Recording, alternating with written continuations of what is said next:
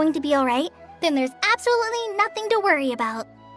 Oh, are you awake now? Oh, thank goodness! Traveler, you're finally awake! Well, we're at... Good question. Where are we? Paimon was in such a panic when you passed out that she even forgot to ask what place this is. This is Gandharvaville. It was originally built by scholars from Sumeru as a place to rest in the rainforest. Now it's mainly used by the forest rangers as a base of operations. My name is Kale. I'm a trainee forest ranger. My master and I found you passed out during our patrol, so we brought you here. Oh, no things are necessary. I didn't do anything, really. By the way, how are you feeling now? Any discomfort? Oh, that's Master's herbal medicine you're tasting. He gave you some while you were unconscious. Before I forget, Master mentioned you should take more medicine once you wake up.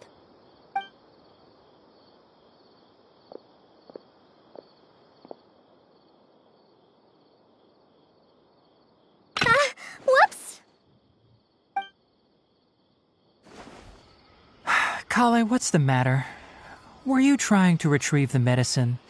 As I've already told you, you must be careful with these. All right, I'll get it for you once I'm finished here. Sorry, Master. Now, the guide to Avidya Forest's edible fungi is clearly posted on our bulletin board. But if Farbode forgets which mushrooms to avoid one more time, I'll have no choice but to leave the guide somewhere a little more visible.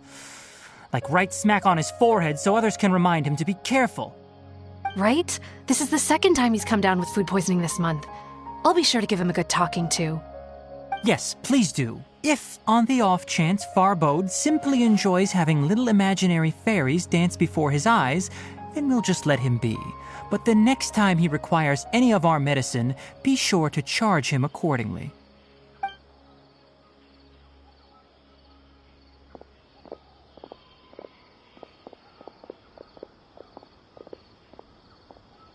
So, how are you doing?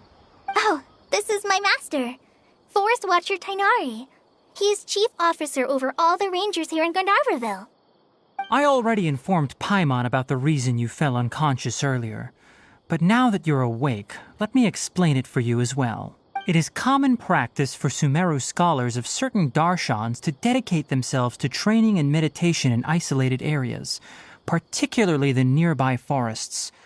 While meditating, they use a certain incense known as spirit borneol to help calm their minds as they enter a state of deep rumination.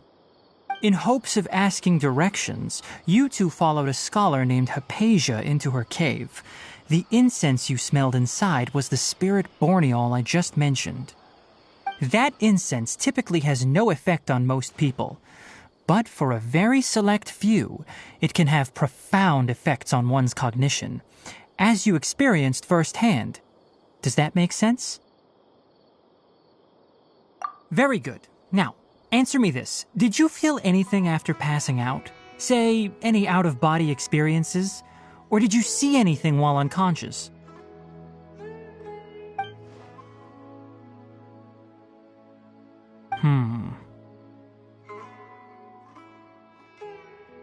Kale, let the others know to stop bringing their patrol logs here for now.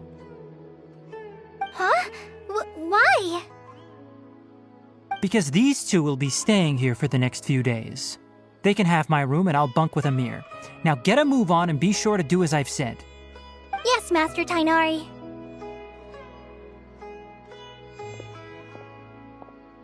Wait, hold on a second. Can you tell us what's going on? Sure, let me fill you in. I originally planned to send you on your way once you finished your medicine.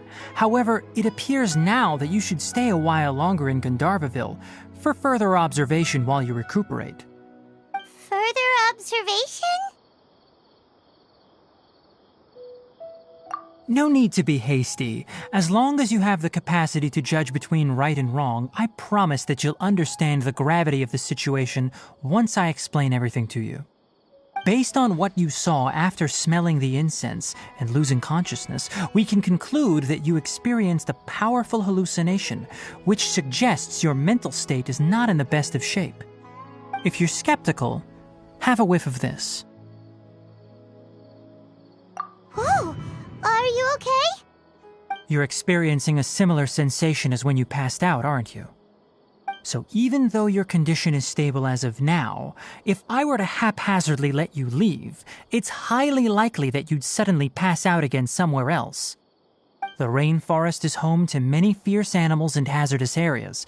If something were to happen to you again, I'm afraid you might not be so lucky. For now, I suggest you continue taking your medicine each day and avoid wandering off on your own. At least until you stop having adverse reactions to this kind of smell, okay? Good. Now continue resting while I fire up another bowl of medicine for you. Seriously? We just arrived in Sumeru and we're already having problems left and right! Paimon knows we're set on meeting Lesser Lord Kusanali as soon as possible, but you really don't look too good. It'd probably be best to let you recover first. Hey! Are you even listening to Paimon? Paimon's over here worrying about you, you know! What's weird? You mean how you're feeling now? You mean the vision of tree roots and red skies you saw? But if those weren't hallucinations, what could they be?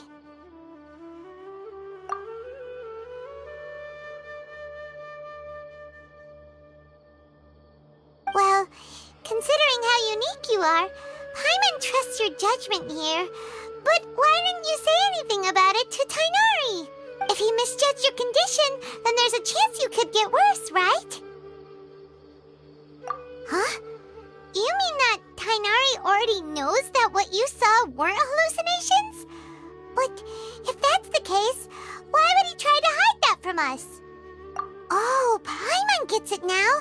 That explains why you were so quiet earlier. Well, that settles it then. We'll stay here to rest up and figure out what's going on with your hallucination. But it seems like asking Tighnari might not be an option anymore. What do you think we should do? Good idea. Kale's pretty friendly. We can ask her tomorrow about what she knows regarding the Dendro Archon and customs in Sumeru.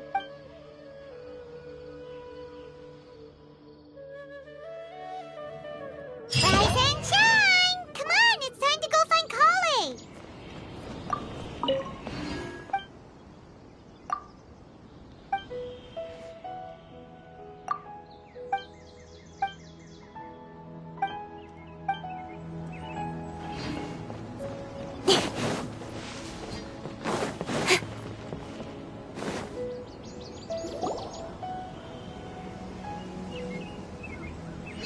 All right, next let's see your right hand.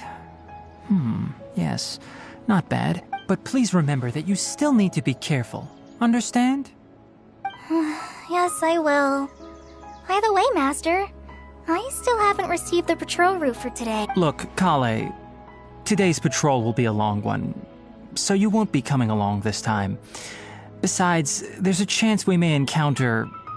well, you understand. But I have a vision too! Am I useless to everyone now? Don't talk like that, Kale.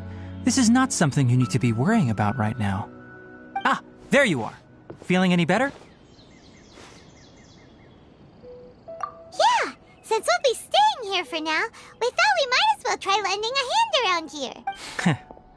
Seems you're not the type to sit back and take it easy for a while, huh?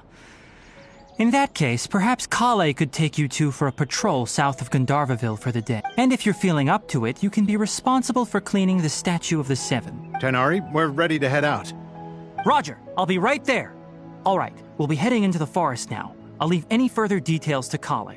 Yes, you can count on me. So, Kale, what exactly are we going to be doing today? Tighnari mentioned cleaning the statue just now, but, that doesn't really sound like the job for a ranger. Well, a forest ranger's responsibilities can be pretty diverse.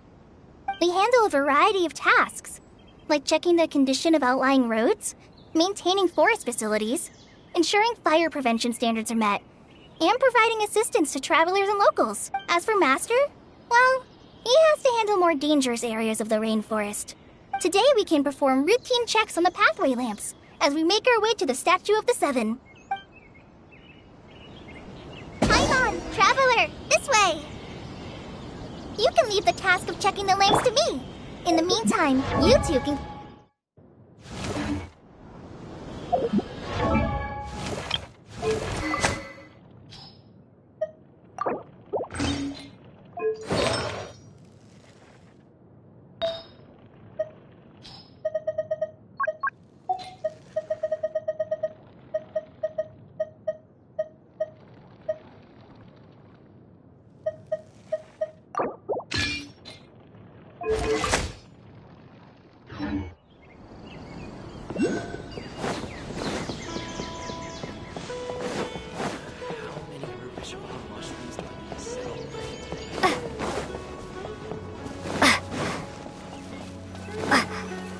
Nothing wrong with these two.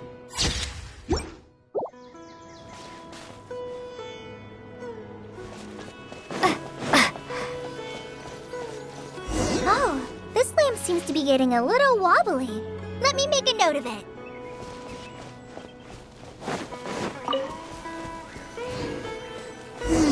No problems with this lamp. Good.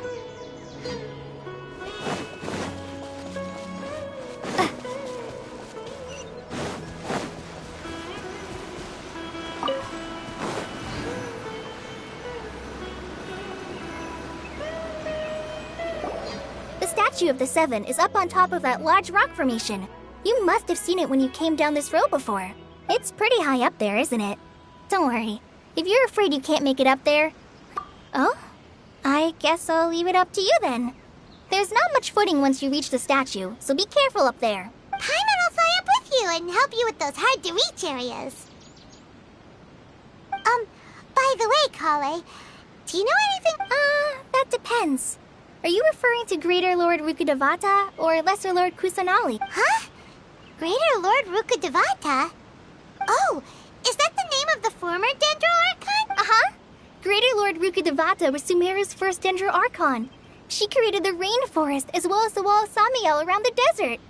Her works provided a means of peaceful living for everyone. To the people of Sumeru, she's not only a symbol of wisdom, but also of power and kindness. Unfortunately, she disappeared in a great calamity that occurred a few hundred years ago. According to what Master has told me, the sages later found the newly born Dendro Archon and whisked her back to Sumeru. To celebrate the reinstatement of their lost deity, the sages dubbed her Lesser Lord Kusanali and let her reside in the sanctuary of Siristana. Uh-huh. Then what happened? Well, and then... I'm not too sure what happened, to be honest. Huh? You're not too sure? But aren't you from Sumeru? Yeah, I'm from Sumeru. But... Maybe it's difficult to discuss this topic with strangers. If that's the case, then don't worry, we understand. No, it's not that. I'm not trying to hide something from you. Besides, I don't consider you two strangers. Anyway, you two know Amber, right? Wait, Amber? You mean... Yes, that's her. I once lived in Mondstadt for a while, and she helped me a lot during that time. You could even say that she helped me become a new person. There's no one like Amber. She lives life to the fullest while always adhering to her strong sense of justice. She's ready to answer the call for action at any moment, but is also very understanding of others. She's like the spark that lights the fire in everyone's heart around her. If you ask me, she's a prime example of a true outrider. She's the first person anyone coming to Mondstadt will meet. You can't help but be enthralled by her charm and enthusiasm, causing you to fall in love with the lands of Mondstadt and... sorry. Paimon thought the work of Outriders was a little different from what you just described, but one thing's for sure, you really like Amber. Sorry. I was rambling on just now. It must have sounded kind of weird. It's alright, Kale. Knowing that you're a friend of Amber somehow makes Paimon suddenly feel a lot closer to you. So, how do you know that we've met Amber? Well, after I returned to Sumeru, Amber and I have stayed in touch by writing each other letters. In one letter, she mentioned that Mondstadt was attacked by a fearsome dragon, but the city was saved by a mysterious blonde traveler and their floating companion. I knew you two were the ones she mentioned in the letter the moment I saw you. But, considering everything you've been through that day, I thought it'd be inappropriate to bring it up. Ah, so that's how you knew. Yep, so please know that you two have my complete trust, really. I wish I could tell you more about the Gender Archon, but I have been away from Sumeru for some time, and I haven't read any books. Sorry. That's alright. You've already helped us a lot. We had never even heard of Greater Lord Rukkhadevata or the Sanctuary of Surasthana until you mentioned them. Oh, I'm happy that was helpful. There is one thing I want to ask, though. Why do you two want to know about the Gender Archon? So that's why you're here. Thank you for telling me your story. Don't mention it. We are friends after all, right? Alright, we have a statue to clean. You both have my thanks. While you two are up there cleaning, I'll go ahead and inspect the forest canopy. Let's meet back here shortly. I'm not a very good climber, so I'll just let you handle the statue. I'll go check the facilities up ahead. By the way, once we're done with our work here, would you like to chat some more?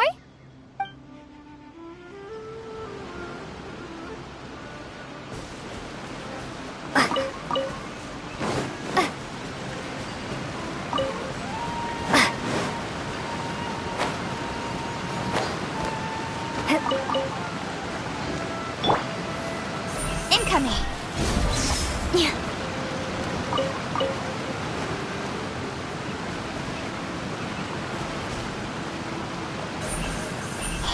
Hey!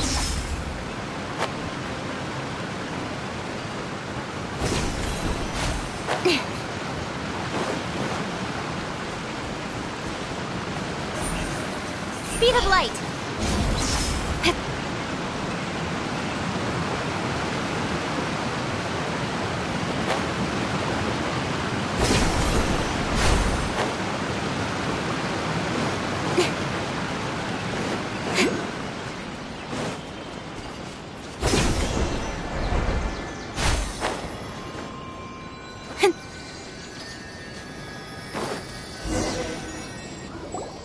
Huh. Now that Paimon looks at it, the deity that's carved on the statue is kinda small. Do you think she's supposed to be Greater Lord Rukkhadevata or Lesser Lord Kusanali? The name does seem to fit the statue somehow. Well, anyway, we'll have to figure that out later. Let's get started on cleaning the statue. Paimon will fly up and take care of the top, and you clean everything below.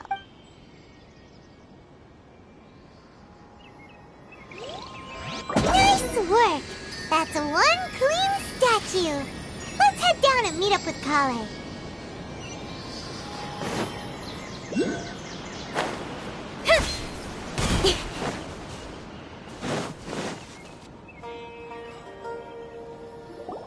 Kale, we're back!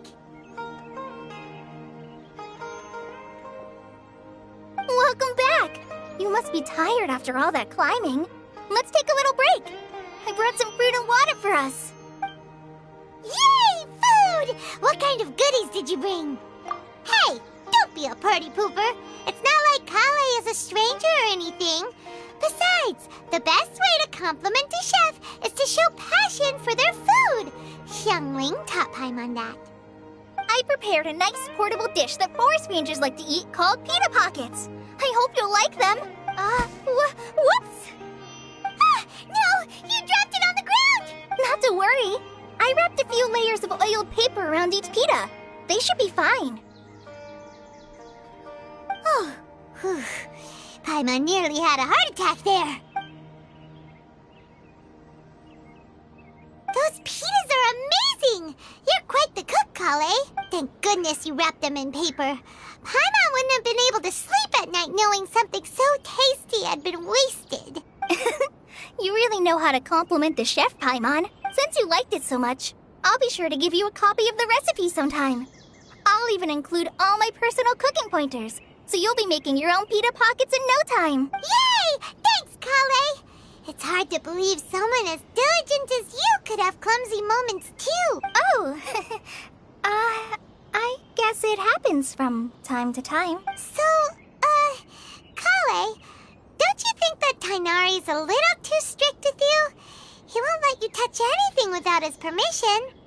Paimon knocks stuff over all the time flying around the Traveler, but she's different moments. No, you've got the wrong idea about Master. Sure, he may seem a bit harsh at first, but with some time, you'll see that he's actually very kind-hearted. I've heard the veteran rangers say that Master is from some ancient and mysterious race that is known for their cunning wit and reclusive nature. Oh, by the way, you've heard of the Academia, right? Well, there's a group called,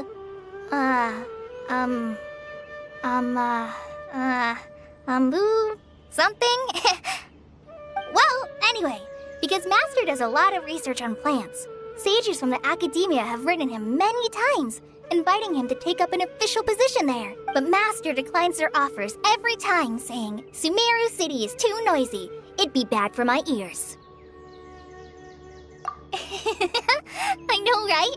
I've always wanted to pet them too. Anyway, Master could have easily left the rainforest to take up a position at the Academia, but he chose to stay here instead as a forest watcher, helping the locals every day and passing on his knowledge to trainees. In fact, Master's the one who taught me how to make pita pockets. Really? Paimon would have never guessed that. Oh, speaking of Tainari, he was the one who took care of you after finding you passed out yesterday. He even carried you all the way here. Paimon's still kinda upset, though. He kept scolding Paimon the entire way here. Oh no, I'm sorry. Master might have been overreacting a little, but it's mostly because Paimon wouldn't stop yelling, "Why, oh why? Is she going to die?" It probably started to get under Master's skin after a while. Hey! Don't laugh! Paimon was genuinely concerned about you. Hey! Now even Kali started to laugh. Ugh, that's it! Paimon won't forget this! It's time for some Paimonial wrath! No! Don't touch me!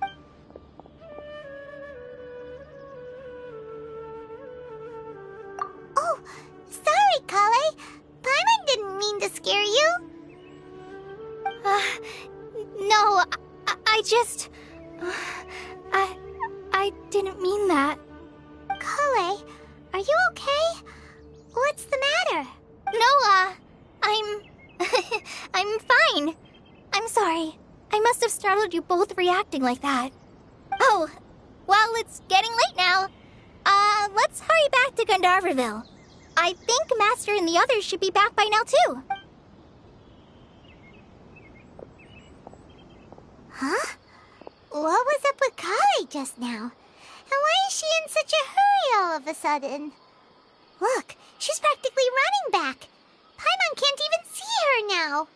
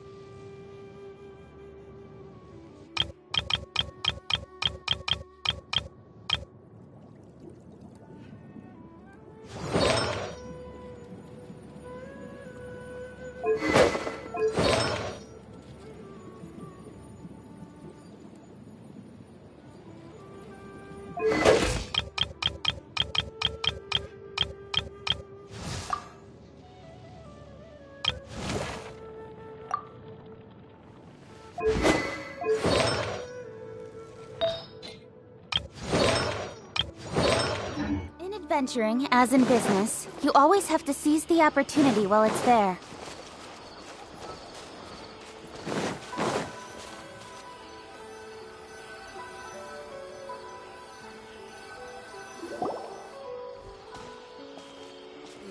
Ah, Traveler. You've returned. Yep, we're back! Have you seen Kale by any chance? Oh, Kale? Yes. I saw her go into her room just a moment ago. Oh, okay. Guess we'll just have to wait and talk to her tomorrow then.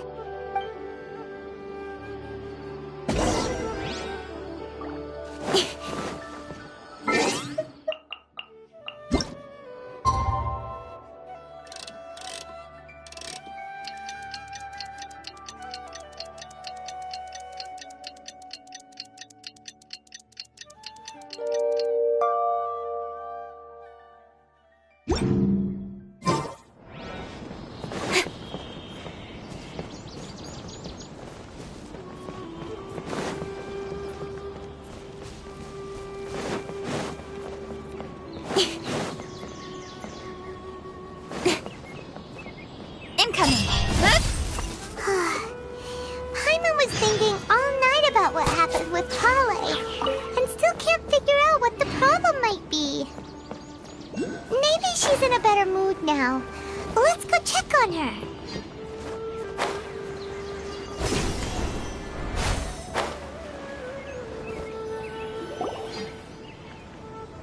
Ah, it's you two. I was just about to go look for you. Huh? Tainari? What are you doing here? Where's Kale?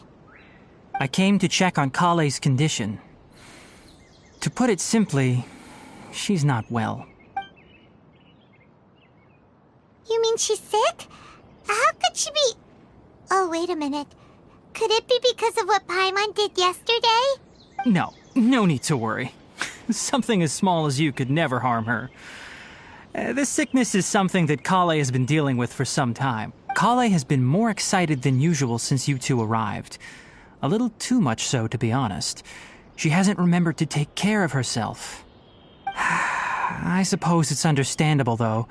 She hasn't been around anyone she considered a friend for some time now. It must have been refreshing for her to have you two here. So, Tainari, what's really wrong with Kale? Let's take this conversation elsewhere. Kale just fell asleep after taking her medicine. She needs some peace and quiet.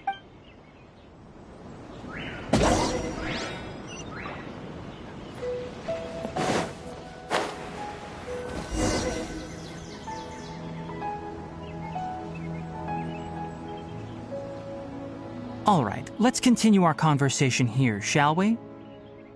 To be honest, I hadn't realized that you're that honorary knight from Mondstadt until Kale told me just now. I've also heard all about your deeds in Liyue and Inazuma. So, just to clarify, what I'm about to tell you about Kale is not because of who you are or your past feats.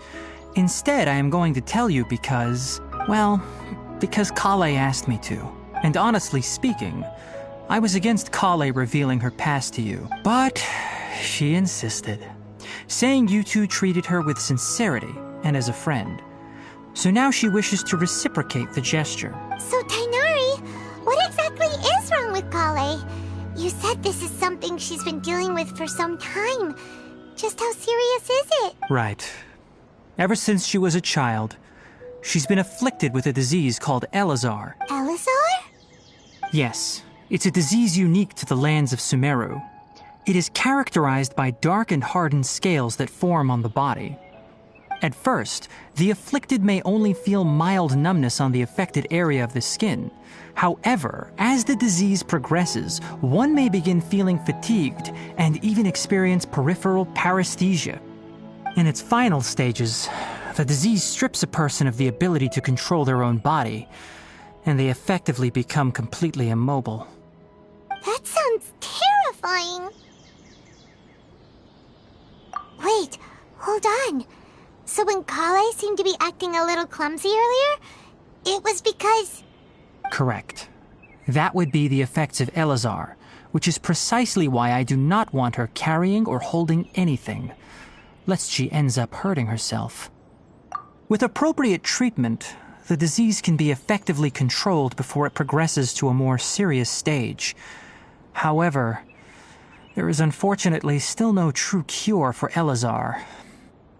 Nevertheless, Kale's mother still hoped that there was something out there. She handed Kale over to an organization known as the Fatui after one of their members lied and said they had a cure. What? The Fatui? Ah, it appears you are already familiar with them. That'll save me some explanation. Anyway, the person who eventually rescued Kale and brought her to me for care said that she had been given to a harbinger known as the Doctor. I have no idea how this doctor managed to do it, but her case of Elazar was completely stable for all the years that Kale was with them. However, Kale's days with the Fatui were anything but pleasant. Kale is a resilient individual and always tries to appear cheerful, but her experience with the Fatui has left deep scars. Even now, she can still feel deathly afraid of someone touching her. Oh, Paimon had no idea Kale's been through so much suffering. Oh, by the way, Paimon, Kale wanted me to tell you that she's sorry for scaring you yesterday. She also wanted both of you to know that she's sorry for hiding her illness. She doesn't need to apologize. None of this is her fault at all. Well said. I hope you'll get a chance to tell her that in person the next time you see her. Kale once thought that it would be impossible for her to have any real friendships. I trust that you two will never let my trainee experience such emotional pain again. Don't worry, Tainari. We'll take good care of her. Well, it's not too serious at this point. She overexerted herself the last couple of days, which is what led to her breakdown this time. As long as she has taken her medicine and gets plenty of rest, she should get better. Though, I must admit that Kale's condition was much more stable when she first arrived here in Gandharvaville. She was interested in the work of the forest rangers the moment she saw us. I could see that she was serious about learning, so I felt compelled to ask her to join us. Her stamina has gotten much worse recently. Though a moderate amount of physical exercise is always necessary, I'm afraid the long-distance patrols are a little too much for her now. All right. Now that I've told you about Kale's past, I think I'll head into the rainforest to find some ingredients needed for her medicine. I'll see you two later. Yeah, we'd like to do something to help Kale too. All right, but I must warn you two. The rainforest is a dangerous place, especially for someone who's still recovering like the Traveler. You must follow closely and listen to every instruction. No problemo. Let's go then. We'll be looking for a plant known as lunar lotus. It's often used to help those afflicted with Elazar recover their energy. Hey, Tainari? Where exactly are we going to find this plant? Lunar lotus can be found all over the rainforest, but it often grows right here around Gandharvaville. Given the name, it sounds like we should be looking for it in the water. You are correct. Lunar lotus grows in the water. When fully matured, they look like giant blue flowers floating on the water's surface. Quite an attractive species, if you ask me. The large petals are actually the plant's leaves and sepals, which surround a very small flower. You should note that many of the plants found in Sumeru have names that are contrary to their species. Take the Kalpalata, for example. The plant is not a lotus at all, but rather a vine. And then there's the Sumeru rose, which is not a rose, completely contrary to its name. Oh! Okay then. Note to Paimon. Never bring up the topic of flowers with Tainari.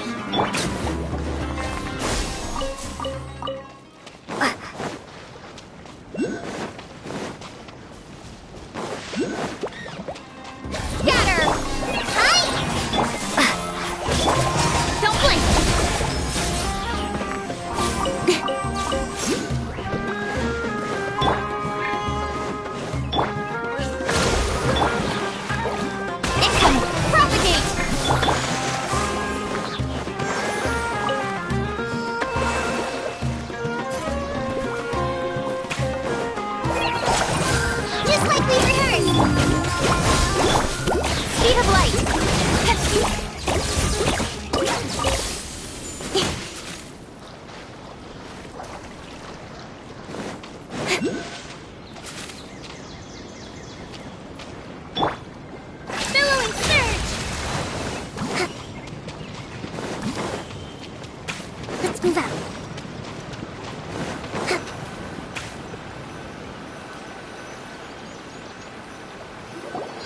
There should be lunar lotuses growing somewhere in this area. Let's split up and begin searching. If you could manage to gather 4 of them, that would be sufficient. We'll rendezvous here once you've gathered the needed amount.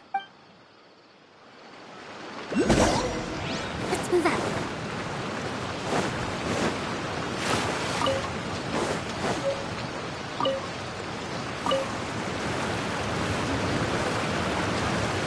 Alright, we've gathered enough lunar lotuses. Let's head back to meet Tainari.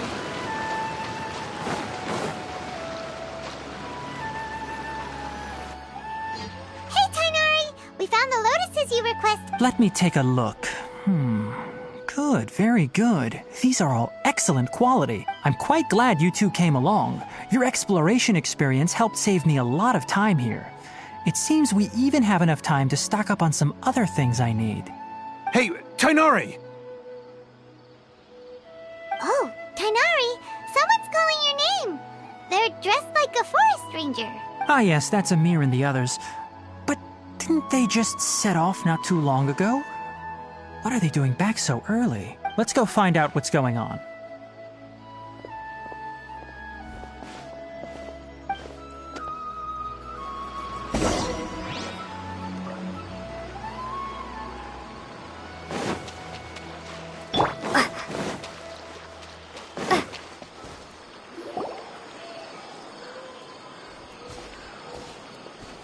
Tainari, thank goodness we found you here. We were just about to head back and find you at Gandharvaville.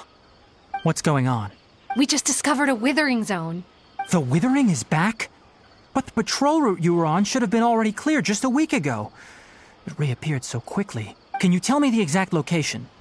It's up ahead, deep in the river valley. It's appeared in a spot that blocks nearly the entire narrow part of the valley area, so we decided to come find you as quickly as possible. And the radius of the contamination? Sorry, I couldn't get a clear enough view to tell. No one in our patrol team had a vision, and it appeared to still be spreading.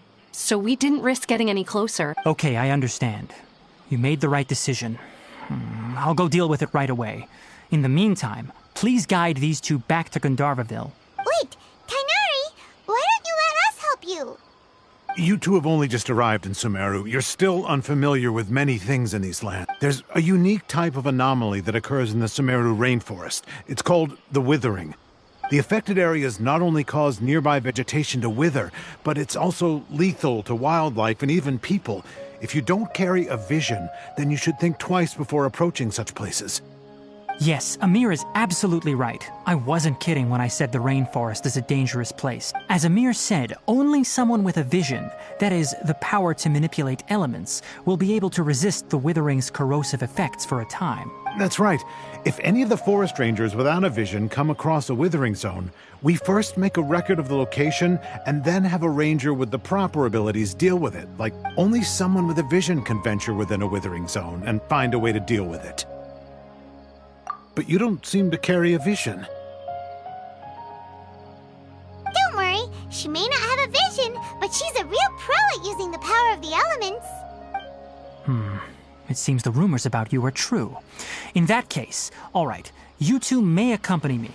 We typically only teach visitors how to identify the Withering as they're about to leave Gandharvaville. We'll make an exception today and show you what it looks like up close.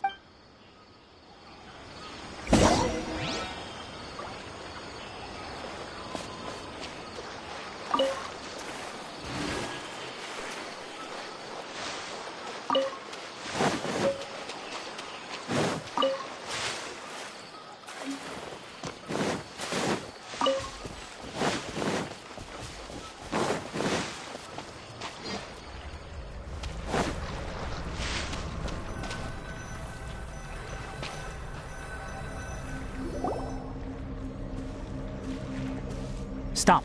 Don't move any further. Look there in the distance. Huh? Where? Oh. Oh, look! Those plants have withered. That whole area is kinda gloomy. Even the air looks like it's filled with ash. Oh, Paimon doesn't like the look of this. That is the Withering. All right, Traveler. We're going to have to enter that Withering zone. Once inside, we'll need to look for what we call tumors of the Withering. If we eliminate those, then the area will be saved. Thank you, but I must warn you. Don't push yourself.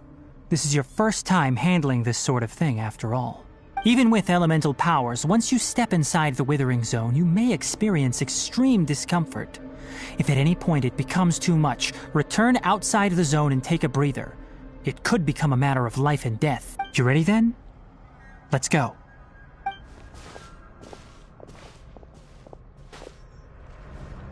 First, we must locate any branches sustaining the Withering Zone.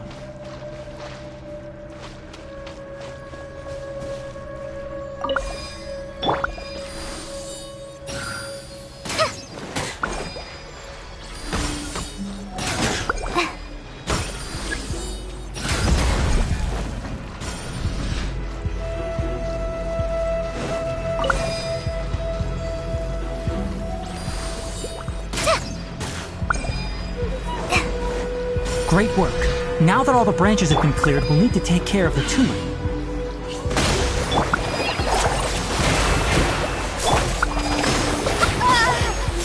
Germinate! With sword from shadow. Incoming.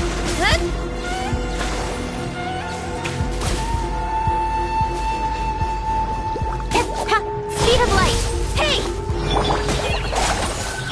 Propagate! Rest and rebuild! Now, destroy the tumors of the Withering!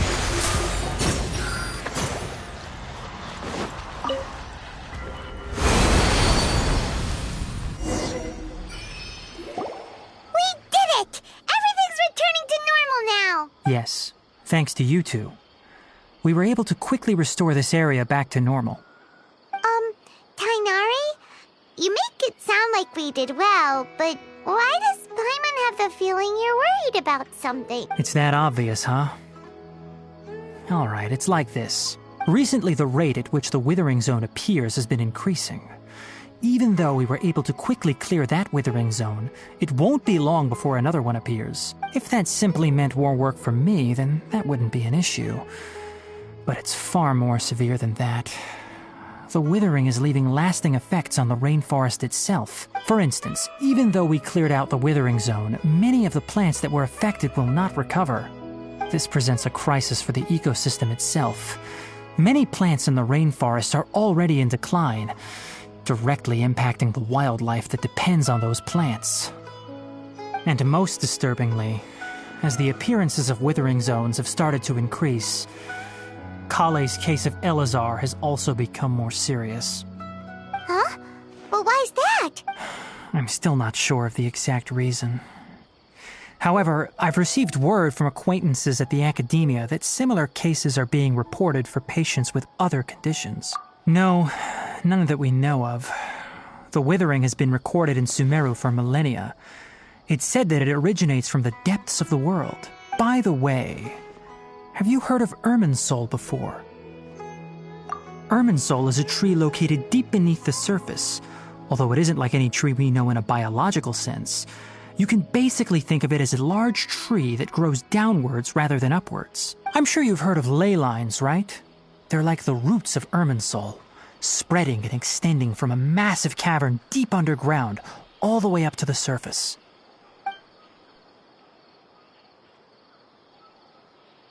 Ley lines continually absorb the memories of this world, which are then funneled into Irminsul, allowing it to collect knowledge and wisdom from ancient times to present day. The Dendro Archon is known as the God of Wisdom because her consciousness is directly connected to it. It is also said that the Dendro Archon's power is a manifestation of Irminsul. And as for the Withering, its emergence is related to a disease that's affecting it. That's right. My ancestors learned of this from Greater Lord Rukkhadevata's familiars a long time ago. But even those mysterious creatures did not know of a cure for Irminsul. I'm afraid we Rangers will be battling the Withering Zones here for a long time until a cure is found. Alright, that's enough on this topic for the time being. Now that we've taken care of things here, it's time for us to head back to Gandharvaville.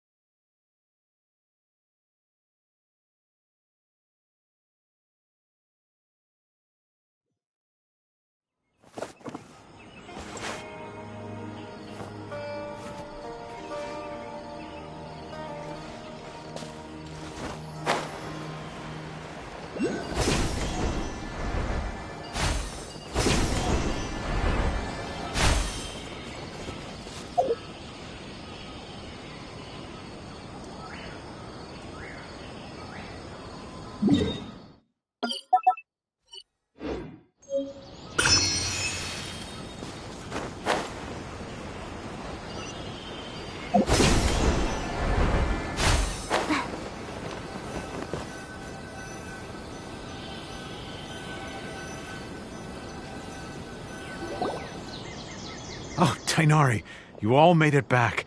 How did it go? The Withering Zone you reported has been taken care of. No need to worry. Huh. Wait, is that? Oh no, Hypatia!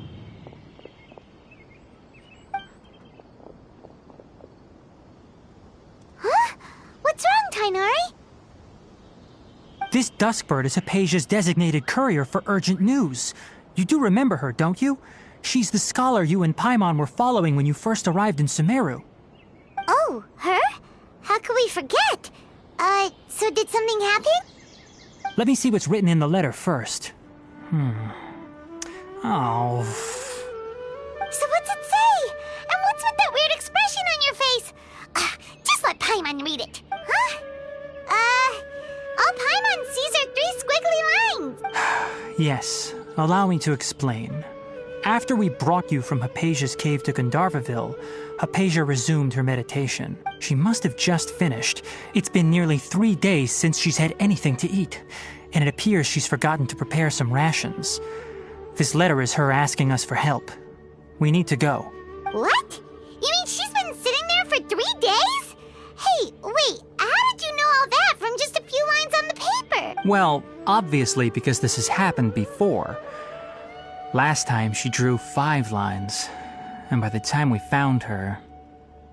Well, I'd prefer not to remember that. Needless to say, Hypatia's been through worse, but we should still get to her as quickly as possible. I've got some emergency rations set aside for times like these. Paimon, Traveler, could you two bring these to her? Wait, you want us to bring her the rations? But will the Traveler be okay if her cave is still filled with that funny incense? Let's find out. Here, Traveler, take a smell and see. So, how do you feel? Huh? Really? You're not feeling even a little drowsy? But wait, how'd you know that she'd be okay this time, Tainari? Back when we were clearing the Withering Zone, I observed that she could adeptly manipulate the Dendro element. I knew then that she would be fine. And if I may ask, when I was telling you two about Irminsol's ley lines, was what I described similar at all to what you saw while you were unconscious? That's correct. Those weren't hallucinations at all. Though I don't intend to apologize for deceiving you. Because what you saw is of significant importance. Not just for the nation of Sumeru, but the entire world of Tevat. My forefathers were shown much favor by Greater Lord Rukkhadevata.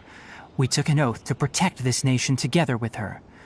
Now that that duty has fallen to me, it was part of my responsibilities to ascertain whether you could be entrusted with the fate of Sumeru.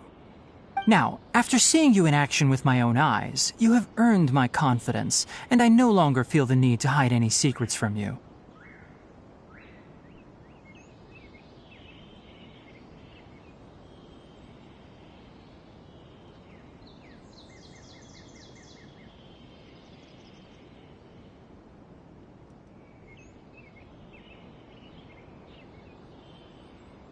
When you passed out, your consciousness had connected directly with Irminsul.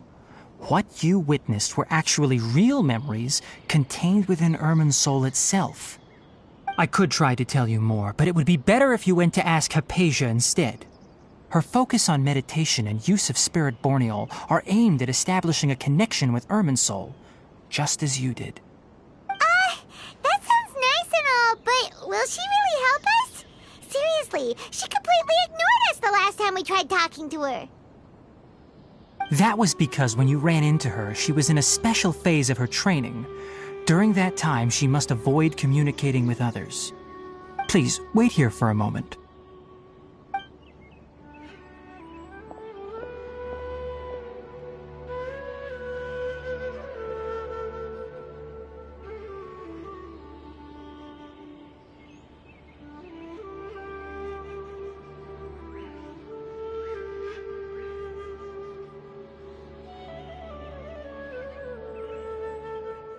Here, take these. It's a meal I packed for Hypatia, as well as some other ingredients.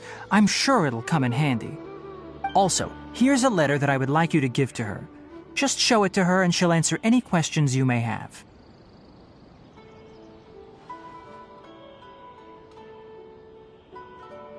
No. I should be the one thanking you. You've both been a great help these last few days. Hypatia should still be in the cave. Let's go inside and see how she's doing. Our recent catch was great. Definitely have enough for a great feast this time.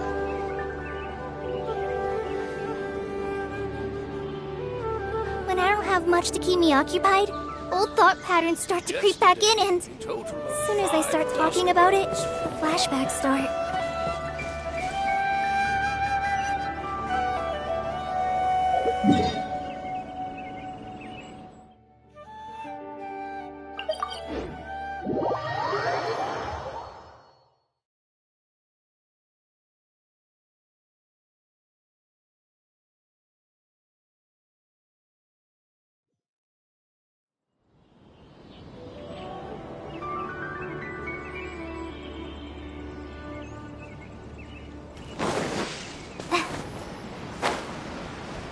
Hypatia should still be in the cave. Let's go inside and see how she's doing.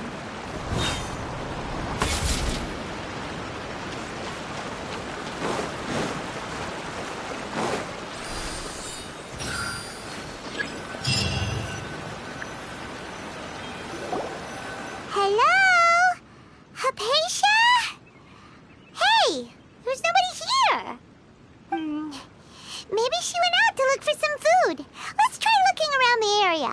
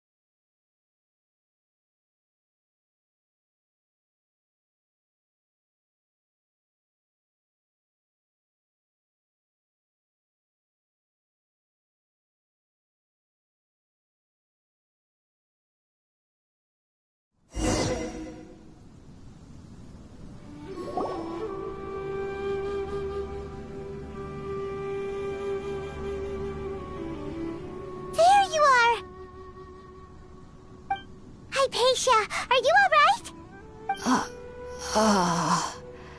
So hungry. Need water. There's no way we can get her to eat in her current condition. Let's try finding some water first. Huh?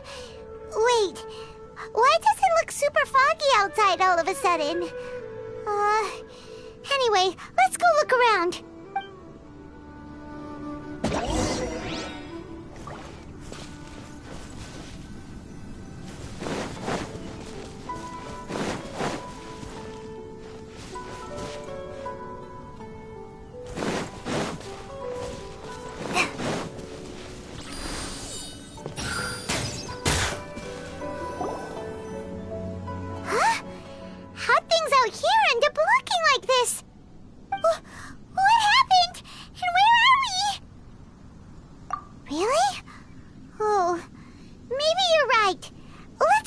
investigate the area.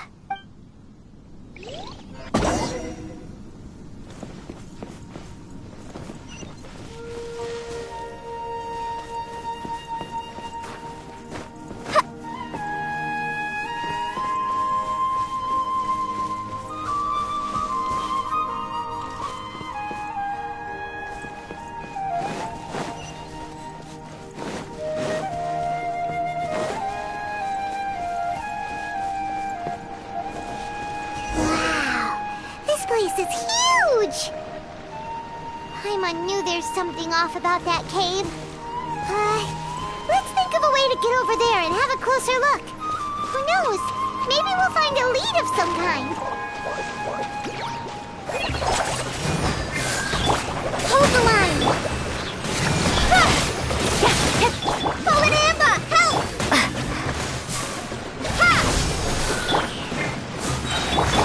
Incoming!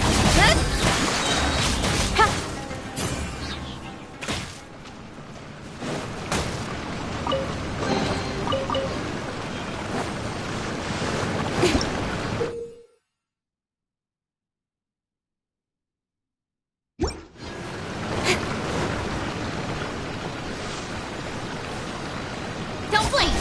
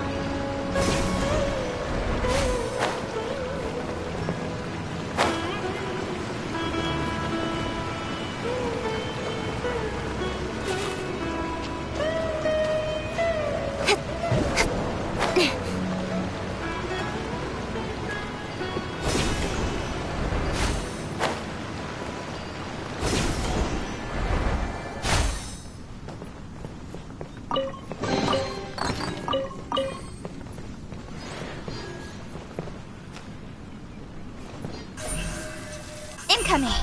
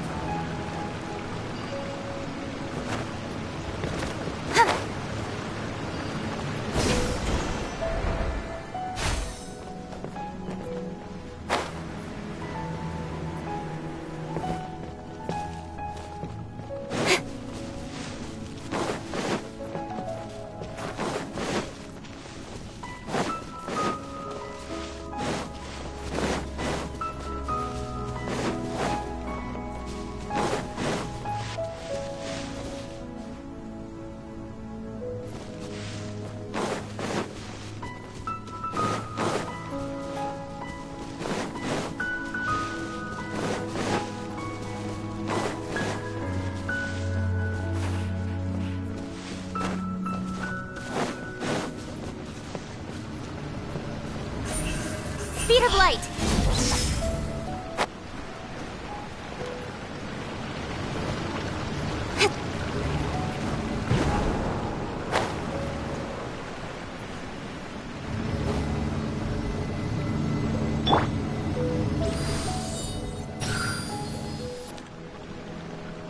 Yep. Don't blink!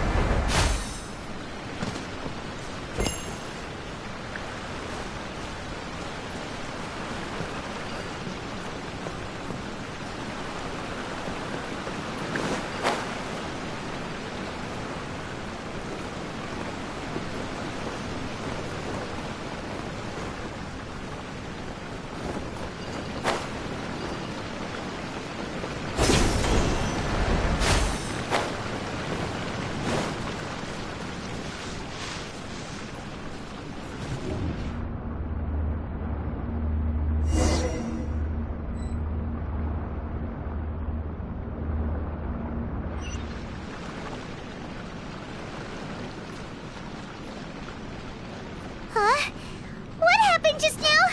Why'd everything around us suddenly change?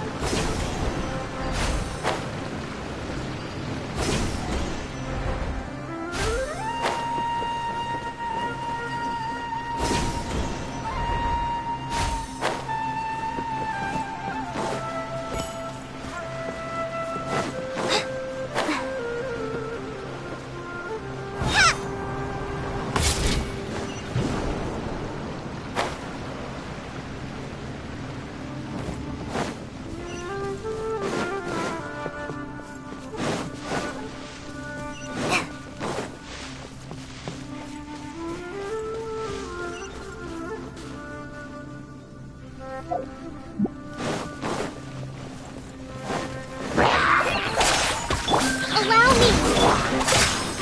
Scatter! Spring forth! Cut to the chase! Speed of light! Go!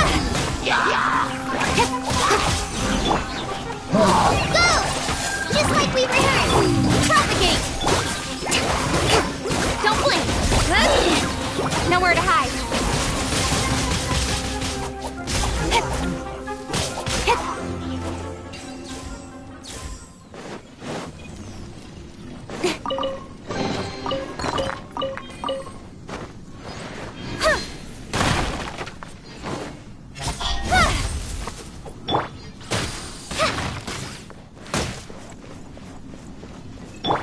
Hold the line!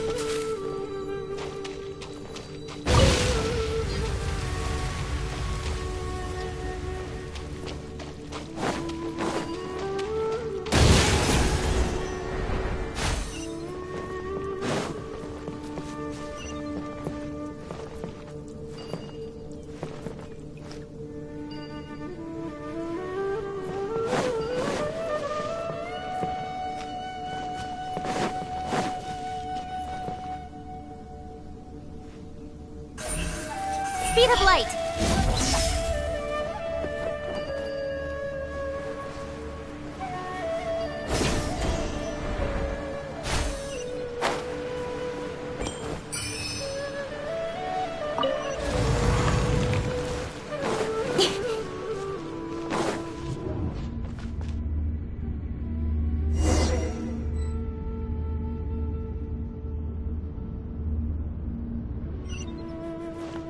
What in Tibet is going on here?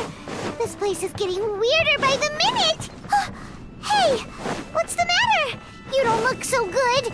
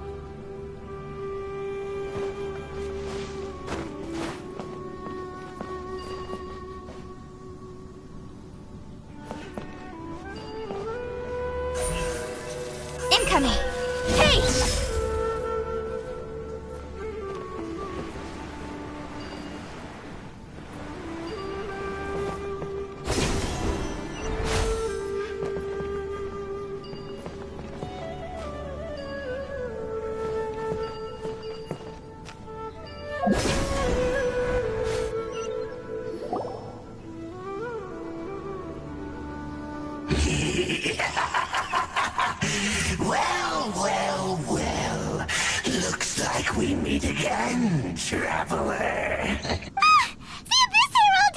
What are you planning to do in this strange place? Strange place. Plotting.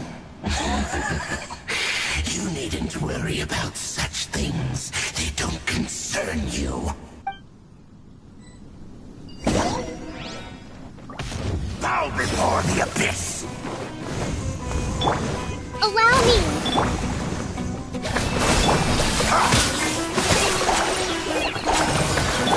Germinate! Don't blink! Rises on the side!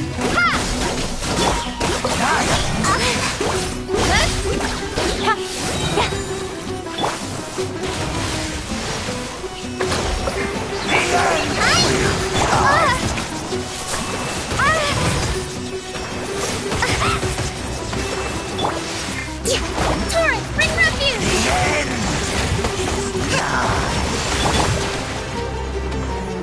Scatter!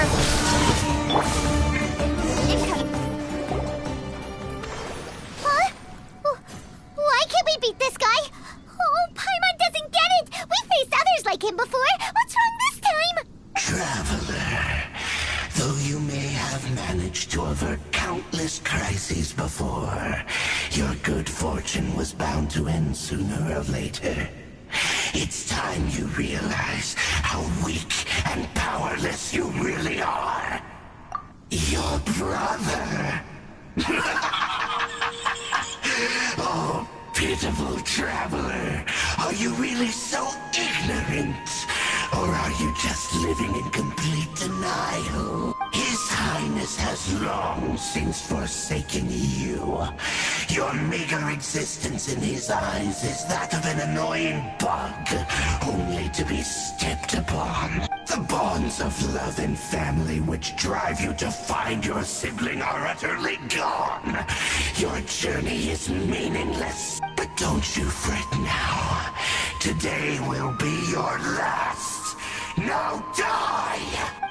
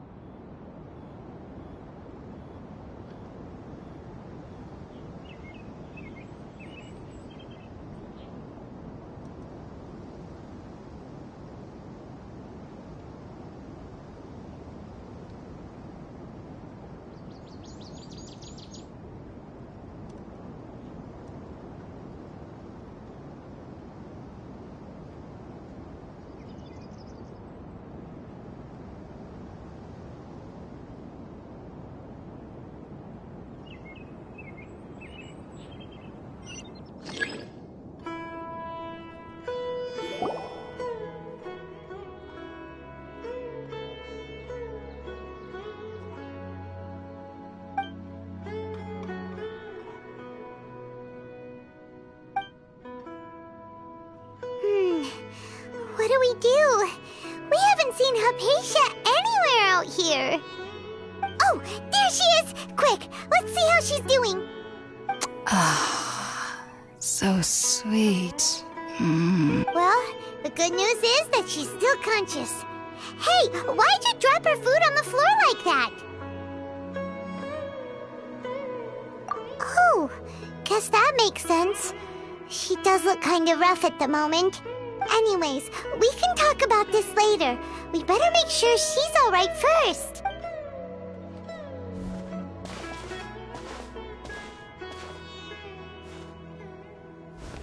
Whoa, wait a sec. Look at all this fruit lying around her. We can put that to good use.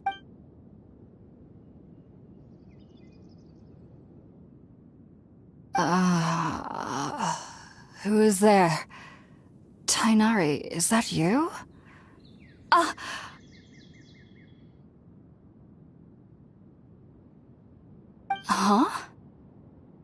It's okay. You can relax, Hypatia. Tainari sent us here to bring you some food and water. Here, we have a letter that he asked us to give you.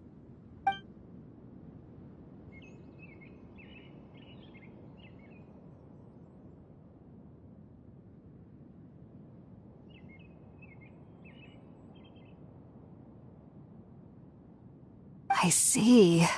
So, you're friends of Tainari. I apologize for all the trouble I've caused you. I'm grateful that you came so quickly to save me. You even brought all this fruit. Well, actually, we didn't bring the fruit. It was already here when we arrived. We were kind of wondering about that, actually. When we found you here, there was all this fruit lying around and even some juice dripping from your lips. How did you end up like this anyway? Oh, really? I seem to understand now. All the fruit was likely from my, neighbor. Must have come by and saw me like this. Your neighbor?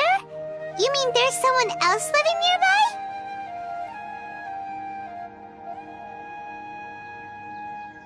Oh? So you're able to see them too?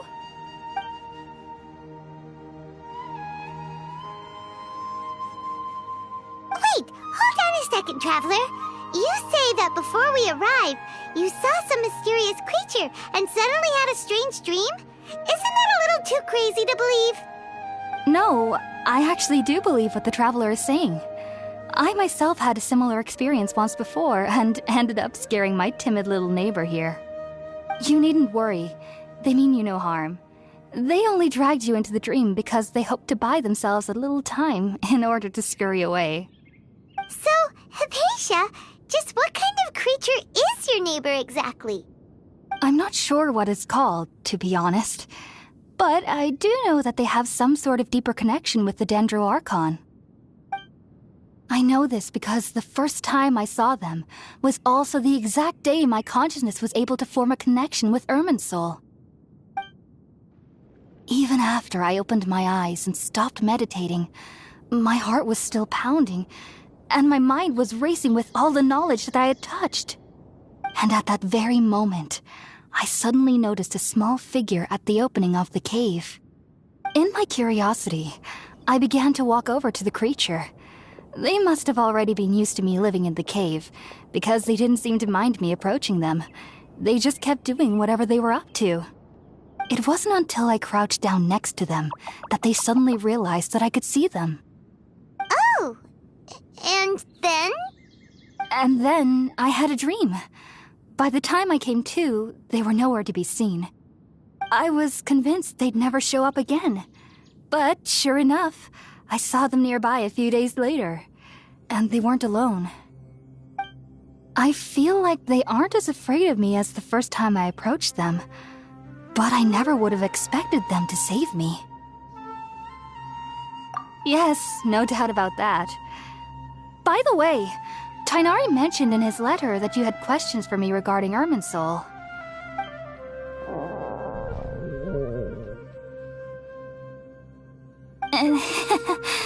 Sorry about that. Sounds like just drinking juice still isn't quite enough for my stomach.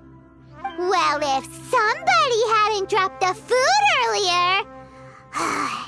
Anyway, looks like we'll need to prepare something ourselves. Besides, Paimon's getting hungry too. Let's eat first and talk about Irminsul later. Alright, we're up, Traveler. Today's menu will feature sweet madame and a radish veggie soup. You'll love them, Hypatia. They're our specialties after all. Sounds good. I've never tried any dishes from other nations before. I certainly look forward to it. It's been so long since I've had a decent meal, too. To be honest, the last time had to be when Tainari came to visit.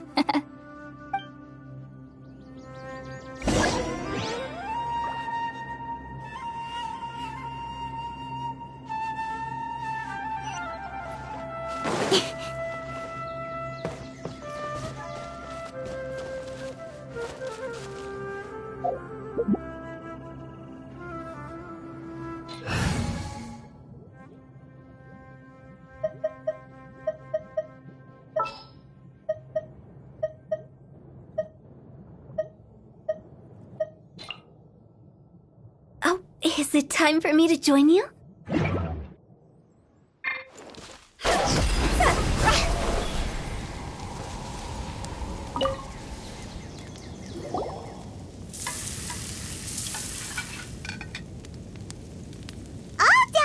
Let's use the empty box that Tainari gave us since we already washed it.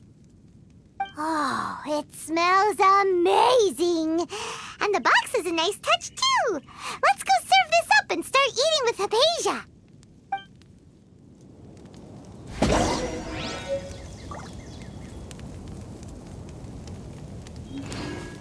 Go!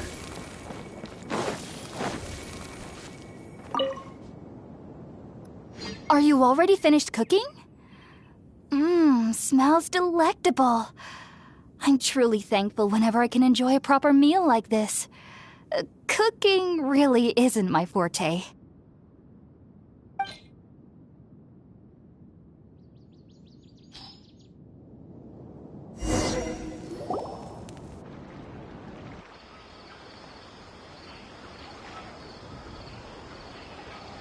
Even though everything you mentioned was in Tainari's letter, it's still hard to believe you were able to connect with Irminsul immediately after smelling Spiritborn eel for the first time. It took me nearly 3 years before I could do so, and everyone at the Academia even lauded me as a genius. You should know that some researchers spent their entire lives without ever successfully connecting with Irminsul as you have. So why does this incense allow people to connect to Irminsul? The ingredients used to make Spiritborn ale primarily consist of plants created by Greater Lord Rukkhadevata. These special ingredients are conducive to heightening our senses to the Dendro Archon's power. Since the root of the Dendro Archon's power lies within Irminsul, we can occasionally tap into her powers to peer into the depths of the earth. Naturally, anyone who can establish a connection with Irminsul in their first ever attempt must be a person of great understanding. Makes sense. But Paimon's got a question. Why was she sensitive to the smell of those plants for such a long time? That was primarily due to her body's unique constitution. Stimulated by the incense, she could perceive the Dendro Archon's power and experience the sensory overload, hence the adverse reactions. Taking in any scent similar to the ingredients of Spiritborn ale would cause adverse effects. Not to worry, though. It appears you've already fully recovered. Technically, your body should still be sensitive to the powers of the Dendro Archon, but unless you're using intentional meditation techniques, the scent of Spiritborn ale should no longer trigger such reactions. Whew. Well, that's a relief. I must admit, I am quite envious of your abilities. Even if it meant suffering from pounding headaches for the rest of my life, I'd consider it worthwhile so long as I could connect with Irminsul at will. Whoa, you're really serious about this whole thing, aren't you? I am a researcher after all. As a member of the Ritaoist Archon at the Academia, my main area of research is the stars and their connection to the fate of living beings. But there is still so much we don't know, especially regarding the mysteries that lie in the starry skies. Which is why I must turn to the all-knowing Irminsul for answers. If only my perception wasn't so limited. Unfortunately, I cannot guarantee that my every attempt to attune with Irminsul will be successful, or that doing so will leave my consciousness intact. I am currently in the stage of training known as Satyavada life. Many researchers in Sumeru have lost their minds while seeking to attune with Irminsul during this stage. Sages have said that Irminsul contains divine knowledge, and touching such knowledge without the proper preparations and abilities will only lead to one's mind caving in on itself. That's why we meditate alone. We need to ensure that our minds will be calm while minimizing the possibility of involving anyone else. Whoa, so knowledge from Irminsul can be super dangerous. Aren't you afraid of the risks, Hypatia? Of course I do. Especially during nights that are pitch black with no moonlight, and dead silent without even the sound of insects. However, I've been feeling better as of late. I don't get as scared anymore knowing that I have a little neighbor living nearby. I believe that being able to see them is a sort of blessing from the Dendro Archon.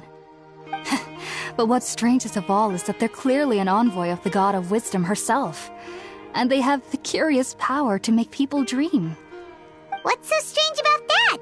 It doesn't sound so out of place for a divine being, does it? Well, it's strange because nearly nobody in Sumeru can ever dream. Oh, is that true? Yes, well, to an extent. Only children can dream in Sumeru. Adults, however, never do. The sages say that wisdom implies rationality, but that which occurs in dreams is often neither rational nor logical.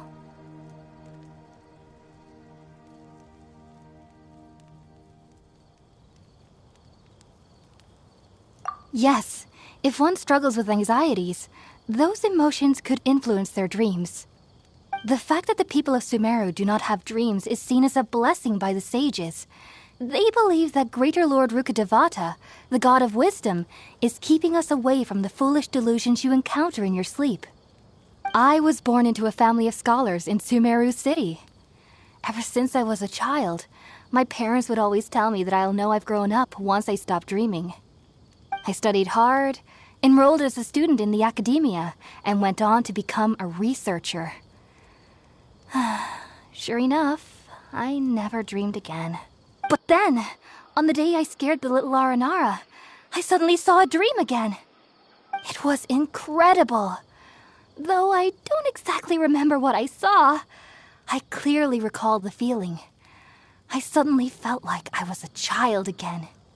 Back then, I was foolish and ignorant as any youth would be, but I was free of fear. Maybe dreaming isn't as bad as we've made it out to be. Just be sure not to speak of this if you travel to Sumeru City. They'll look at you as if you've lost your mind. So, do you have any thoughts about the things she saw when she connected with Irminsul? Sorry. I'm afraid I don't have any answers as of now. All I can say is that what you saw is a memory contained within Irminsul itself.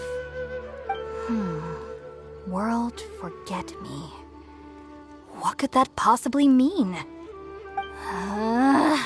If only I could ascend past Satyavada life and begin Paripurna life, I might have some more answers for you. If you two are ever in the area again, please be sure to come and see me.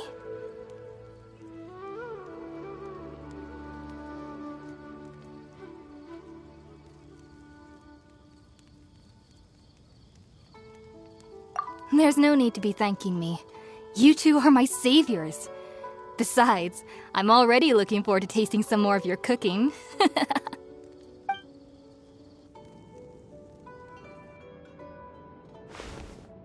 that we know Hypatia is alright and had the chance to ask her some questions, Paimon thinks it's about time to head back to Gandharvaville.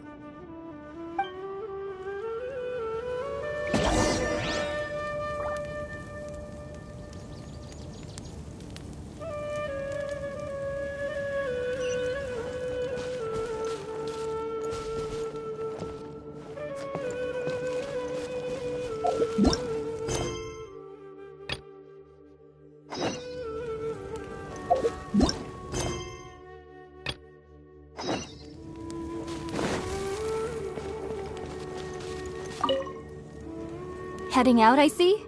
If there's anything else you'd ever like to ask about, you know where to find me. Take care. Do remember to come visit anytime you're in the area. I would be happy to chat with you.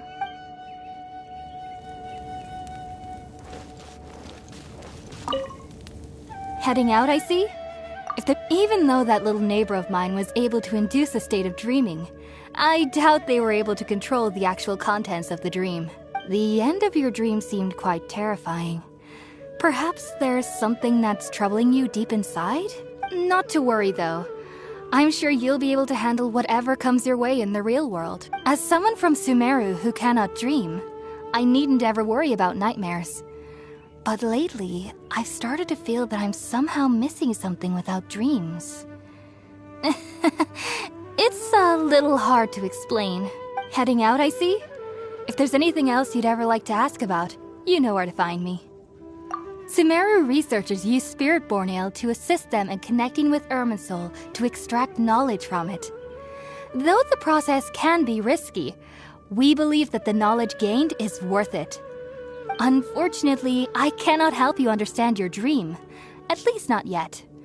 I'm still learning how to attune to the depths of Irminsul myself. I hope that I'll be able to ascend past Satyavada life and gain deeper insights. Heading out, I see? If there's anything else you'd ever like to ask about, you know where to find me. I've heard local children here in the rainforest speaking of fairy-like creatures. But I'm from Sumeru City, and have never heard of such things when I was a child. Perhaps this is because I had a very strict upbringing. My parents would seldom allow me to play with other children. I doubt they'd ever believe me if I told them about my little neighbor out here.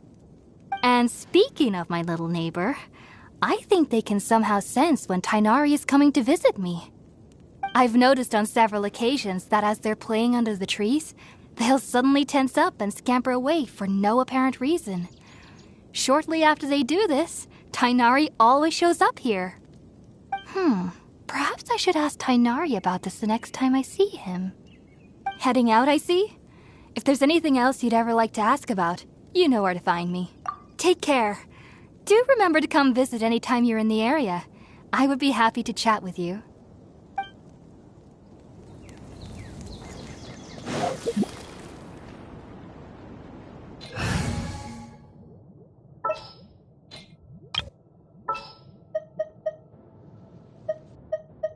Just what will we come across this time?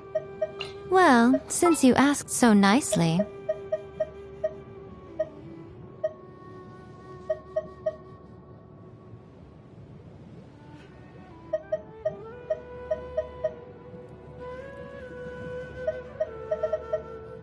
I'll ensure your safety.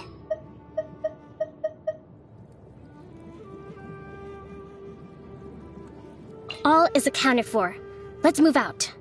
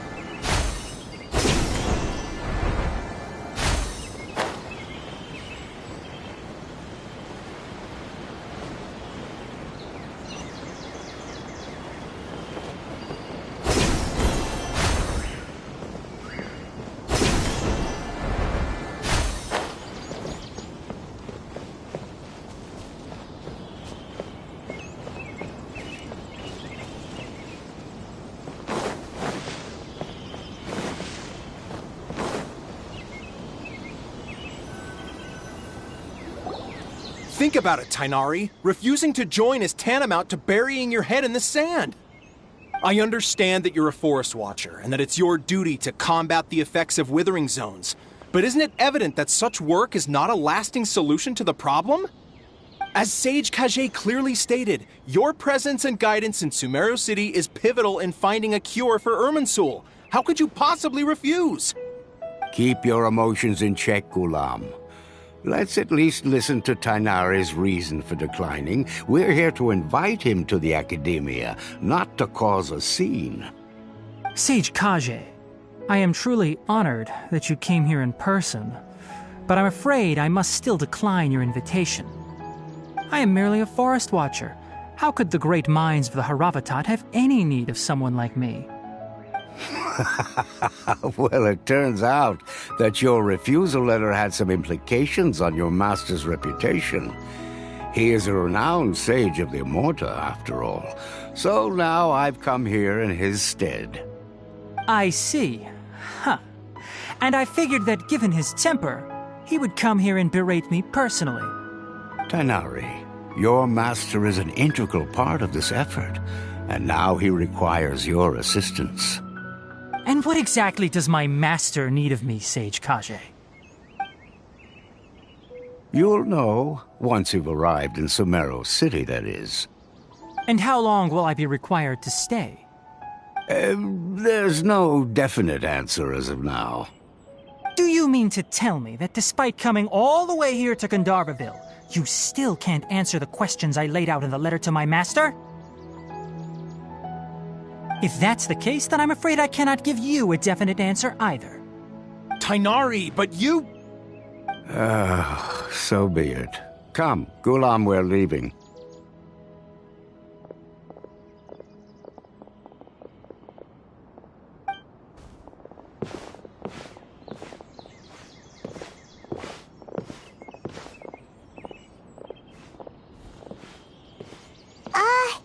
Tainari, what was that all about? It's nothing. Some people from the Academia wanted me to go to Sumeru City to assist them with a project, but I had to refuse on account of all my responsibilities here. But all that can wait. How did things go with Hypatia? It was quite the eventful trip, but the main thing is that she's safe and sound. She answered a bunch of questions for us, too. Very good. Now that the traveler has made a full recovery, there shouldn't be any reason for you to tarry here longer. I assume you will be heading to Sumeru City, correct? That's right! We want to meet Lesser Lord Kusanali and ask her for advice. Do you have any idea on how we can find her? Sorry. I'm afraid I don't have any advice for you there. Well, do you at least know anyone we can try asking in Sumeru City? Let me think. My trips to Sumeru City have been fairly short, and most of my acquaintances are researchers. How about this? I'll write you a letter of introduction that you can give to a researcher I know. He's from the Immorta Darshan and is adept at gathering information. Asking him might prove worthwhile.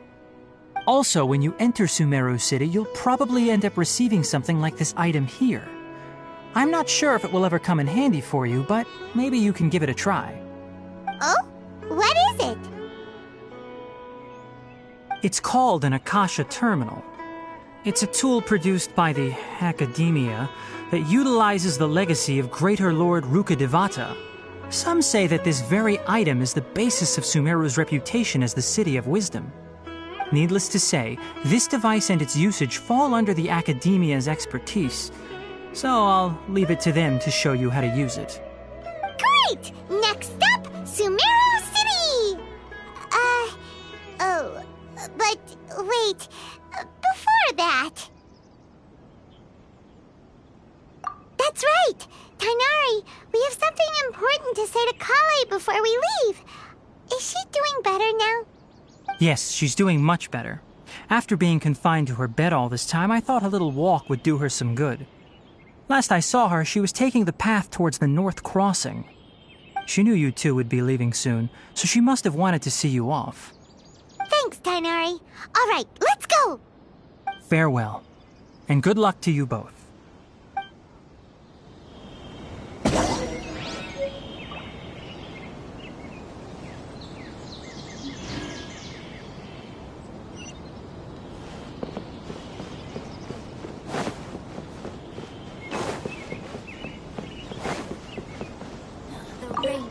Kale is waiting at the northmost crossing of Gandharvaville.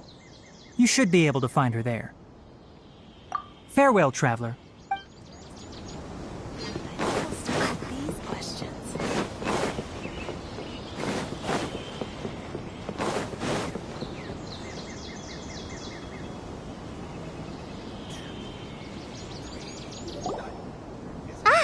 I've been waiting for you two.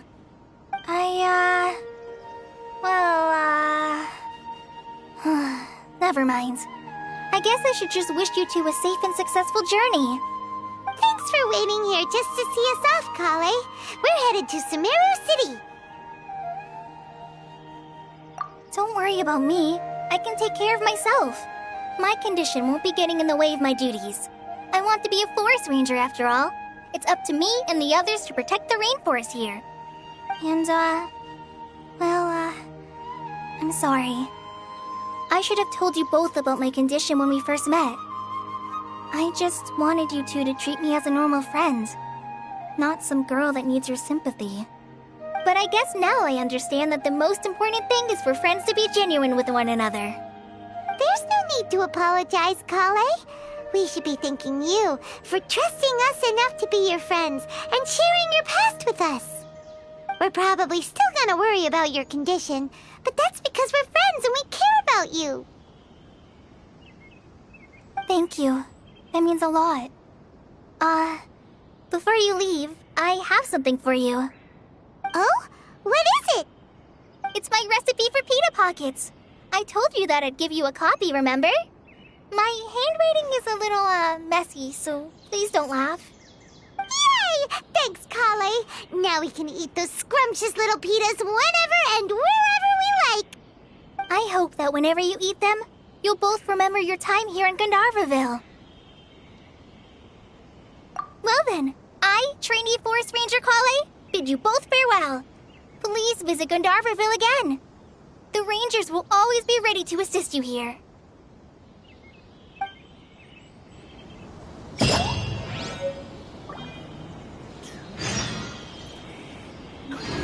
Isn't a single one missing.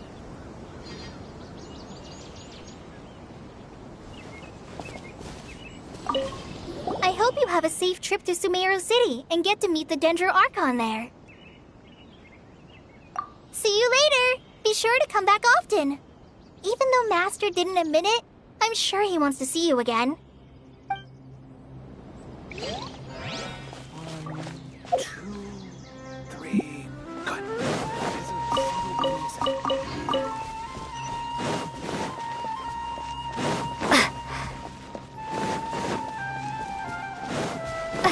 Isn't a single one missing.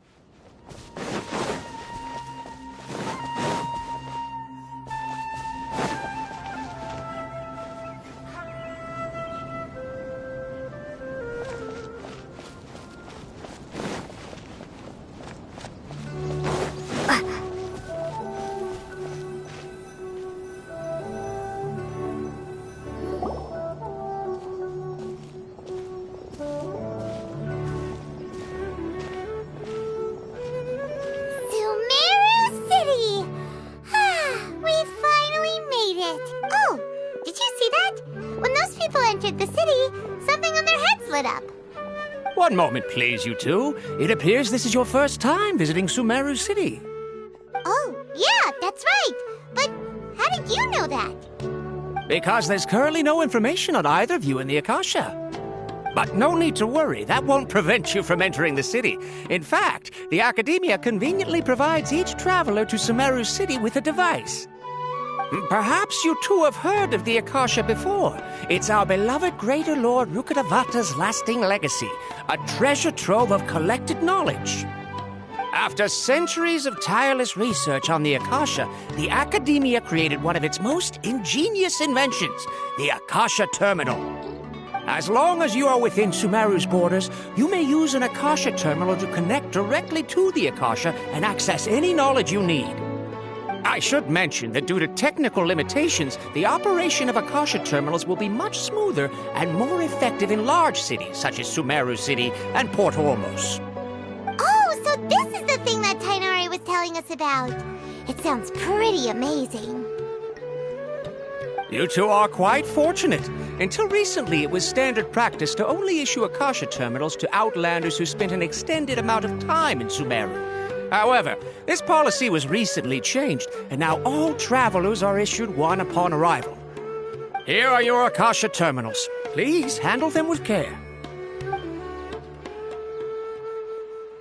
It kinda looks like a leaf. To activate it, simply hold it in your hand and say the following phrase to yourself. May the mighty God bless us with their voice of wisdom. Oh, says this little doodad lets you access knowledge. Maybe we can use it to find a way to meet Lesser Lord Kusanali. Let's give it a try. Ahem. May the mighty God bless us with their voice of wisdom.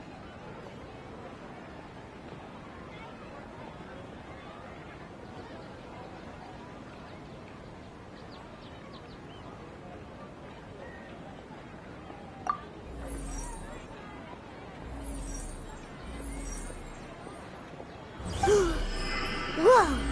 Just now, something clicked, and Paimon suddenly knew how to use this thing!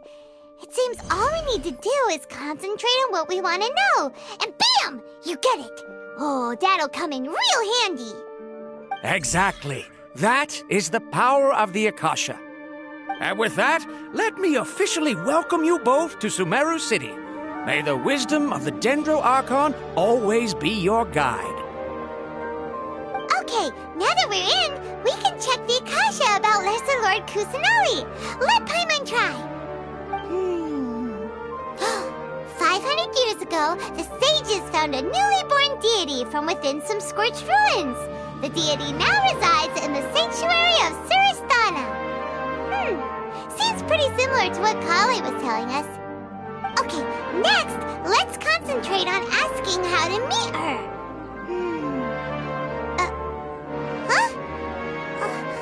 Paimon doesn't sense anything. The Akasha didn't respond to Paimon's question. Oh, come on!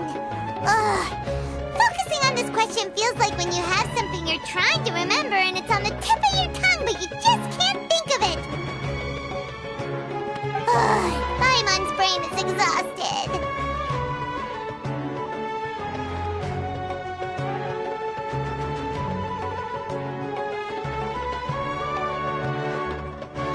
Oh, smart idea!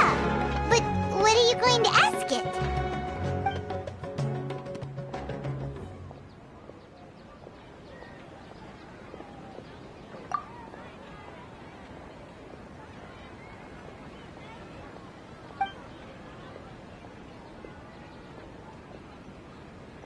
Huh. Could it be because we're Outlanders and we've only just arrived in Sumeru? You know, maybe we're not qualified to receive an answer to this sort of question or something.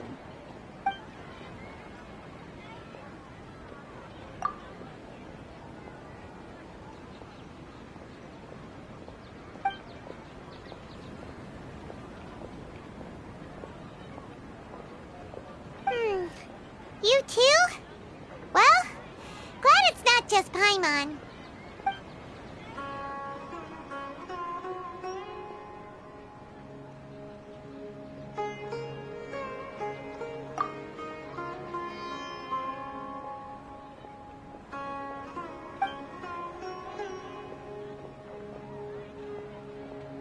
Uh-oh. Paimon's getting all teary-eyed all of a sudden. It feels like the people of Sumeru really missed their Archon. Well, seems no matter which way we try, we can't find anything that'll lead us to Lesser Lord Kusanali. Guess our only choice now is to try meeting with the researcher that Tainari recommended. He's from Sumeru and even has a position in the Academia. Maybe he'll be able to access more info from the Akasha. Let's see. Tainari wrote an address on the letter's envelope. Oh, it's not far from the city's gate. Watch out for Let's head over and have a pickpockets. look. Hopefully he's at home. Yes, we must document everything. How can my own brother say something like that about me? It's plain hurtful. Hello, are you Rohawi? Yes, that's me. Can I help you? Great! You see, Tainari sent us here and... What? Tainari? Please, there's no need to say anything, really. Sure, I admit that the article I published last month wasn't my best work, and maybe the data didn't produce the most convincing results, but...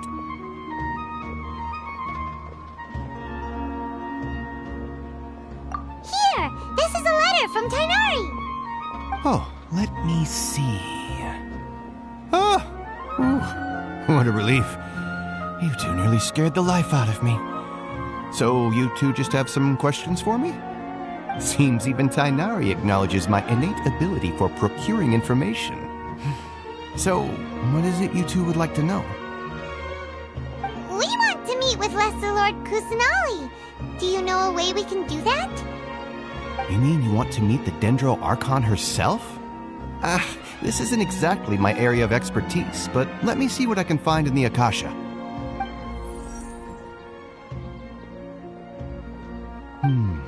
Sorry, the Akasha didn't respond to my query. What? You too? But what about your abilities for getting information and all that? Paimon was sure you'd be able to access more info than we did. Well, as I said, this isn't my area of expertise. I am but a lowly researcher, so the Akasha doesn't see a need for me to know more about the Dendro Archon. All I know is that ever since Lesser Lord Kusanali returned to Sumeru, she's never left the Sanctuary of Sorasthana or made a public appearance. Huh. Didn't expect her to be such a mysterious figure. The Dendro Archon is somewhat of a recluse. Perhaps she just doesn't want to entertain visitors, which would explain the lack of information in the Akasha. But then what can we do? No need to worry just yet. I'm only hypothesizing here. You could certainly try asking around and see if anyone else has ideas. And besides, you two should consider the bright side of things. Not being able to see Lesser Lord Kusanali may not be a bad thing. In this world, there will always be information you cannot obtain from the Akasha and things you can never accomplish. Knowing when to yield is a form of wisdom. Take me, for example. It's a miracle if my brain cells can spit out one paper every 3 years. But Tainari? That guy can publish 3 papers in just a single year. Okay. Thanks for your advice. Don't mention it. If you two ever want information about things like who's been promoted within the Academia or relations between the 6 great sages, come find me.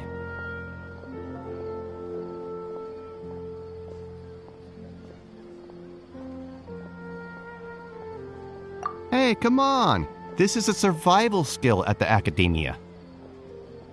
Oh, Paimon's expectations were pretty low, but this is so low it's like digging holes in the dirt. So what do we do now? Even if we want to talk to someone, we don't know anybody here. Huh? Like who?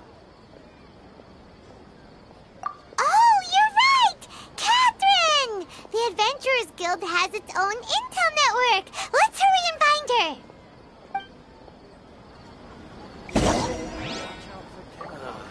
I've been handed all the cumbersome tasks again.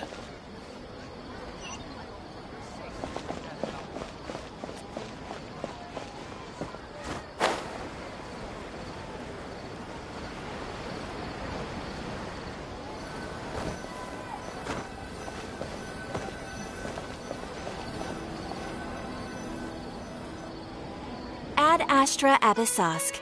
Hello, Traveler and Paimon. Catherine! mission. We need your help with something. Understood. The Adventurers Guild is always ready to serve you. With what do you require assistance? We want to meet with Lesser Lord Kusanali. Do you know a way we can do that? You two wish to meet with Sumeru's Archon. Understood. Please wait.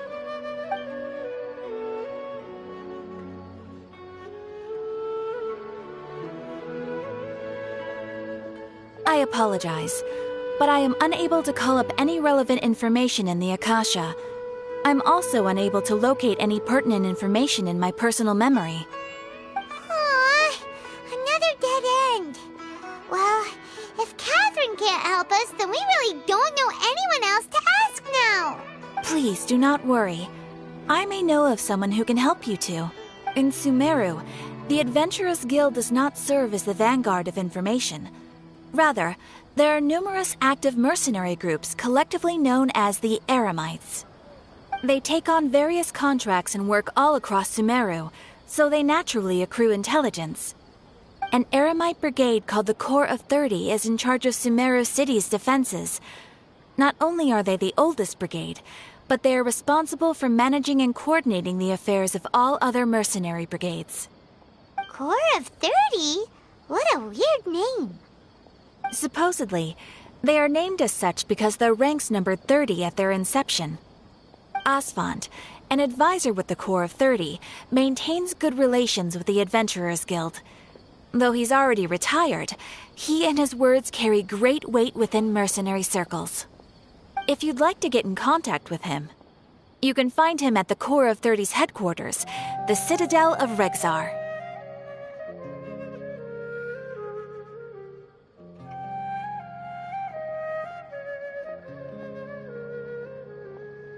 You're welcome.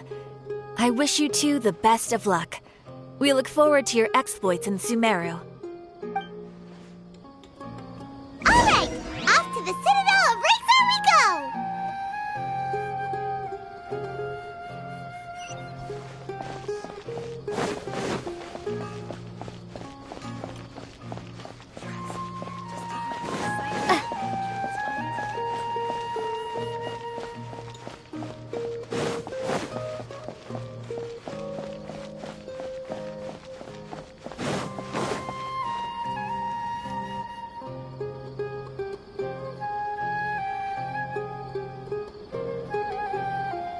Welcome. The Adventurers Guild told me to expect you two. It's nice to meet you, Asfand. We'd like to ask you about something.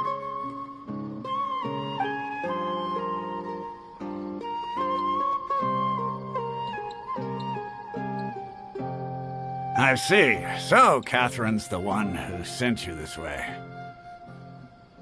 Ha! It's true that the Eremites' network is vast, but even I can't help you meet the Dendro Archon. Wait, seriously? That's it? Afraid so. The Eremites aren't terribly religious, so we don't know much about divinities. As far as the Akasha goes, we can access even less than you. We originally came from the desert. The gods there died off long ago. Since those days, we've used our own two hands to carve out a living. We don't beg gods for their aid. It isn't just us, though. If you ask me, I think most in Sumeru aren't interested in Lesser Lord Kusanali. Oh? Why's that? Just take the Academia, for example. They're the ones who truly rule Sumeru. Although they believe in gods, most of them only care for the late Greater Lord Rugurdevada.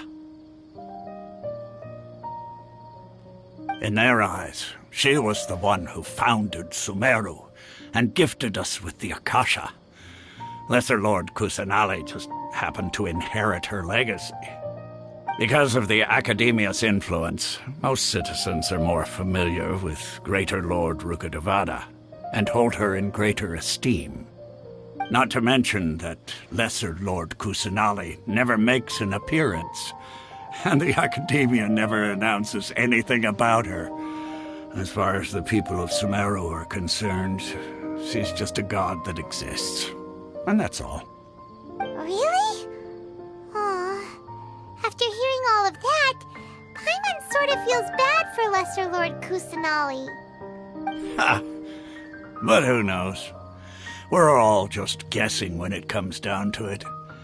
Besides, I'm sure the God of Wisdom doesn't worry about her reputation among people like us.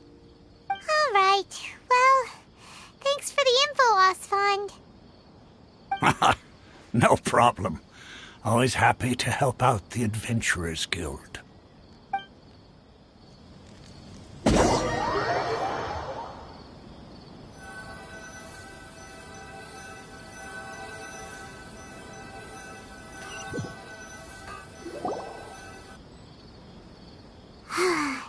Seems Osfond was right about most people's attitudes here.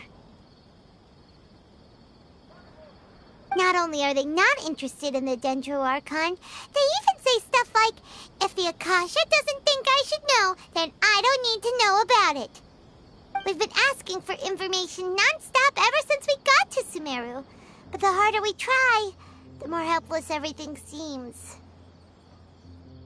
Isn't there at least one person in this entire city who cares about Lesser Lord Kusanali? Oh, you two are interested in Lesser Lord Kusanali? Huh?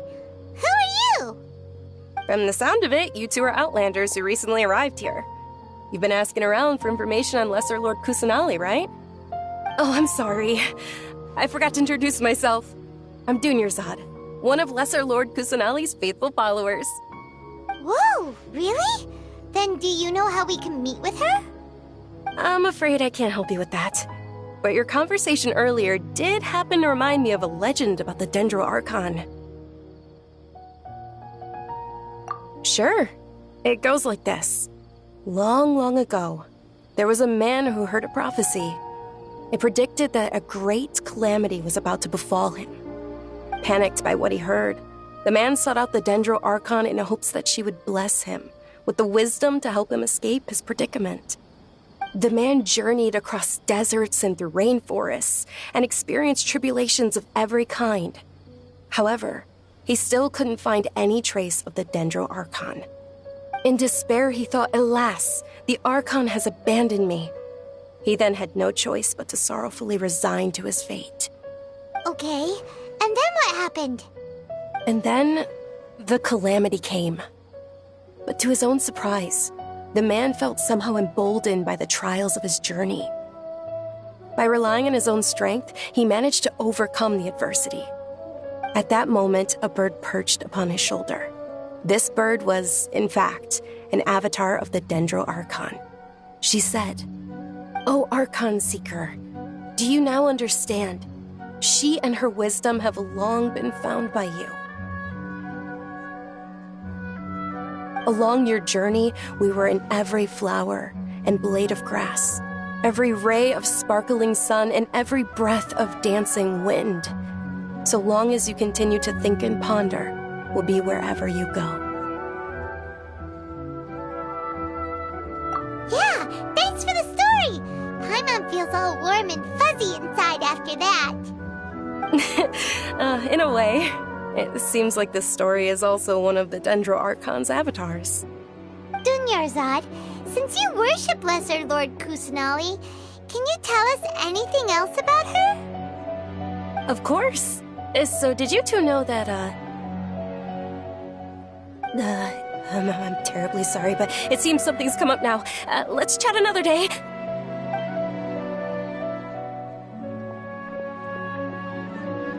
Hey, wait! What the heck just happened?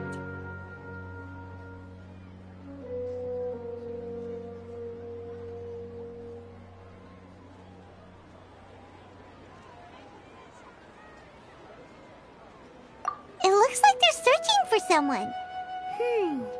Dunyarzad was acting super nervous just now. You think they're looking for her? Ugh, this stinks! We finally managed to find a lead about Lesser Lord Kusanali! We can't let them get in the way now! Let's see if we can get rid of them. Then we can catch up with Dunyarzad! Hey, Have you two seen a brown-haired girl wearing a purple top and a long blue dress? We're looking for her. Did she have bandages wrapped around her wrists? Yes, that's her. Did you see which direction she went? Yeah, she went that way. Quick, after her!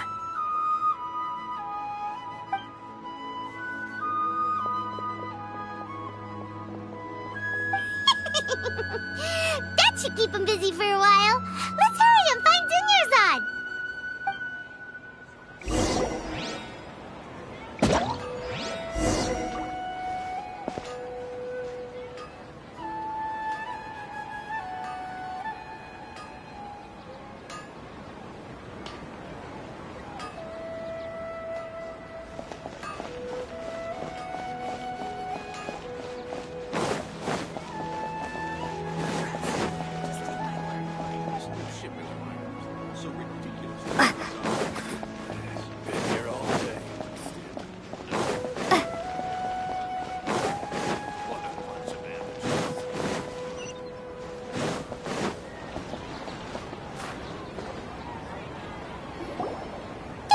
Dunyarzad, we thought you might have been long gone by now. Oh, it's you two.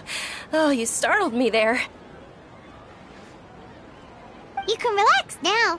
We threw those people looking for you off the trail. Really? Thank you so much. Unfortunately, I believe there's still more of them out there looking for me. Uh-oh, looks like there's some coming this way. Huh? More of them? Then what are we standing here for? Run!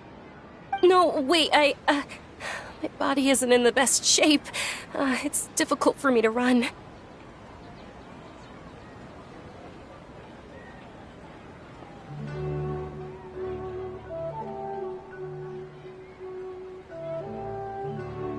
Okay, sounds good. There's a tavern on the other side of the port we can go to. They probably wouldn't expect me to hide in a place like that. All right, let's move out. Stay behind us. We'll keep an eye out for anyone looking for you.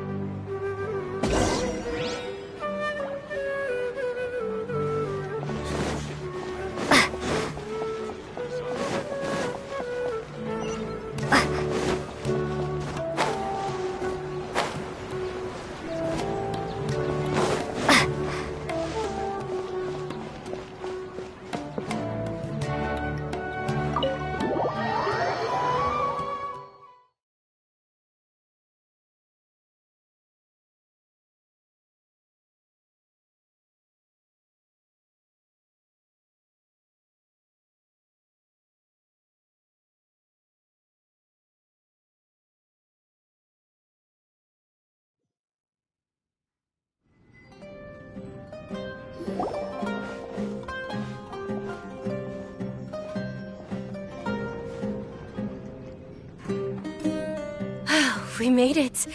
Oh, they shouldn't be able to find us now. Wait! Stand down, Dia!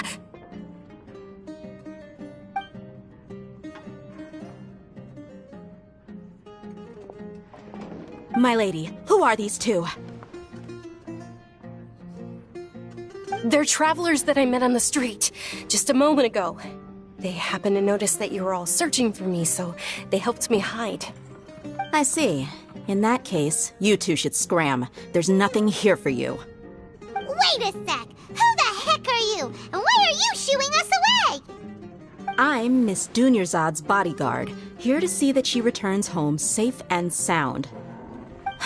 My lady, let's get going. You've been gone for so long that your parents are worrying themselves sick.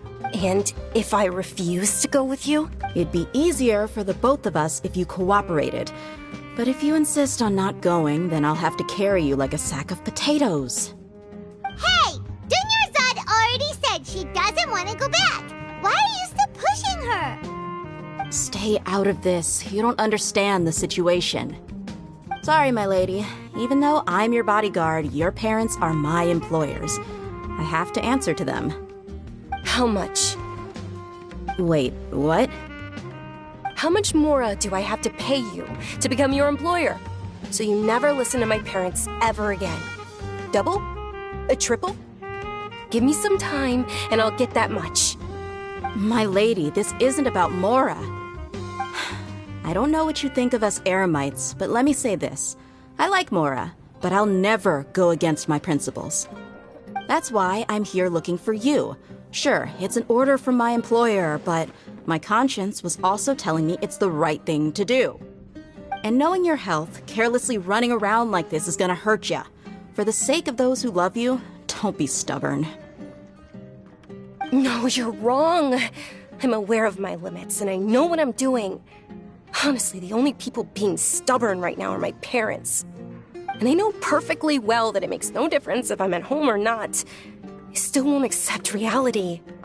And every time I bring this up, they just change the subject. Dia, you've been living with us a long time already. This should be old news to you. Dia, I know it hasn't been easy for Mother and Father, and I'm grateful for everything they've done for me. But there's someone else in this world I'm also grateful to. Because she saved me.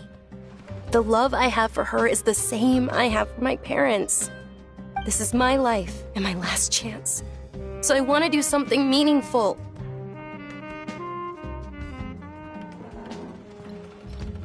My lady, are you sure what you're doing now is meaningful? Yes, I'm sure. At least, it is to me.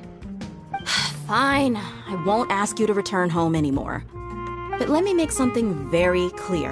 I'm only doing this because I respect your determination, not because I agree with you. Thank you, Dia. Sorry for being so rude just now. My nerves were acting up. And I even brought up your payment in such an offensive way. Don't worry about it, my lady. I did say that I like Mora. Besides, that's our next topic of conversation. Today's little excursion caused such a ruckus that every single bodyguard at the estate was deployed. It wouldn't be easy to hide things from your old man. Since this definitely won't be your last escapade, here's a little tip. You should at least make it look like your room and things are still in order when you leave. Also, you'll need someone to cover you for when you're out and about. So, I'll let you hire me, my lady. This way, everyone wins. As for the pay, let's say half of what your father pays me. We can settle the bill when we return to the estate. Okay, deal. Yay! Looks like they've reached an understanding.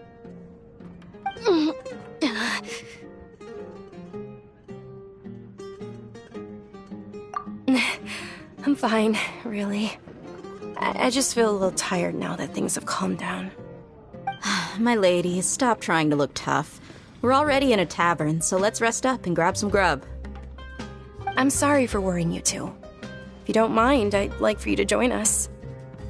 Sure! After you rest up, we want to hear more about Lesser Lord Kusanali.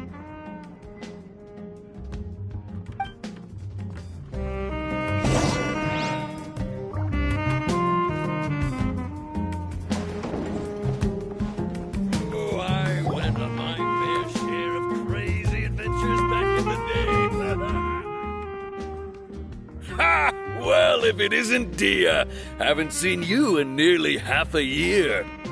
Word on the street is that you're a bodyguard for the Homayani family now. Ha! Don't you find that kind of work boring? Nah, you get used to it. How about a menu over here? You got it. Huh? Isn't this little Miss Homayani herself? We don't get to serve personages like you very often. We'll be sure to prepare our very best. Thank you, sir, but there's no need. I don't have a lot of Mora on me, and I really ought to save as much as I can. But please bring these two the best food you have. They're my new friends, so I want to be a good host for them.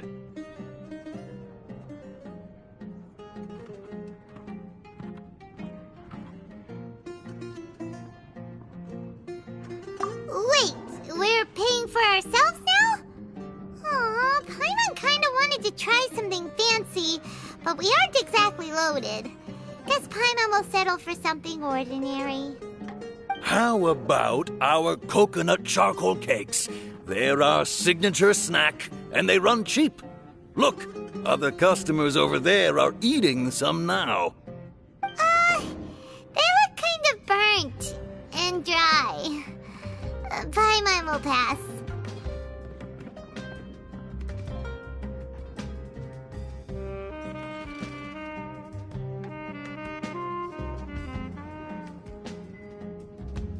Hey, come on! Paimon has personal preferences too, you know. Dunyarzad, we asked a lot of people when we first arrived, and almost nobody was interested in Lesser Lord Kusanali. So, what made you want to follow her? Well, remember when you asked me if I knew how to meet the Dendro Archon? Even though I don't know how, I think I've actually seen her before. Huh? Really? Yes, it was when I was a child. At the time, my illness had kept me bedridden for the better part of a year. I was stuck inside and couldn't make any friends, and my parents did their best to find treatments for me. But even then, the Akasha didn't have any helpful information. My younger self no longer had any hopes or dreams. One flare-up was so bad that I was in a semi-conscious state for several days. Then one night, I woke up alone in my room. I was terrified. My body was paralyzed. Even if I cried, there was no sound. At that moment, an ethereal voice spoke in my mind. Dunyarzad, don't be scared. You don't have to cry. Dunyarzad, don't be scared. You don't have to cry. Who are you? How do you know my name? How do I explain this? You might not be able to understand, but actually, I know everything about you. Really? Of course. I know that you're scared of thunder, that you hate taking medicine every morning, and that you love counting the petals on your mom's skirt. Wow, you really do know everything. Dunyarzad, is there anything you want?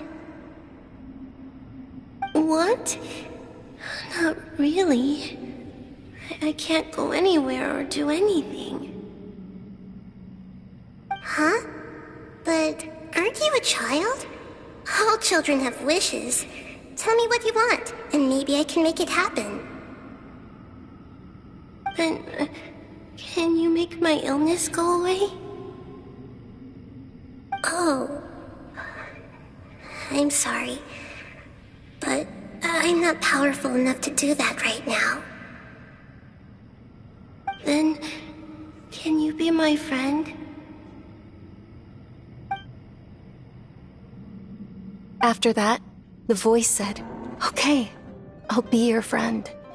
Although my body was suffering during those days, that voice encouraged me and told me many wondrous things. Beyond my window was the flourishing Sumeru city. Beyond the city was a lush rainforest. And beyond that was the wall of Samiel, deserts, and all of Tevat. Once I finally made it through that bout of illness, I couldn't hear that voice anymore. I told my mother about it, but she said that I must have been dreaming.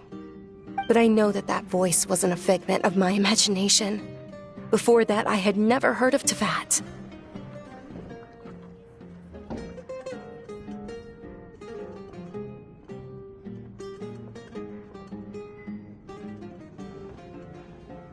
Yes, for sure. If it weren't for that voice, I would have never grown curious about the outside world, nor would I have learned how to read and enjoy so many books. That voice sparked a desire for wisdom. It had to have been the Dendro Archon. I've been hoping for a chance to repay her kindness. In fact, I was running around today to help prepare the Sub-Zerus festival for her. What's the Sub-Zerus festival? It's Lesser Lord Kusanali's birthday, which was the day that she was found by the sages. It's actually an old holiday that originally celebrated Greater Lord Rukkhadevata's birthday.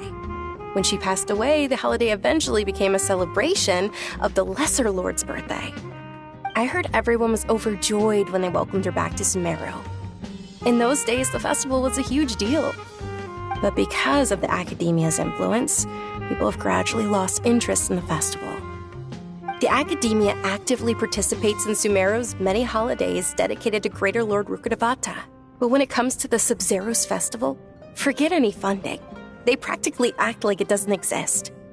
Maybe they see Lesser Lord Kusanali's birth as confirmation of Greater Lord Rukkhadevata's death, so they're reluctant to celebrate it.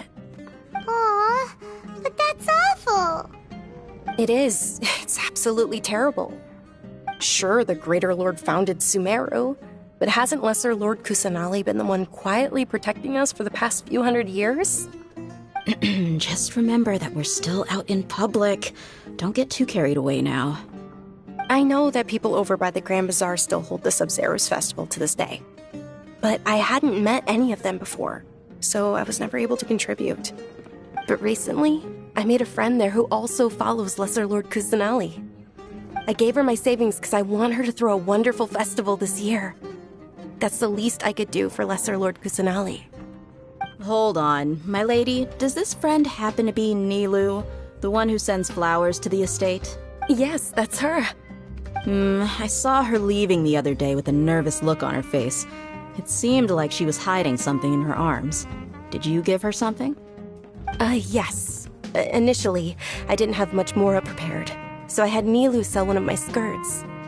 I've agreed with Nilu to meet up at the Grand Bazaar today and see how things are coming along. Dia, would you accompany me? Sure. That's quite the trip, though. I'll carry you. No, that would be too much, even for you. You might as well just accept the lift. If I let you walk, who knows how long it'll take us. And if anything happens to you, then I'd really never hear the end of it from your father.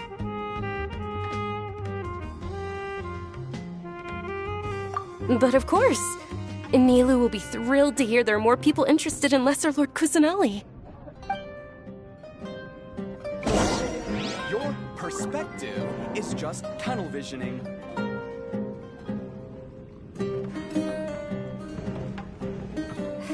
Your theory is just putting the cart before the horse.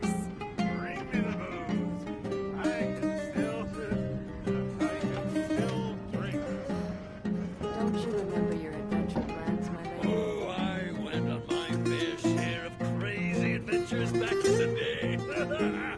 Well, your perspective is just tunnel visioning. Your theory is just putting the cart before the horse.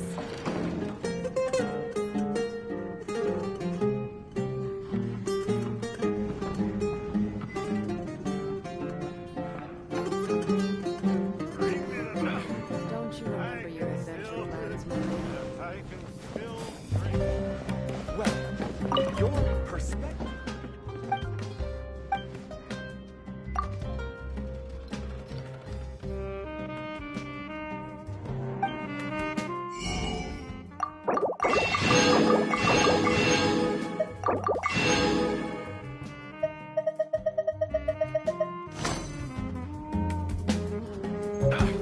Oh, I went on my fair share of crazy adventures back in the day.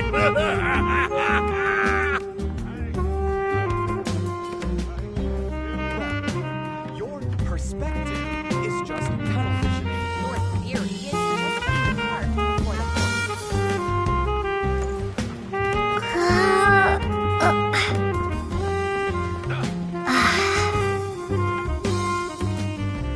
Oh, I went on my fair share of crazy adventures back in the day.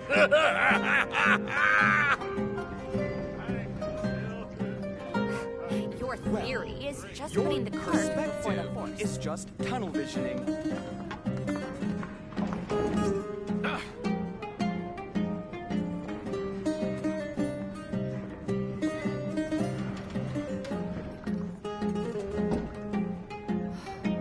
Don't you remember? Oh, I went on my fair share of crazy adventures back in the day. Your theory is just putting the cart before the horse.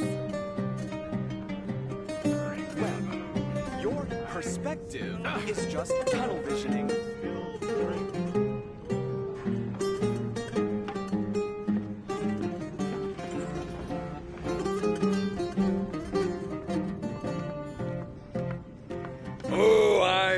on my fair share of crazy adventures back in the day. Your theory is just putting the cart before the horse. Your perspective is just tunnel visioning.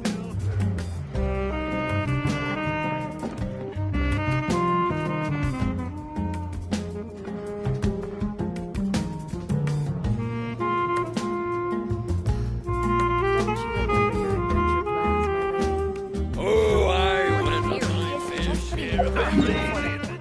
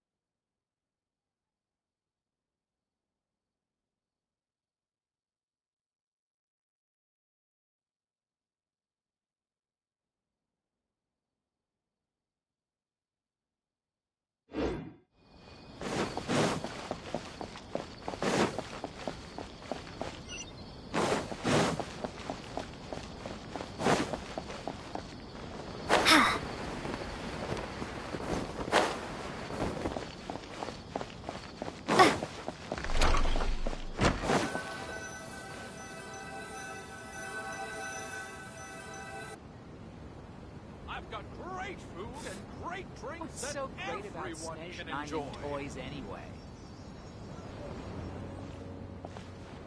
Sorry I'm late, Milu. Oh, Dunyarzad. It was taking you so long that I assumed you got trapped at home, but you made it in the end.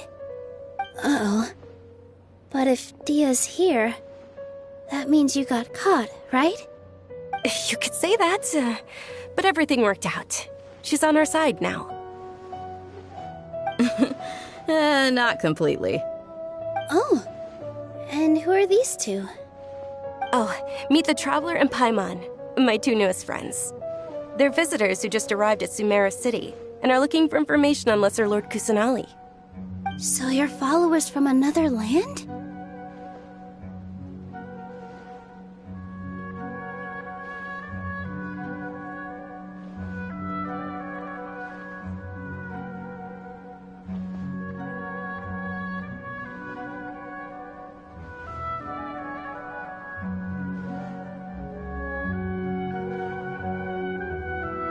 That's wonderful. By the way, Dunyarzad, we've already started decorating the Grand Bazaar. It looks spectacular, thanks to your generous contribution. You're very welcome. It's the only thing I could do. Do you still have enough Mora? Probably? But don't sweat it. We've already finished renovating the stage. Come on, I'll show you.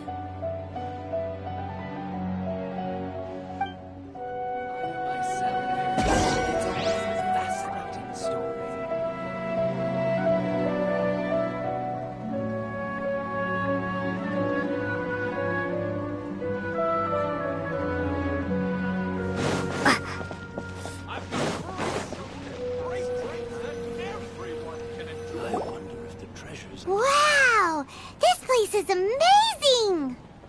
Not bad. Last time I was here, the stairs were full of holes. The stairs were nothing. A little while ago, we discovered that the tree above the stage had a huge chunk of bark ready to fall off.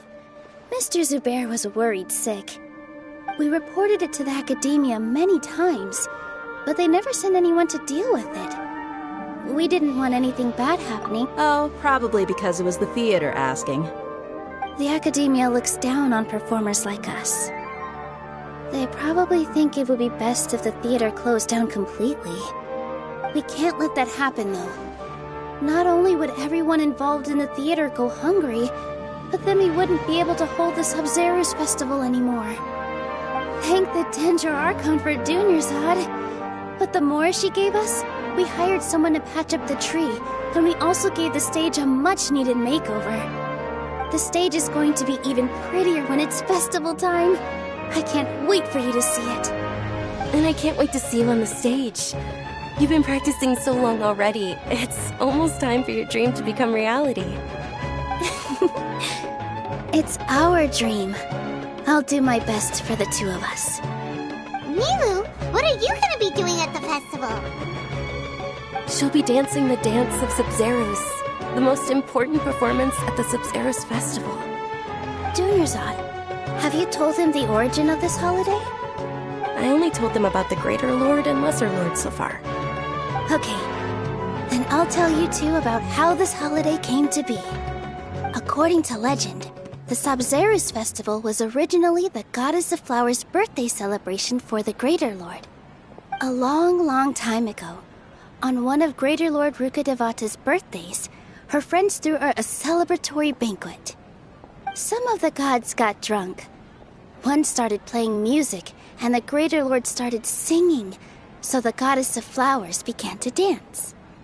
As she danced upon the grass, countless beautiful parisaras began to bloom wherever she stepped. Those brilliant purple flowers became her dazzling stage. All the gods clamored, "Oh, if only time could stop at this very moment."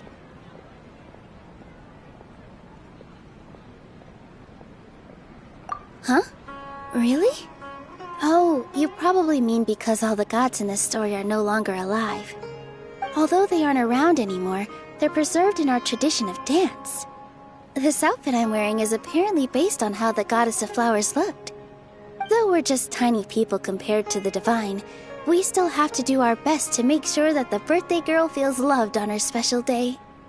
Nilou, you of all people will definitely be able to convey our well wishes to the Dendro Archon. I also noticed that you went the extra mile and scattered parisaras around the stage. They symbolize the Goddess of Flowers, after all.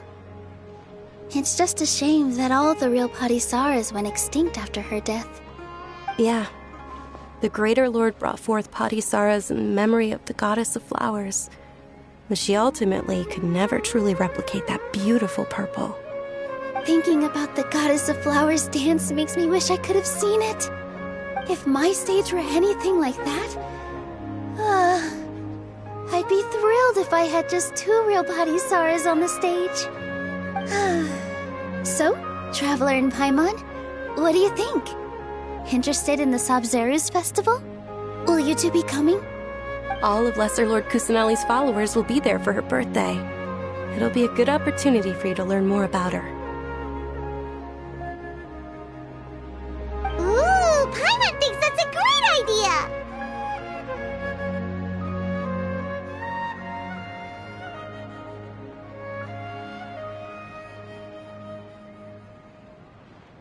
Of course Paimon wants to watch. Those two things aren't mutually exclusive, you know. So how about we all attend the Sub-Zero's festival together?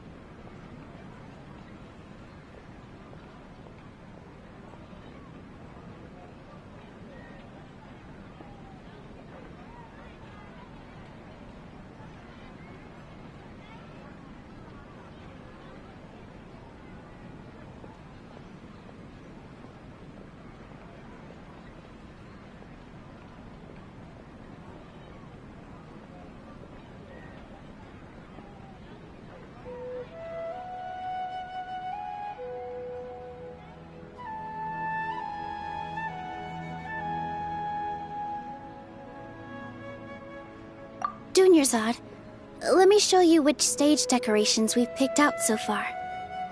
Traveler and Paimon, if that doesn't sound interesting to you, then feel free to explore the area. Everyone at the Grand Bazaar loves Lesser Lord Kusanali, and we're all looking forward to the Sabzeruz festival. In that case, we'll take a look around.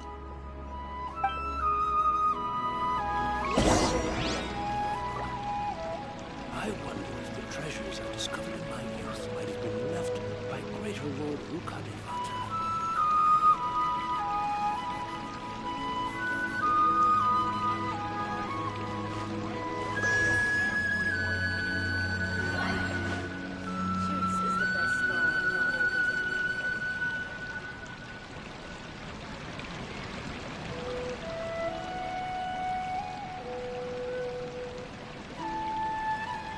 I wonder if the treasures I discovered in my youth might have been left by Lord Rukadevata.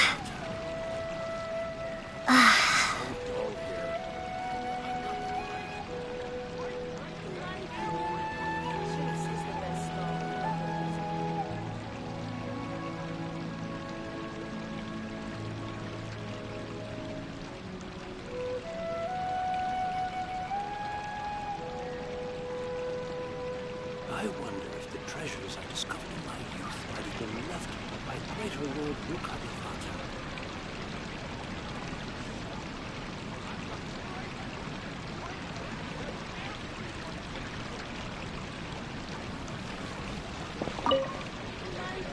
Whoa! Did you know that the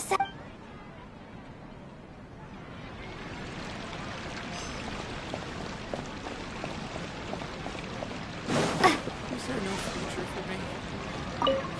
Milu, your outfit looks amazing. There's also something different about you from when we first met up. I thought I'd add a little extra pizzazz to my dress for the festival. See? Wow, did you sew all that yourself? Uh-huh. Sewing is a fundamental skill for everyone in the theater company because we make all our own costumes. Did you know that Mr. Zubair not only can make costumes, but props too? I've noticed that you can't keep your eyes off that crown over there. Would you like to try it on? May I? Of course. The legends say that the goddess of flowers had beautiful horns on her head, so this crown was made to reflect that. Dunyarzad, you look absolutely stunning with it on. It's like I'm looking at the goddess of flowers herself.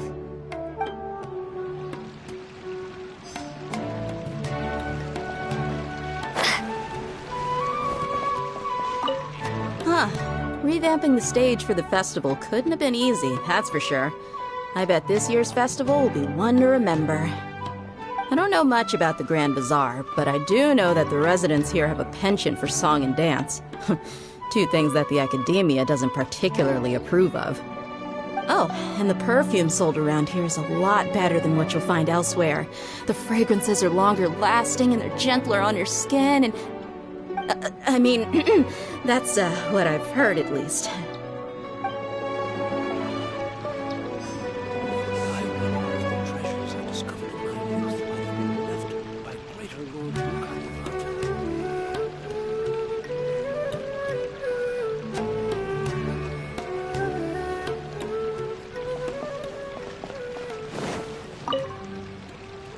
Things are real. Don't be fooled into things. And when it comes...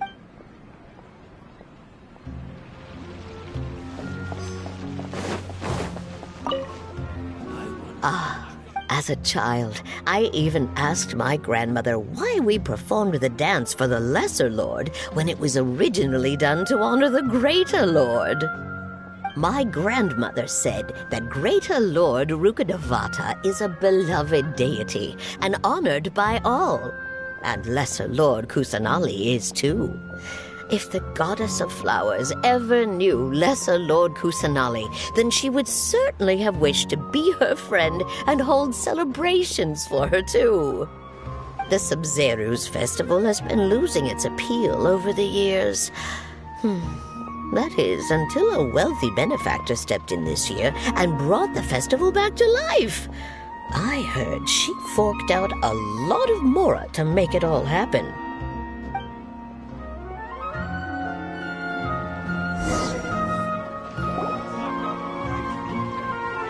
Hey! Is that who Paimon thinks it is? It looks like Catherine.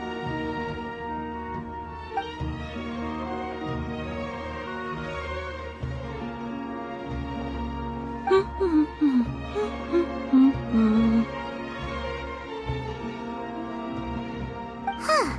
Come to think of it, Paimon's only ever seen her behind the counter at the Adventurers Guild. This is the first time we've ever seen her taking a break. Hey, Catherine! Huh? Oh, hey! It's the Traveler and Paimon! What's shaken? Whoa. Break time Catherine sure sounds a lot less formal than usual. Paimon was still waiting for her to say Ad Astra Abyssosk.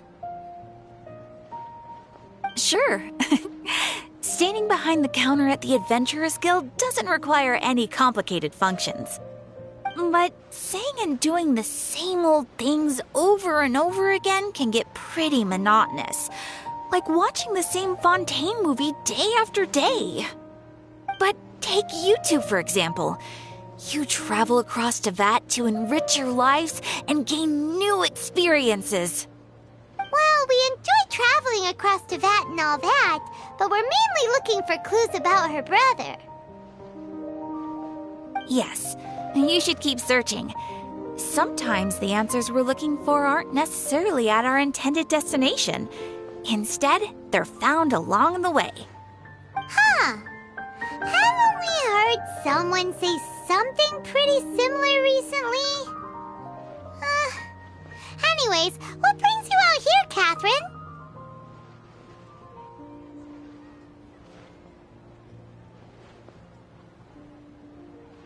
No, not particularly. I guess you could say that I'm loving the recent atmosphere here. If festivals bring happiness to everyone, then that's where their true value lies.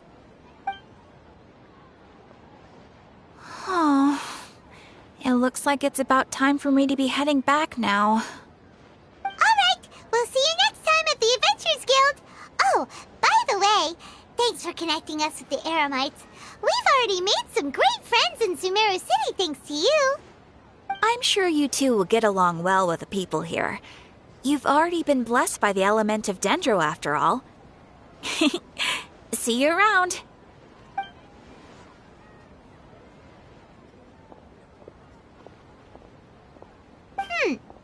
There's something really different about Catherine today. Hey, Traveler. Paimon. Oh, hey, Dia. What's going on? I've got something to tell ya. My lady knows you're looking for ways to meet Lesser Lord Kusanali, and she's been trying to come up with a way to help you. Well, I have an idea that might help. Are you serious? We'd love that! It might not necessarily pan out, so don't get your hopes up too much. I'll need to take you two somewhere and ask someone some questions.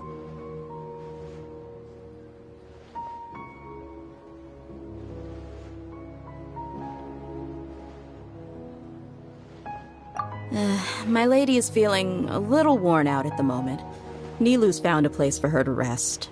After I take my lady home, let's meet in front of the Citadel of Regzar. Sounds like a plan! Let's head over to the Citadel of Regzar and wait for Dia! I've got great food and great drinks that everyone can enjoy. Welcome. Future Spice is here. We've got all kinds. What's so great about staying anyway?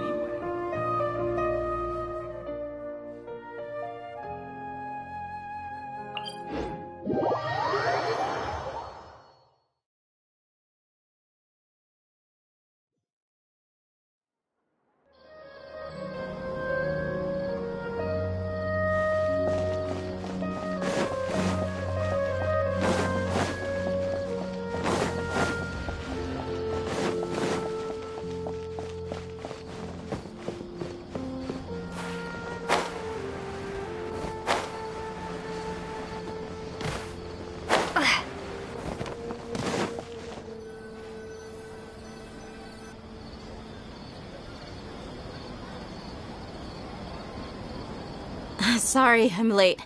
It took some convincing for the master and mistress to believe that Miss Dunyarzad was only sitting in the port for a while because she was in a bad mood. Anyway, I guess I should be thanking you. I haven't seen Miss Dunyarzad that happy in a long time. If it wasn't for you two, she probably would have been caught and dragged back much earlier. You sure sound a whole lot nicer than when we first met, Dia. Who would have thought you had such a soft spot for Dunyarzad? It's called being a professional. I'm a bodyguard, and I work for whoever's paying. Look, Dia's blushing.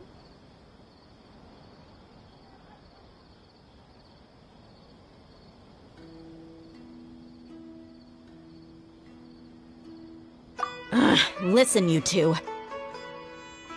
I don't expect to be working for Miss Dunyarzad very long, but I hope to finish things on a positive note if possible. Let's cut the chit-chat and head into the Citadel. We'll see if the person I know has a way for you two to meet with the Lesser Lord.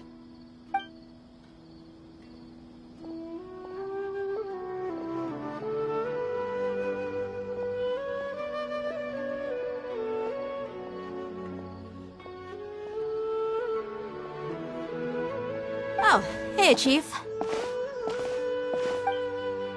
Ha, Dia! What are you doing here? And well, didn't expect to see you three together. I take it you all know each other already? Mm-hmm. We met this morning after the Adventurers Guild pointed us to Ozfon for more info. No kidding. Huh. So, where's Ruksha? I thought I'd help these two out by asking about the theft. Anything you can tell him? Ruksha's gone over to the Academia. The Grand Sage recently ordered Sumeru City to begin bolstering its defenses, so people from all over have been called back to the city. Since you've already mentioned the theft, I suppose I might as well tell him what we know. Appreciate it, Chief. Theft? Sorry, what the heck are you guys talking about?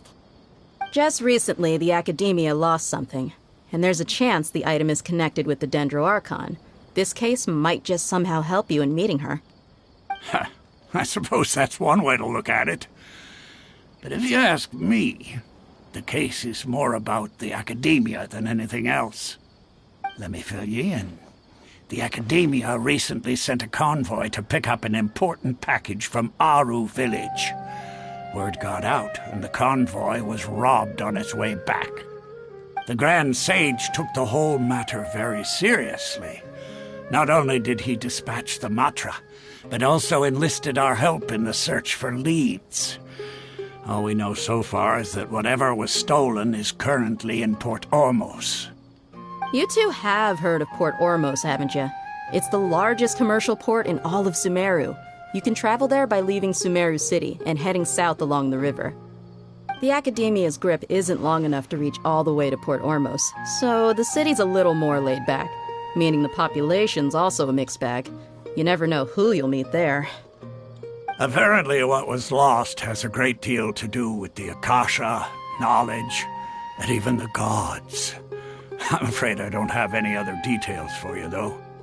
If you're interested, maybe you could head to Port Ormos and ask around yourselves.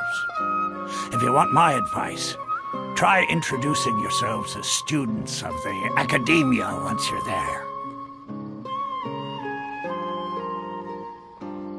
Are you serious, Chief? All the Academia students are in Sumeru City, you know. Why should they pretend to be students in Port Ormos? If you're also interested, just go there and see what happens. Count me out. I've got plenty of work to do here for the Homayani family. And take it from me, if you two really do decide to visit Port Ormos, you'd best watch your backs. Let's just say that the Eremites there aren't nearly as friendly as those here in Sumeru City. There are even some extremists who go around shouting slogans like, "Retake Sumeru for the Scarlet King." Word is that more and more are joining their movement. They're becoming a real headache for Chief and the others. You bet they are. The Scarlet King's been dead for thousands of years. Now they start spreading rumors of his return. Ridiculous. Not everyone's like you, Chief. Even the desert natives who abandoned their homes in the wilderness still wish to have a god of their own. Well, traveler, that's about all the information we have for you. Thanks, Dia! And you too, Osfond! Since we've gathered all we could for the moment in Sumeru City, let's head to Port Ormos and see what we can find next. Miss Dunyarzad is looking forward to seeing you both at the Sub-Zeru's festival, so be sure to get yourselves back here in time for that.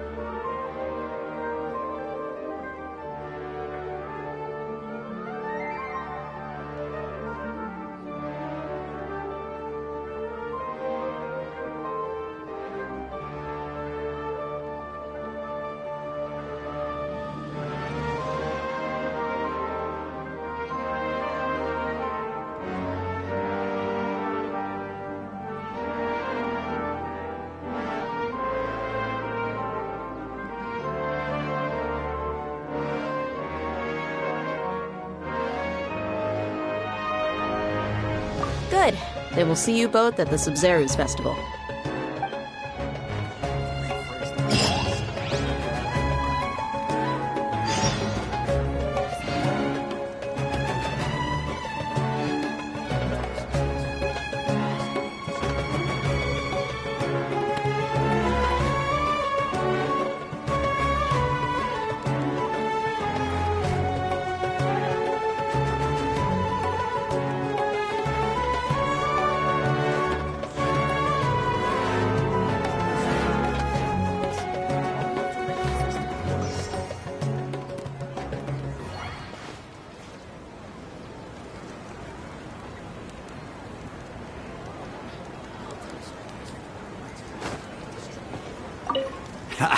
You two must really be something if you've got Dia the Flame Mane speaking on your behalf.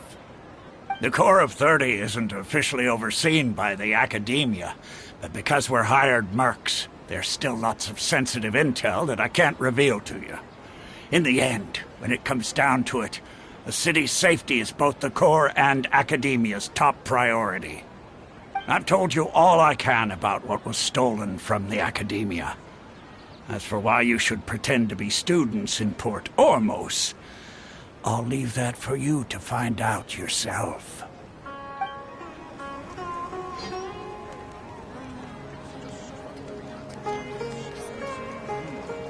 When I hand this work over to the Elamites, I'll have to rephrase the request.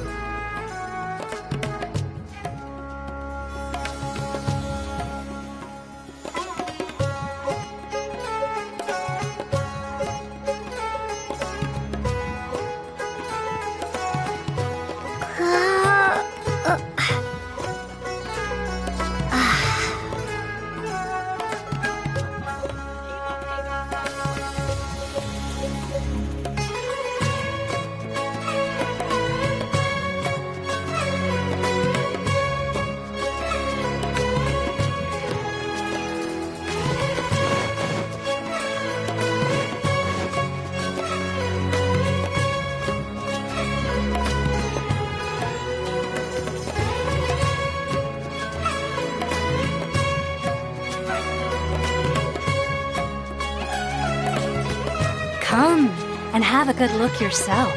Traditional spices of the highest quality, made with pride and experience. You've got a deal. I can't thank you enough for always looking after my business. Believe me, I'm not making this up. Several Eremite mercenary groups are nearly in open conflict, but does the Corps of 30 care? And that's not all. Did you know that... Wow! Talk about hurly-burly! This place is busy! Guess that's only to be expected for the largest port in Sumeru. Maybe it's because of what Dia told us earlier, but Paimon can't seem to shake the feeling that there's also danger lurking in these crowds. Ooh. Let's get our bearings so we can start looking for leads. We know that whatever the Academia lost is related to the gods. But other than that, we don't have much else to go on. Osfun told us to try posing as Academia students while asking around. Paimon checked the Akasha on the way here, and the Academia doesn't seem to have any research facilities in Port Ormos. Paimon doesn't get it. Won't we look even more suspicious going around saying we're Academia students and asking about the stolen item?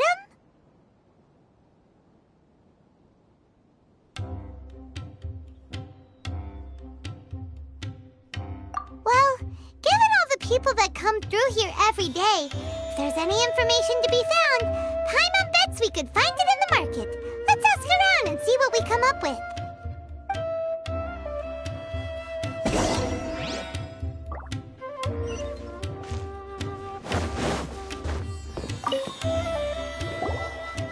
Welcome. Welcome. How can I help you two? Hi there. We would like to ask you a question. Do students from ever come to Port Ormos? Of course. Especially around this time of year. Students from Sumeru City that are about to graduate often come to Port Ormos to cut loose a little. Many people often talk about how hard it is to get accepted into the academia, let alone graduate. But those who finish their studies and go on to become full-time researchers at the academia have it even harder. Sure, we may not be Sumeru City, but Port Ormos offers beautiful scenery and a stress-free environment.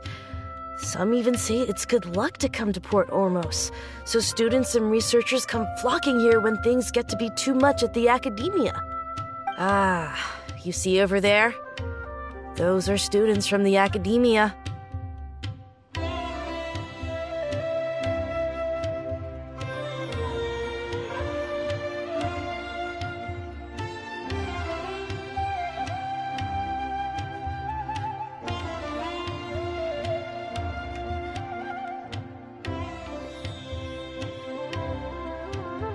They've been looking worried and miserable ever since they got here a few days ago.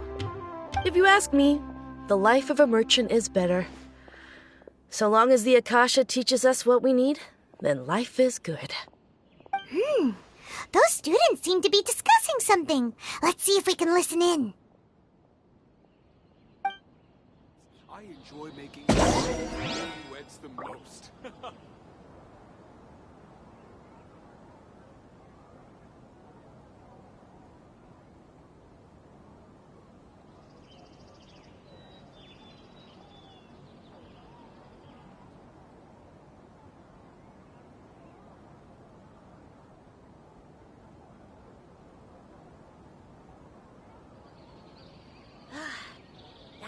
Does nothing but smooth talk all day. For newlyweds the most.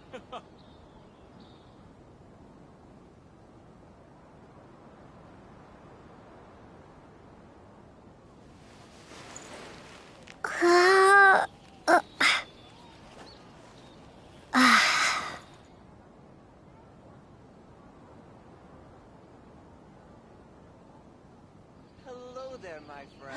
Fate must have brought us together. Does nothing but smooth talk all day. Commissions, I enjoy making jewelry for newlyweds the most.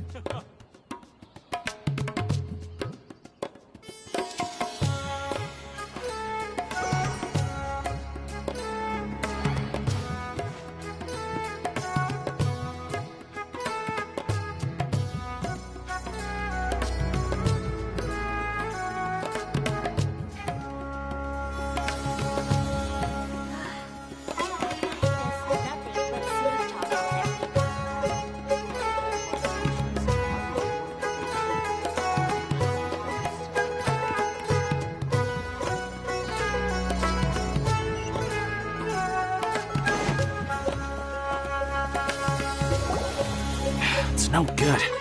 I've tried asking around, but I haven't been able to learn anything useful. Not to mention that a bunch of scary-looking Eremite mercenaries have been posted along the streets now. There's been a lot of fighting between the different Eremite factions in Port Ormos. If we choose to move on our own, then it would be wise to steer clear of them. Especially the group that's constantly shouting some stuff about the Scarlet King and some resurrection. I've even heard that the Citadel of Regzar is starting to get fed up with them. What was that group called again? Ein something or other? They're called Ein El Ahmar. Today, I heard that the thing we're after might be in their possession at the moment. Wait, come again? Don't you see? Many of the Eremites in Port Ormos deal with trading this kind of thing. They're usually pretty wary of outsiders, but not so with students of the academia. It's because the kind of goods that students are looking for aren't the kind of goods that Eremites are after. As long as they know you're a student, then deals can be made. I've heard that Ein al-Hakmar likes to set up shop at the Jafar Tavern. Supposedly, if you're willing to part with 500,000 mora, they'll give you info on anything. Wait, did you say 500,000? If information alone costs that much, then how could we ever afford to buy what we're looking for? I guess we might as well give up on trying to graduate this way. I wouldn't worry too much. Our field of research is very niche. Who else could possibly be after that kind of shady knowledge? I bet it's practically worthless to anyone aside from us. Well, I guess that makes sense. Then the only thing left for us now is to find a way in. Why don't we all just pool our money together and pay for the information? Whoa! Did you hear that?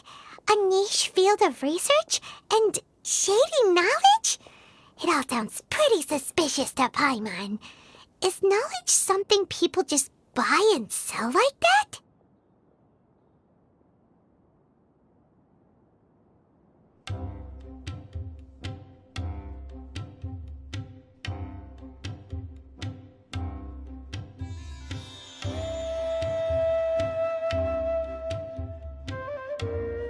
So, what's our plan?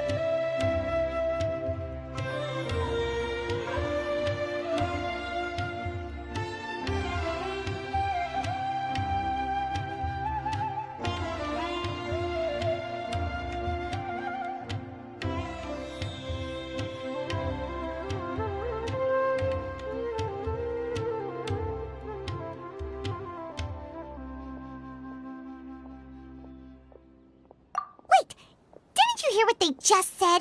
Buying information is going to cost us 500,000 mora! Have you lost your mind?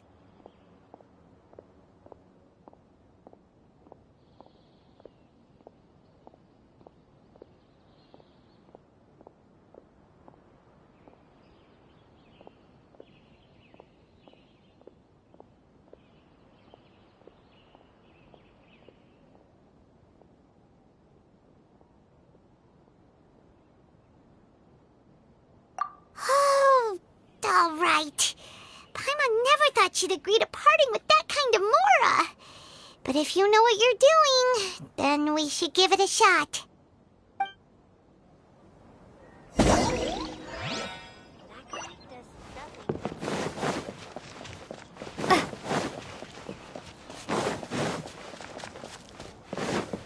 Hello there, my friend. You must have brought us together.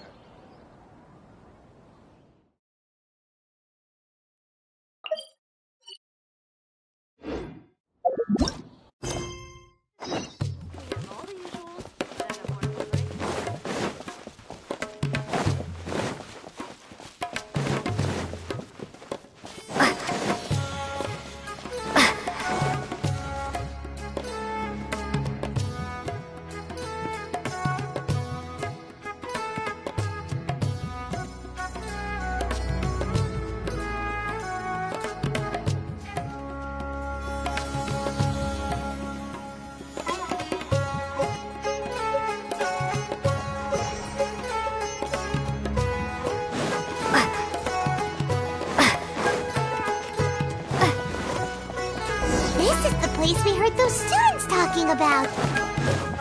Let's find a seat somewhere and see if we can spot the... Oh, you've arrived. Please, take a seat. So, they think that they can go toe-to-toe with the boss? Ha!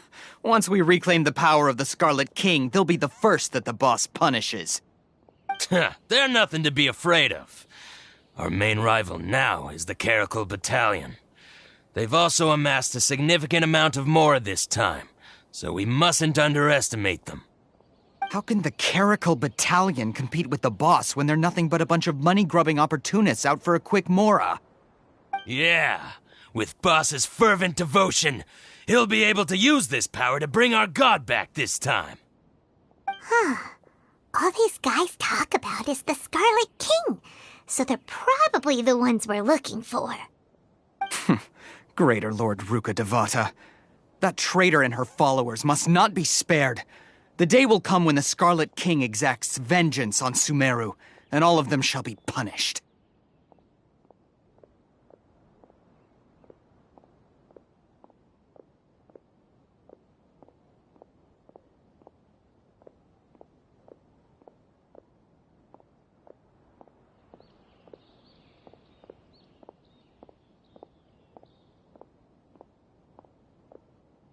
Yeah, Paimon was wondering what they meant too.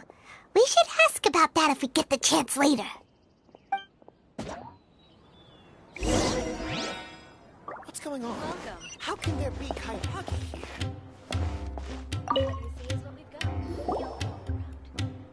Huh? Who are you? What do you want?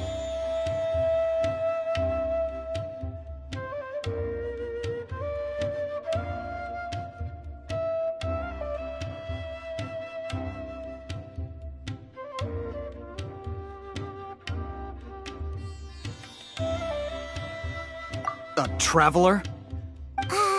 Now's probably not the time to talk about that. Didn't the students say Eremites are wary of outsiders?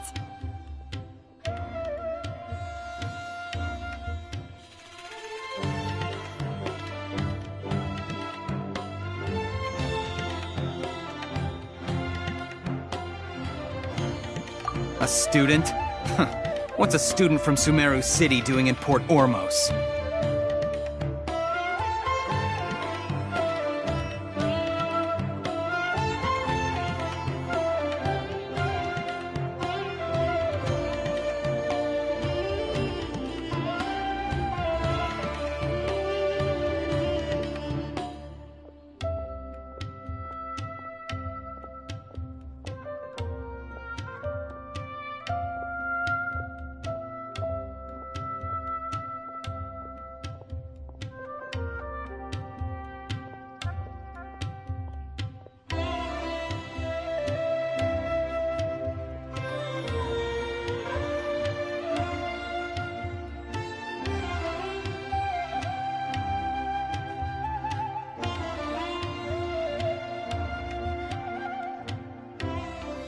Ah, well, if it's info you want, you've come to the right place.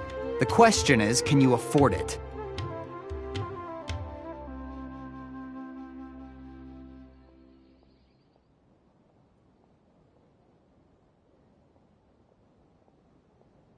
Huh? What is this, some kind of joke? Oh! Sorry. She must have grabbed the wrong amount. Hey, what do you think you're doing?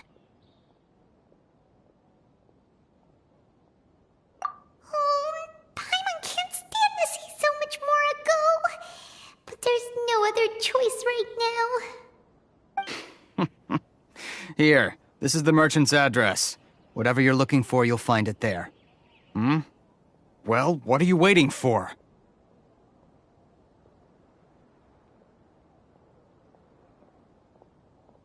Oh, that's right! We heard you mention the Scarlet King just now. We're actually interested to know more because we're, archaeology students! Fine. Since you've already handed over the Mora, I guess I can throw in a little extra info. As you can see, members of Ain al-Ahmar are devout believers of the Scarlet King. Years ago, the Scarlet King founded the great desert nation that was our homeland. It was an advanced civilization, far beyond anything you'll see in present-day Sumeru. The Scarlet King was the rightful god of wisdom, but he was betrayed by a companion he trusted. She even stripped him of his title, God of Wisdom. So, you mean the traitor was... Greater Lord Ruka Devata, yes! That shameless wretch destroyed the Scarlet King's civilization, and our ancestors were forced to flee to this land where we were made to suffer the tyranny of our enemies. Furthermore, she conspired with the Academia to cover up the truth of her actions and create the merciful and benevolent facade for which she is now known. Ugh, just thinking about it sickens me. But the story doesn't end there, oh no. The Scarlet King isn't truly dead. The voice of the Oracle has been heard in the desert, prophesying his resurrection. Mark my words, our god shall return. And when that day comes, all followers of the traitor and all the desert dwellers who have forgotten their true god will suffer retribution together. If what I'm saying makes you shiver with fear, it might not be too late for you to become a believer of the Scarlet King. I don't have anything to say to you Academia people about that. I think this conversation has reached its end. Not just yet. This man is a fraud. Huh? You again? Deranged Academia lunatic. Yes, it's me again. I already warned you that if you weren't willing to sit and discuss things with me, I'd take measures to make things uncomfortable for you. Listen to me. That address he gave you is fake. Or at least, you won't find a merchant waiting for you there. This group has been boasting all around that they can provide information on a certain item as a means of luring people into their territory. Once you show up, they keep up the act until they have hard evidence that you want to purchase said item. Then they use that to squeeze you for all the mora you're worth. Hey! Shut it all, Hatham! What are you playing at, trying to ruin our business like this, I told you the other day. I wish to discuss my terms with your boss. Ha! The boss made it perfectly clear that he won't negotiate with you. Yes, and in no uncertain terms. But that was then. It does not preclude him from changing his mind in the future.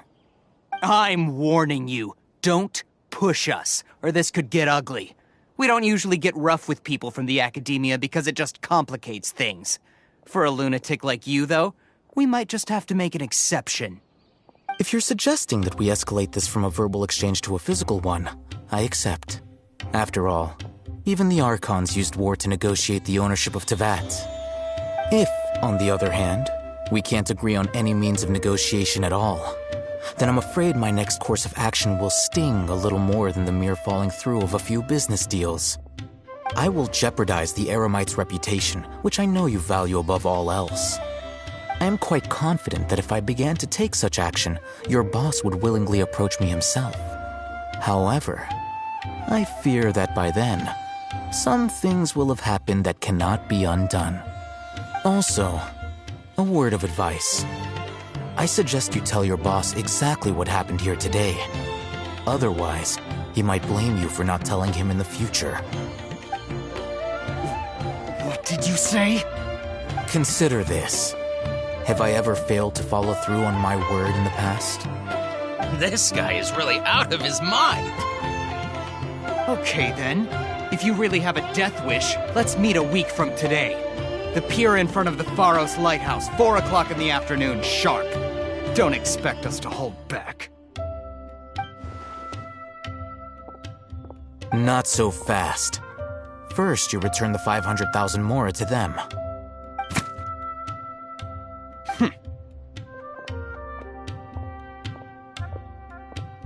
Please, I beg you, don't provoke them. We can't afford any trouble with this crowd. They haven't even paid for their food yet. Ah, Mr. Iman. There appears to be fewer staff in the restaurant recently. This wouldn't happen to be because they're all busy spreading the word to the students, would it? Well... Someone who chooses to do business with a group like that really can't afford to get so flustered the instant someone confronts them about it. Consider the meal compensation for our silence. I'd say you're getting an excellent deal. Whoa, did you see that? He not only got us our Mora back, but sent the Emirites running too! Plus, he seems to know a lot about what's going on around here. Let's catch up with him and ask some questions! He went that way! After him! What's going on? How can there be Kairagi here?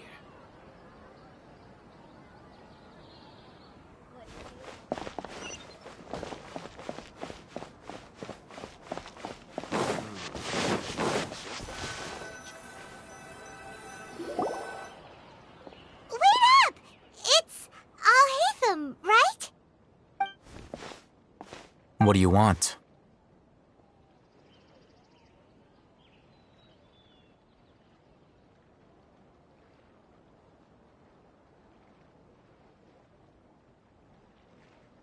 No need for thanks. My goal was to get to them, and you two gave me just the opportunity I needed. We're even. Oh, I advise you to keep your distance from them. Since they weren't able to make off with your Mora in the end, they might harass you again in the future. All right. Goodbye. Hold your horses! We still have something to ask you about! Since you tore through their scam right in front of them, you must know the real story about certain something, no? Who exactly are you two? And why are you inquiring about that?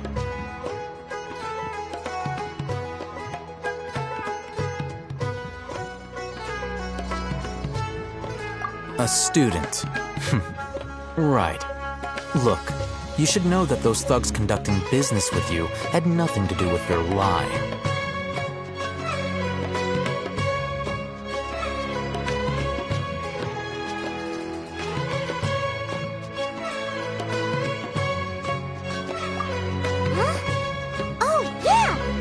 Strong. Weren't you saying something about a physical exchange? We can help with that. She doesn't even have a vision. Forget it. Maybe not, but she can still use elemental energy. Otherwise, there's no way we'd go asking for info from from guys like that. Those high-headed thugs are definitely gonna bring a lot of backup for your next meeting.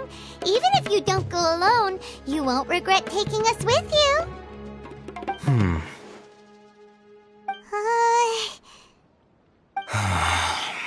All right, I accept. Got a pen and paper?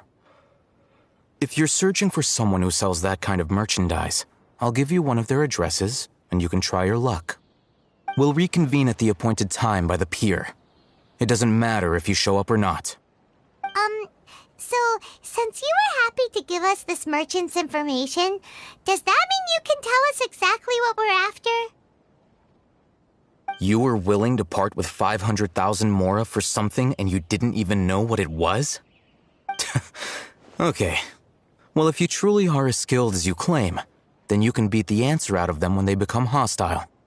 Look, if you've been making inquiries, then you have to know something by now. Tell me what you know so far, so I don't waste time repeating information.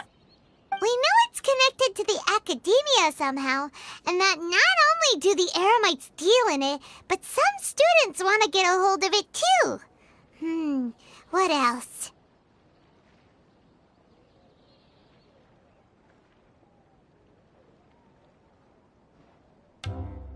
You know almost everything there is to know. But you're unable to compile this information because you've never seen the object before. This is what you've been looking for. Huh? Paimon can't tell what it is. It looks like some kind of ornament. This is a knowledge capsule. To put it simply, it's a vessel that can store a fixed quantity of canned knowledge. It's like a miniature Akasha. Anyone who links it to their personal Akasha terminal instantly becomes privy to its contents.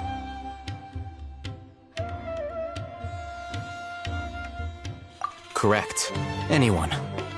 Unlike the Akasha, which heavily regulates who can access what information, knowledge capsules confer their contents without any requisites. That's amazing! It's essentially a convenient and harmless vestibule for knowledge. Unfortunately, it's illegal in Sumeru to privately possess or trade them. They were created as a means for scholars to transfer knowledge gained from Irminsul into the Akasha, and are intended to be destroyed immediately after use. But despite strict regulations, some of these knowledge capsules will always escape destruction. After all, there will always be those in this world who are dissatisfied with life as designed for them by the Akasha and wish to change their fate. Over the past century, a wide variety of canned knowledge has been leaked from the academia. Now, in Port Ormos, the valuable ones are a means to Mora for the Eremites. Meanwhile, Those which the Eremites deem to be useless to them occasionally prove useful to the common citizens and hapless academia students. Well, I think that about sums it up.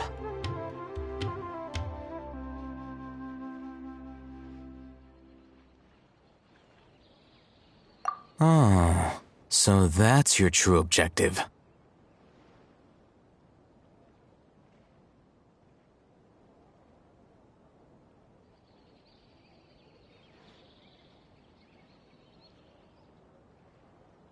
With our current arrangement, I don't believe I can offer an answer. You're still resolved. Fine. Let's talk somewhere with fewer people.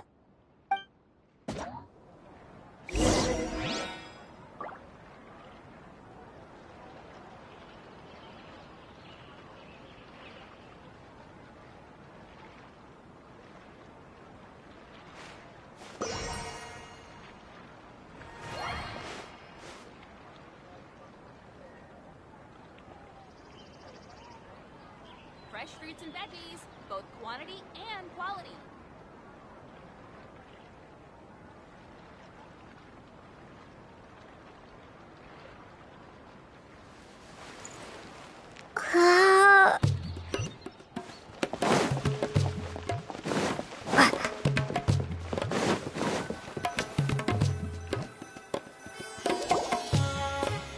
Let's continue our conversation here.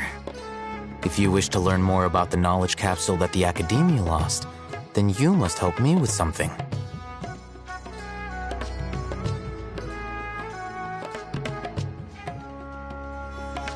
I need you to find someone named Dory, a traveling merchant.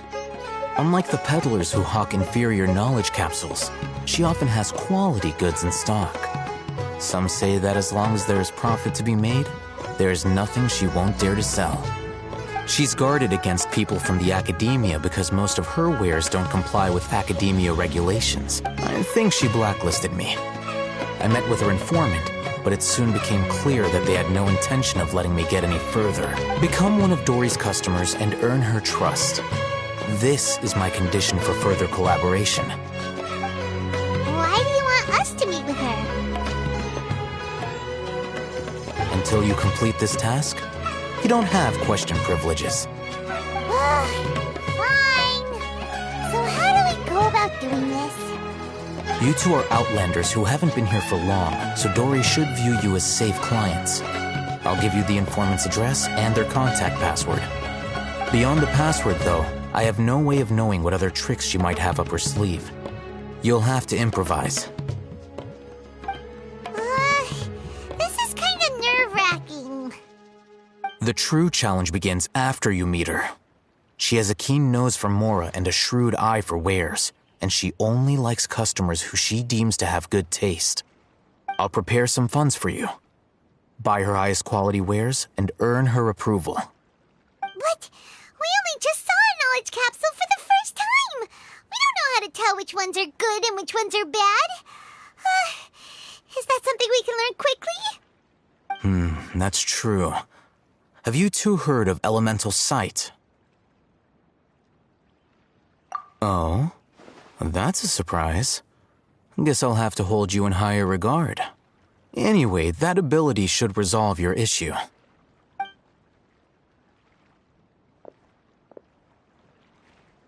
Here are 2 knowledge capsules. Tell me, can you detect any difference in their quality?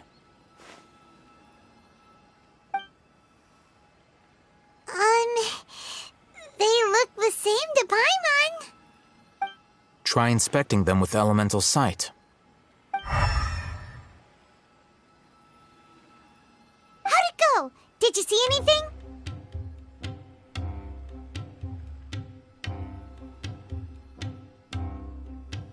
Rumor has it that higher quality knowledge capsules generally appear brighter when viewed through elemental sight.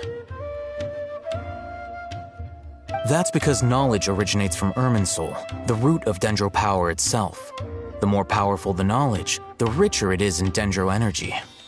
However, some canned knowledge with a high concentration of elemental energy is of little use in contemporary times, so those capsules are of little value. Using Elemental's sight is merely a stopgap measure, but it should suffice for earning Dory's trust. That sounds pretty impressive. Here's a sheet with the informant's location and contact password, and here is the Mora for purchasing canned knowledge. Don't be cheap.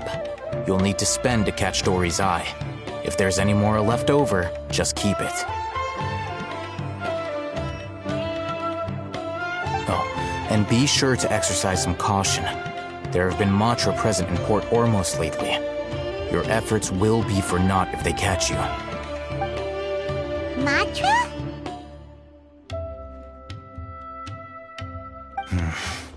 They belong to the Academia's regulatory body. They also handle cases of illegal canned knowledge transactions. Like I said, the Academia has banned both their trade and possession. The Matra are razor sharp. You're in for nothing good if they lock their sights onto you. If you two want to back out, now's the time. Okay, then we have a deal.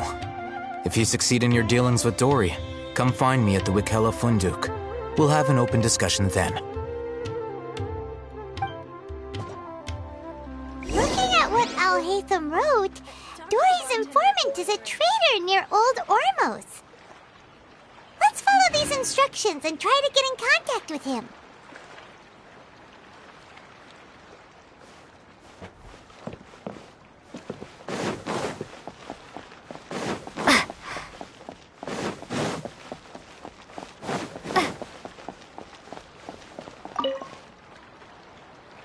Hello. What are you two looking to buy?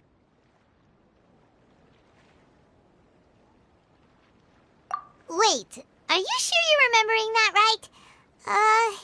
Paimon doesn't think it was that on the paper.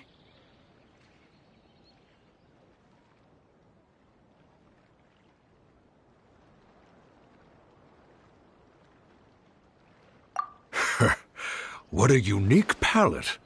We have unripe hara fruits, but we usually keep them in the back. I'll have someone escort you. Following the paper got us past the first round.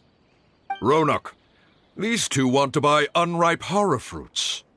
Show them to the warehouse. Got it. You two, please follow me. You two have a fascinating fashion sense. We haven't seen a customer wearing a Sumeru rose for quite some time.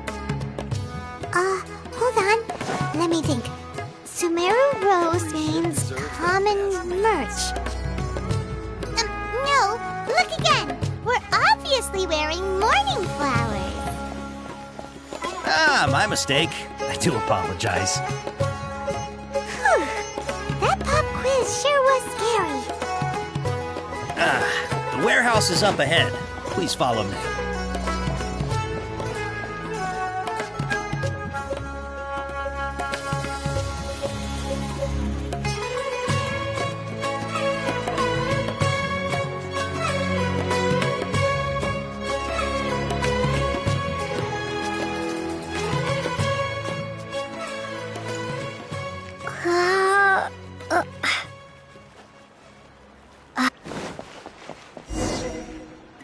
Before I retrieve your products, I need to confirm a few things. Please forgive me, but we may not have sufficient stock for you today. Earlier, many of our hara fruits were taken by mice.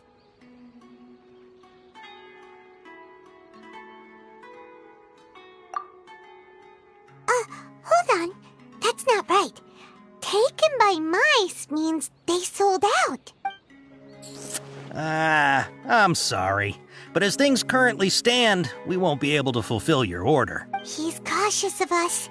Let's take a closer look at the paper that Al-Haytham gave us.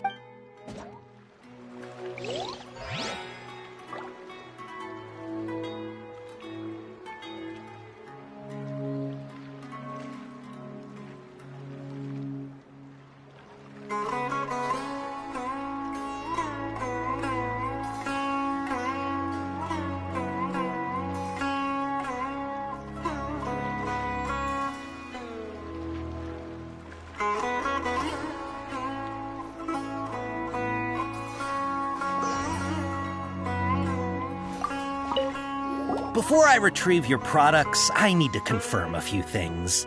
Please forgive me, but we may not have sufficient stock for you today. Earlier, many of our hara fruits were taken by mice.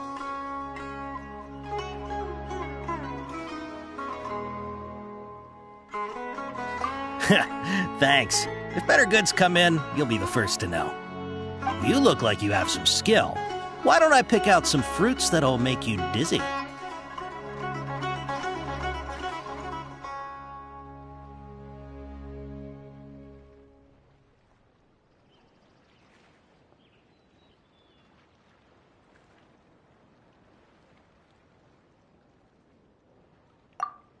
Yep, that's the right answer. But eating hara fruit that makes your head and ears ring sounds like a bad life decision. Would you like your hara fruits to be packaged in the Sumeru City or Port Ormos style?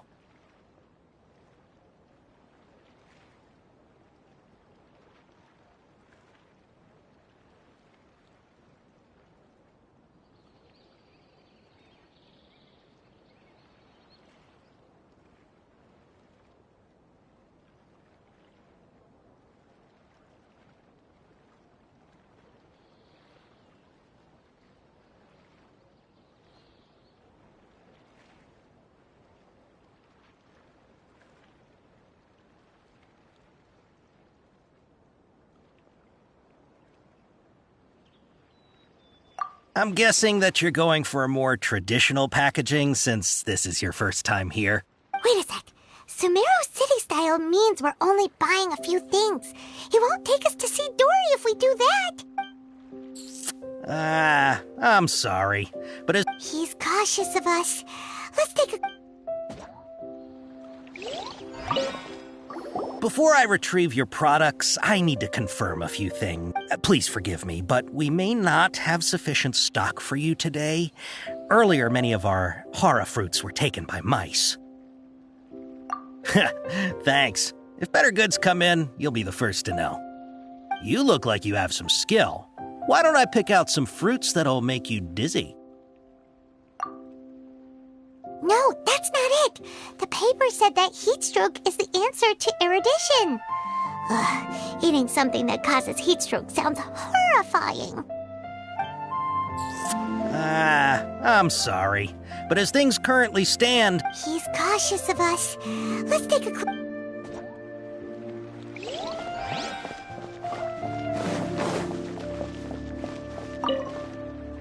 Before I retrieve...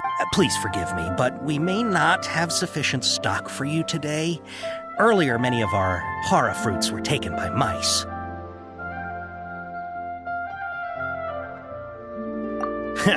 Thanks. You look like you have some skill. Why don't I pick out some fruits that'll make you dizzy? Yep, that's the right answer. But eating hara fruit that... Would you like your hara fruits to be packaged in the Sumeru City or Port Ormos style? Wow, you two sure are generous customers. We'll be sure to package your products beautifully. Okay, everything has been confirmed. Miss Dory is waiting for you up at... Shoot, it's the Matra! Run! What? The Matra? Where? I'll hate them said we're done for if they catch us. We gotta get out of here.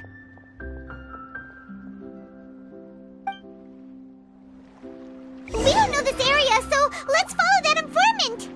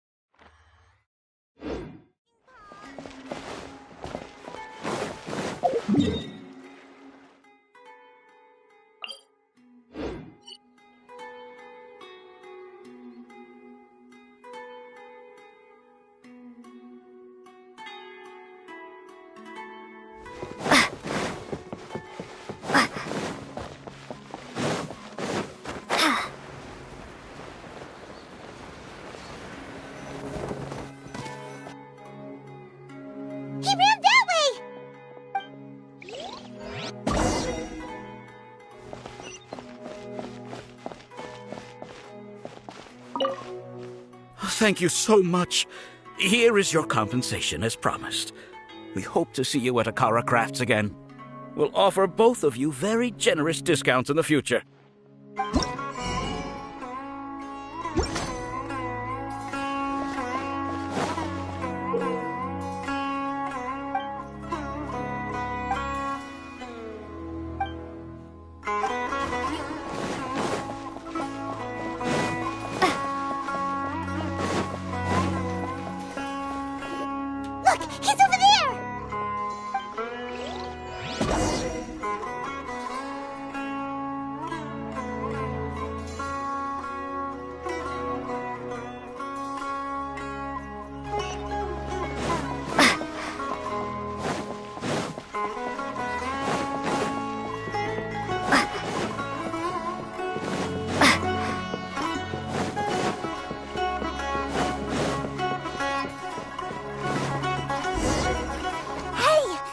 Hiding from the Rishbaland tiger! Come this way!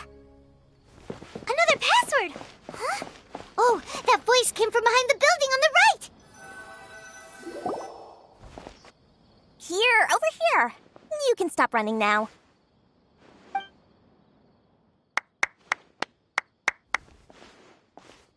So you were the one who was calling out to us just now.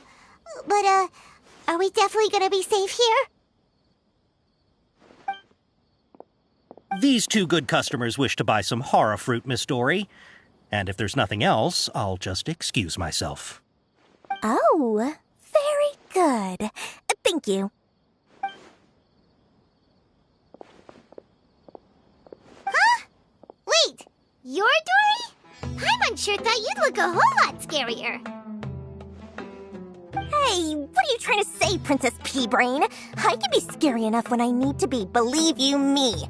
If you don't watch what you say, then you can forget about doing any business. But it seems you two have actually done pretty well so far. Not only did you manage to find the informant, your reactions were also pretty sharp. You don't really look like criminals or anything, but I bet my Mora that you've been involved in some shady dealings, haven't you? Paimon's not sure if that's supposed to be a compliment, but we'll take it. I can't risk doing business with people who start huffing and puffing after just a few paces, no matter how much Mora they might have. Not only will they get caught by the Matra, but they'll also get us into trouble. As decent folks trying to run an honest business, we don't need any of that. Wouldn't you agree? So that's why I prefer to have customers like you. It's your first time here, but don't worry, I won't ask too many questions. Even if you wish to buy enough knowledge capsules to decorate your house with, please, knock yourself out. As long as you have lots of round, shiny Mora, then we're all good.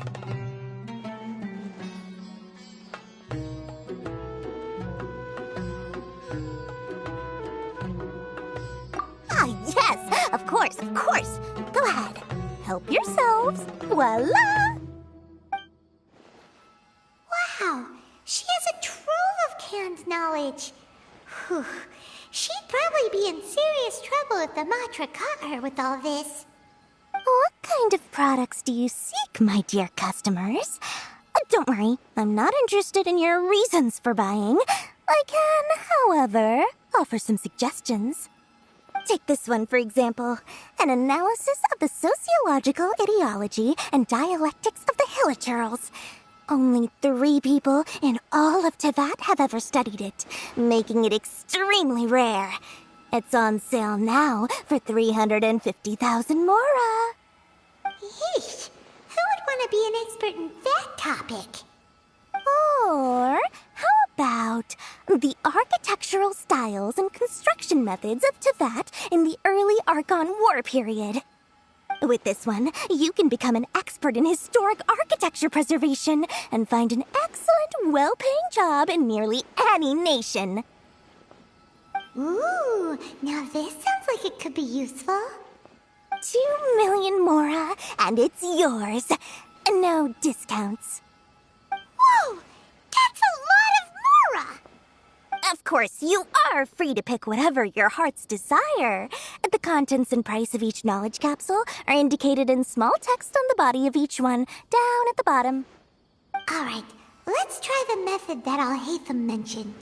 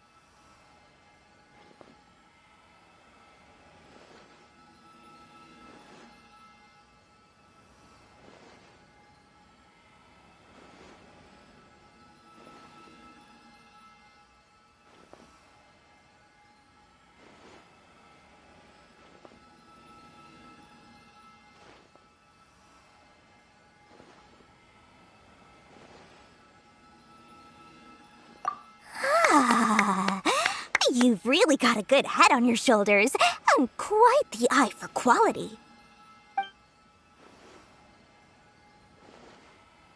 We'll take these, please and thank you.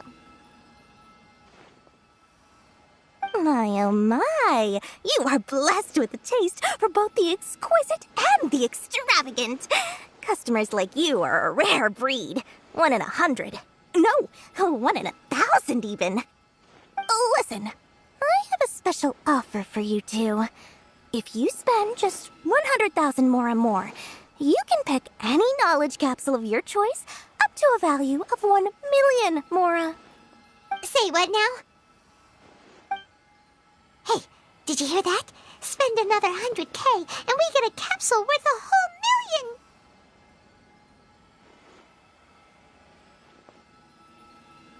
But all the canned knowledge we just bought is easily worth 500,000 mora. If we spend just a little more, we can get something worth 1 million mora. Isn't that a fantastic deal?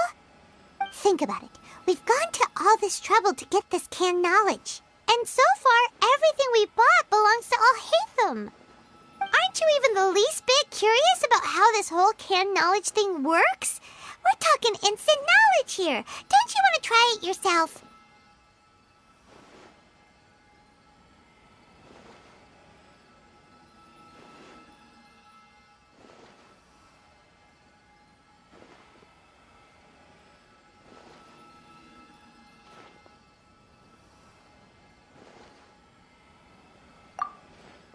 Come on, come on!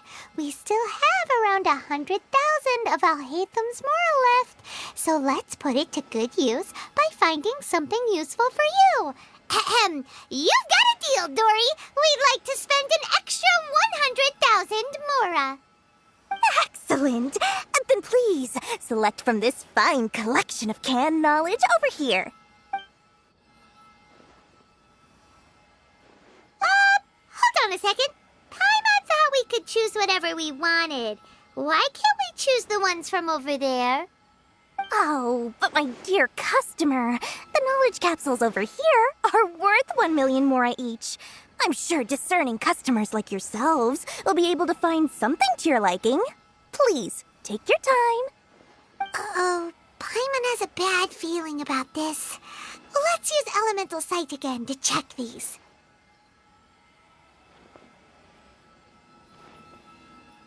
Huh? Why?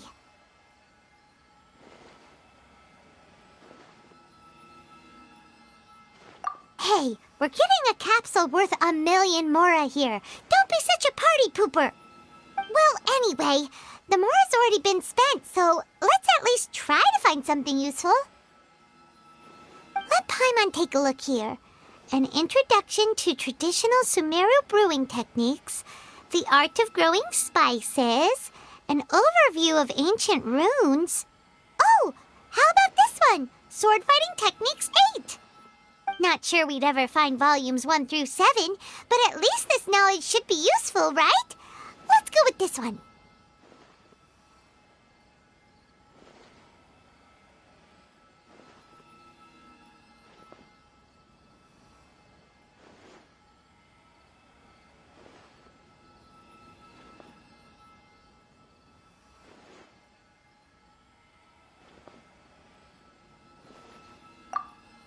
Dory, we'll take this one.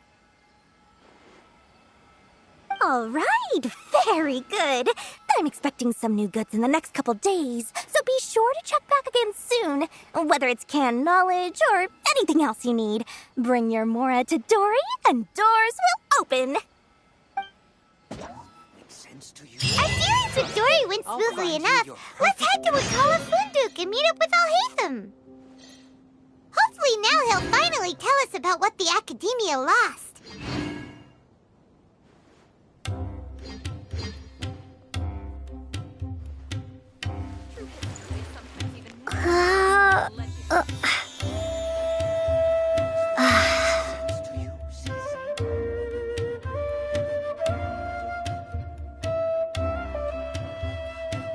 Trust me, I'll find you your perfect color.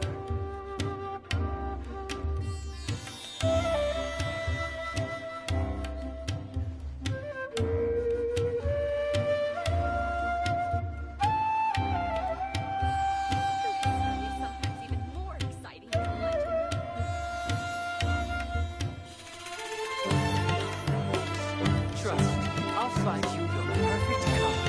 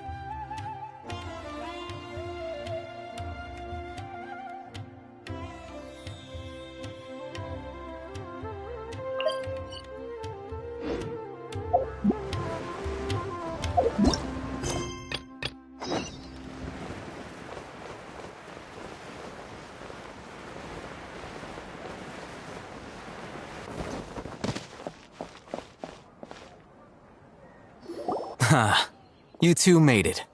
And from the looks on your faces, you were successful. Whoa, there's so many people from the Academia here. Why would you pick this place as our meetup spot? Well, Wakela Funduk is under the Academia's control, so naturally the Academia has people working here. I came to Port Ormos under the pretense of conducting official business. You're a pretty daring guy.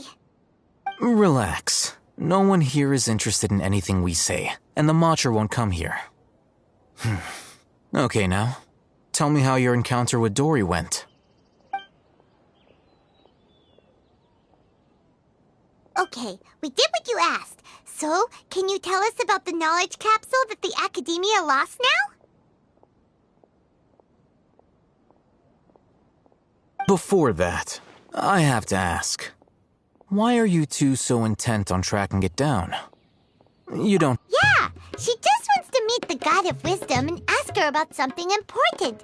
We've been in Sumeru for a while now, but we still haven't found a way.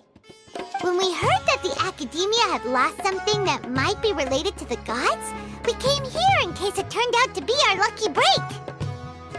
In that case, you're on the right track. A short while ago, the Academia lost a knowledge capsule in the desert. It's supposedly a divine knowledge capsule. Use it, and you'll gain the wisdom of the gods. Wow! There's really such a thing as that?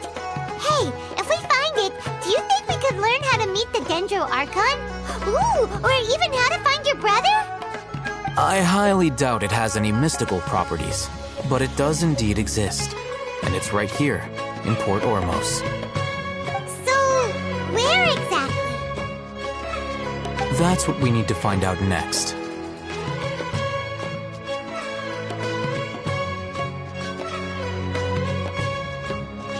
I won't deny that. I am investigating because I'm curious as to what the divine knowledge capsule truly is. As you know, the Eremites in Port Ormos also have their eyes on it. It is an extremely precious item. The knowledge contained within may bring great power or wealth to whoever has it in their possession. Several brigades have been vying for ownership of it as of late, but there is still no victor. My personal finances and connections cannot compete with those of the Eremites. After attempting various methods, I finally managed to reach a tentative agreement with several brigades. I agreed to forego ownership of the divine knowledge capsule in exchange for the opportunity to study it. After all, there's no harm in understanding what it... However, there are those who are less amenable to negotiation, such as those from Ain al-Ahmar. They adamantly believe that the divine knowledge capsule contains the Scarlet King's power, and that he will return to this world when they obtain it. They refuse to let anyone from the Academia tarnish their deity's soul. So you kept hounding them because they refused to cooperate with you? Yes. Ain al-Ahmar isn't exactly wealthy, but its members are determined to get that capsule by any means necessary. To that end, they've resorted to many methods more foul than fair in order to amass sufficient funds. So, I've been sabotaging their business to force them into negotiating with me. The divine knowledge capsule should be up for a secret auction within the next few days. Each brigade will place their own bid, and the prize will be covertly given to the winner. To ensure the capsule's security and to evade the Matra's notice, the winning brigade will not publicly disclose their victory. Unless I know whose hands the divine knowledge capsule ends up in, my agreements with them will fall through. Dory is the most reliable source of information, but that avenue was previously closed to me. With you on board now, the situation is different. In other words, you wanted us to befriend Dory so you could find out where the divine knowledge capsule is. Yes, you can say that. But this arrangement harms none of us. The day after tomorrow, go back to Dory and try to purchase information on the divine knowledge capsule's whereabouts. If she has no information, wait 2 days and approach her again. If I get the opportunity to study the divine knowledge capsule, I will relay my findings to you. Will that suffice as compensation? Okay, then we'll meet up in 2 days. Haytham, before you go, we actually bought a knowledge capsule for ourselves, but we're not sure how to use it. You two want to try using a knowledge capsule? Sure, I can teach you. Doing so right under the Academia's nose is a bit problematic, though. What do you say we head to the outskirts of town?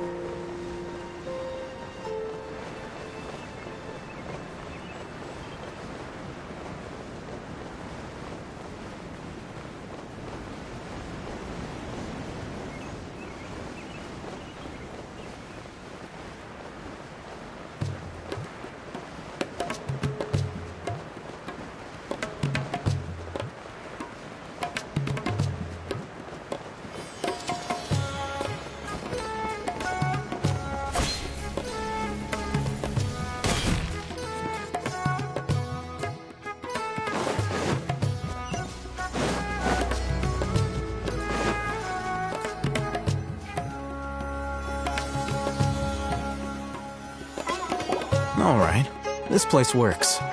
Show me the capsule you purchased. Here. Sword Fighting Techniques 8. Huh. A combat class knowledge capsule. This class is something of a rare find these days, since most have been taken by the Eremites to augment their battle capabilities. Really? Aw, yeah, what a great buy! If you want to determine the efficacy of this capsule, I can evaluate your combat ability. However, effects will likely be minimal if you already possess a high amount of strength. We can conduct a controlled experiment where you fight 2 battles, one before using this knowledge capsule and one after. While you fight, we can use an Akasha terminal to monitor your various physical parameters. There may be variances in your physical strength between the 2 tests, as well as a disparity in your opponent's abilities. But don't worry, I'll run statistical analyses afterward to mitigate any confounding effects. Wow! Oh, hey, Thumb! You must have been one of those guys at the Academia who got top grades on everything! Paimon's curious about something, though. You definitely weren't one of those students who needed canned knowledge to graduate from the Academia, right? So, why are you risking getting caught by the Matra for this capsule? When you are unable to understand a researcher's actions, most cases can be attributed to curiosity. This is but one theory. Sounds like you're trying to avoid the question. All right, let's begin the test. Just fight as you normally do.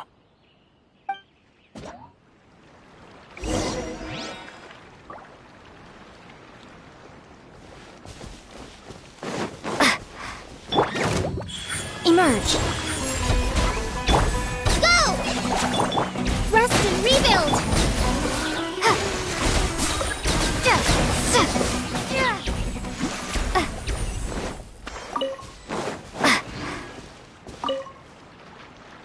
All right.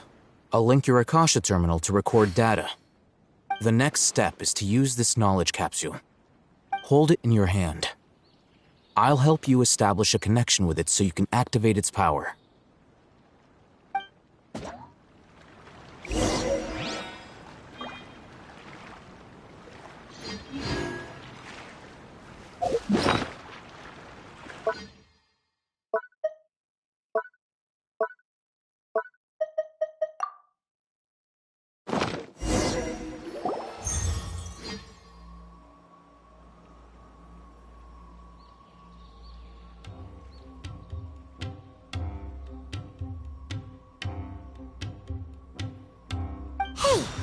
you feeling?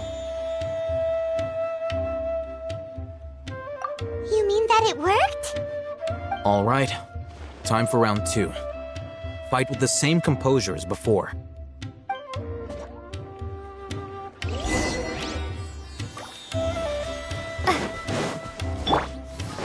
Right now. Emerge. Spring forth! Right now.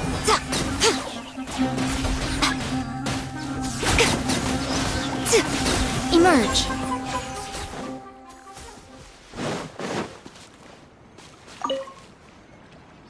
Now, I'll start recording data again. Oh, hey, Thumb. How's it going? Well, the knowledge capsule you purchased did improve her combat capability. During the second fight, her overall fighting performance increased by 0.073%. Wait, how much?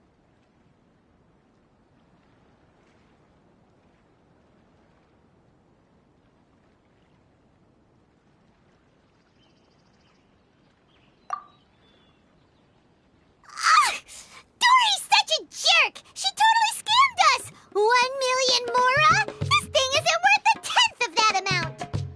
Of course, this could be because she is so powerful that the capsule's contents were unable to produce a substantial increase. At the very least, this test allowed me to gain more insight into you two. Our deal seems increasingly worth my investment. I'm heading back to Akela Funduk. I await your response in 2 days' time. This is Mora for when you ask Dory for information. Pay her as much as she requests.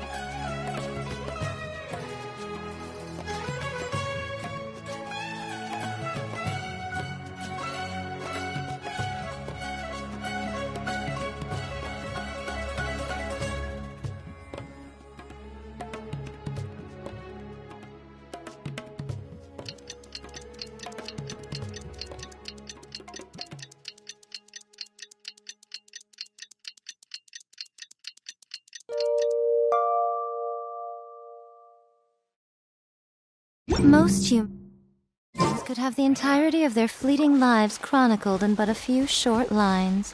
Their stories really make...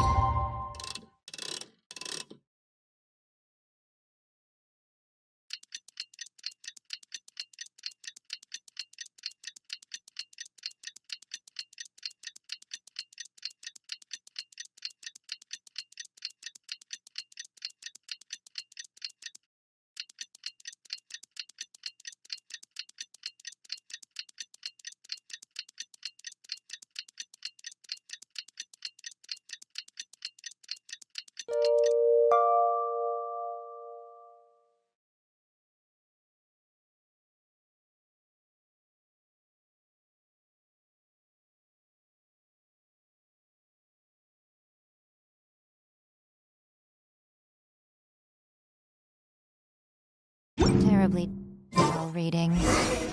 Let's see Dory today and ask her about where the Divine Knowledge Capsule is.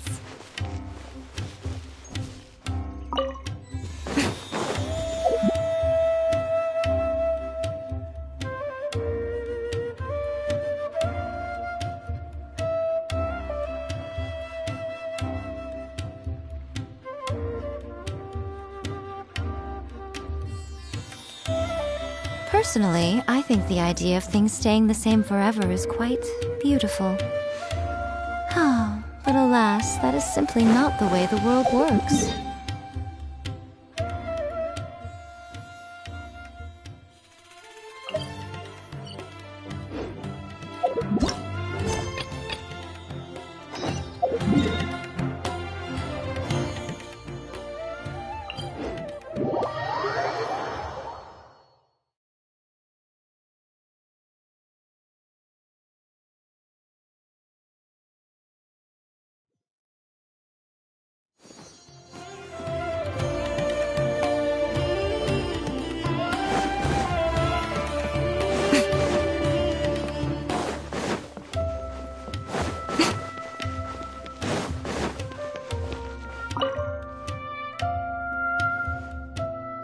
Here, over here! Oh, welcome back, my loyal patrons. What can I do for you this time? You name it. Can knowledge, supplies, or anything else you need. I'll find a way to get it. Where there's a waterfall of Mora, there's a way. Can you really get us anything we want? Anything at all? Aha! So it appears that canned knowledge alone is no longer sufficient for your opulent appetite. Then please, oblige me. Tell me what you have in mind.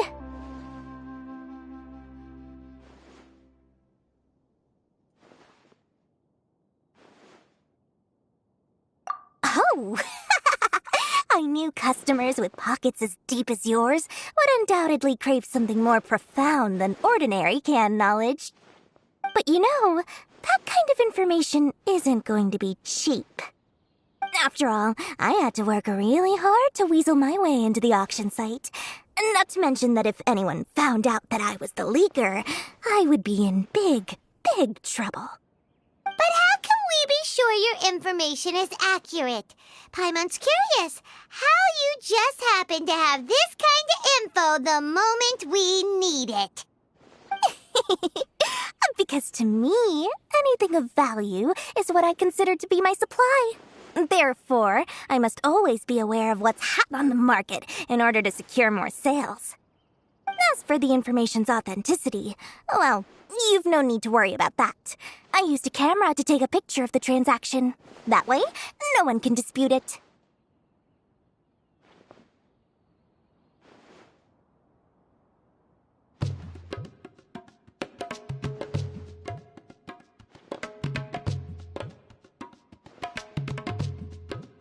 It's always a pleasure doing business with such sterling patrons. Now that you've paid in full, here's the scoop. The Divine Knowledge Capsule was purchased yesterday by a certain Misery, the leader of Ain el-Ahmar.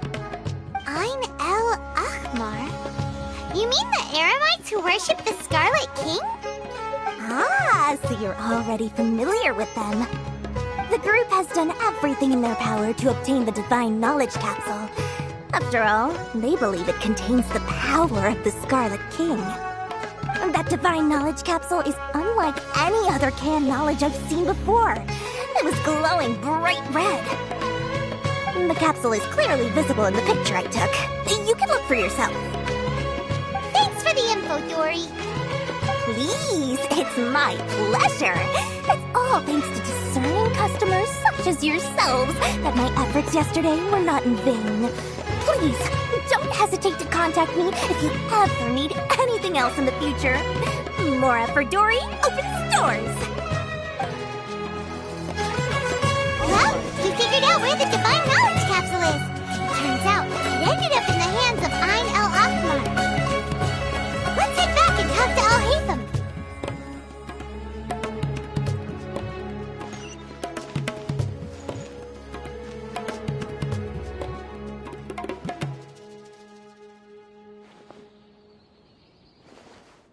Trust me, I'll find you your perfect color.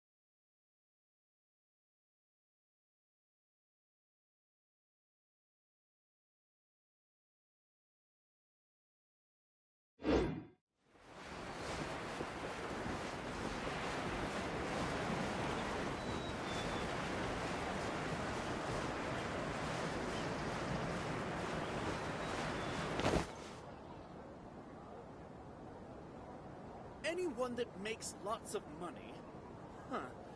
They must have didn't do it. Al-Haytham! We got the info you wanted! Really? All right. Let's hear it.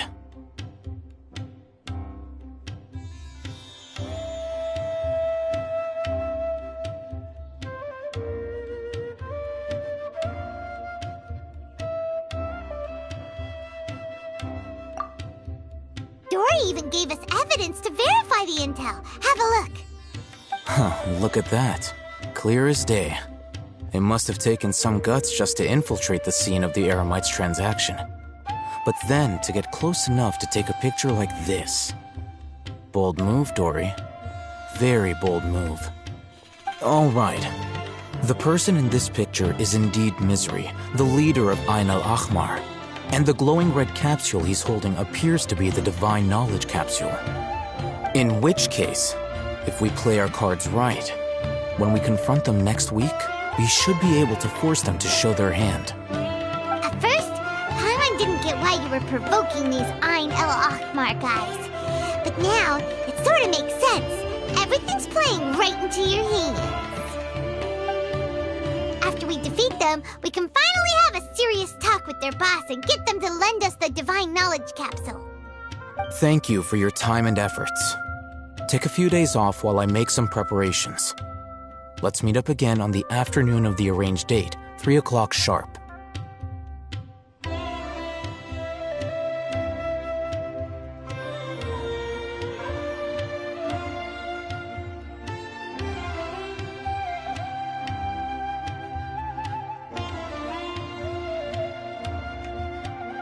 See you then.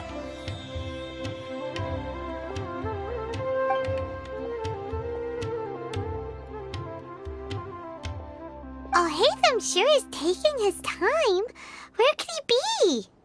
Oh, there he is. Sorry to keep you waiting. Let's head to the pier in front of Pharos Lighthouse.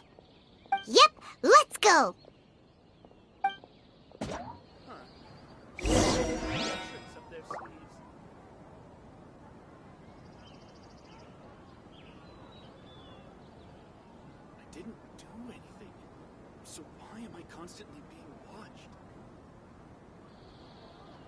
I thought Sumeru would be different. Nope. Traveling to other worlds is all that anyone seems to be writing about these days. Goodness knows what they find so disappointing about their own world.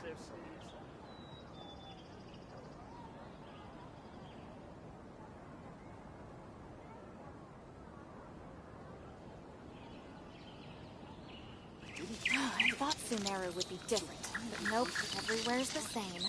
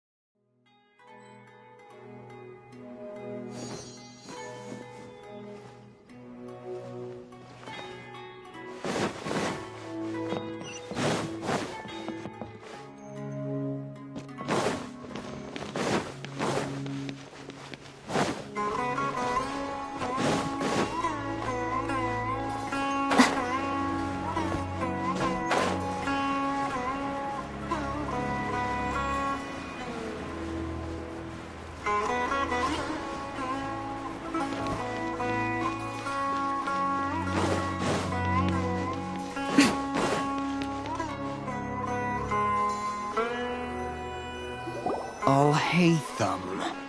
I knew you were crazy, but I didn't know you were crazy enough to actually show up. It was I who demanded that these negotiations take place. I was more worried that you might go back on your promise. But to your credit, it appears that you're sticking to your word. This is turning into quite an occasion. I also brought some backup. I assume you don't mind. Backup? Aren't you the brat from the restaurant the other day? You've come to support this lunatic because he helped you out? Fine. Your funeral. I'm not going to mince my words. Once we're done with you, you'll be nothing more than fish food. Get 'em, boys!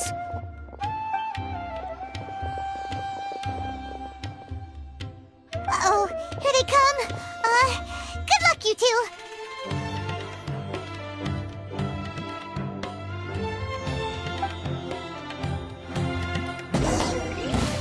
That's close enough. Right now. Right here.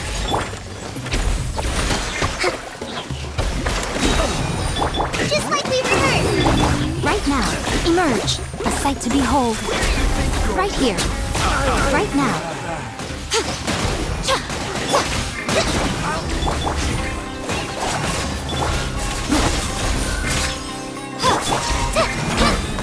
You want this? Emerge. Right now.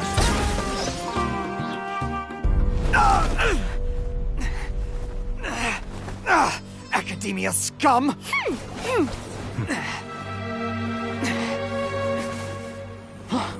Boss! Finally! Did you use it? Great! Now we can...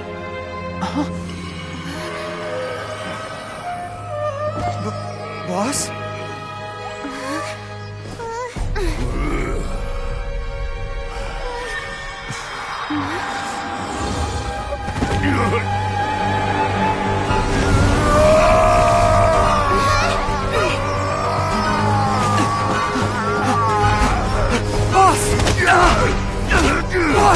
What's wrong?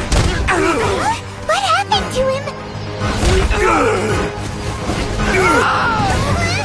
We have to cut his Akasha connection, now.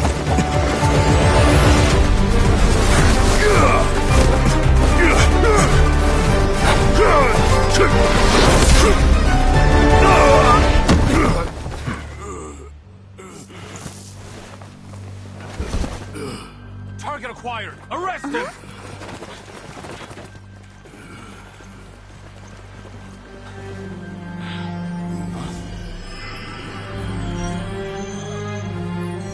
Do not impede our work. Is that understood, Al-Haytham? Of course. I was only trying to help. Take him away.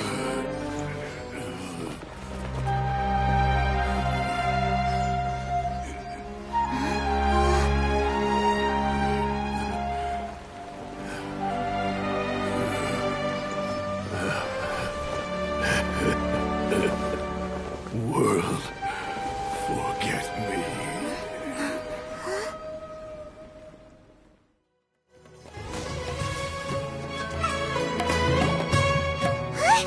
What in Tibet just happened? It's like that big guy suddenly lost his mind. It looks like he used the Divine Knowledge Capsule. You mean the Divine Knowledge Capsule did that to him?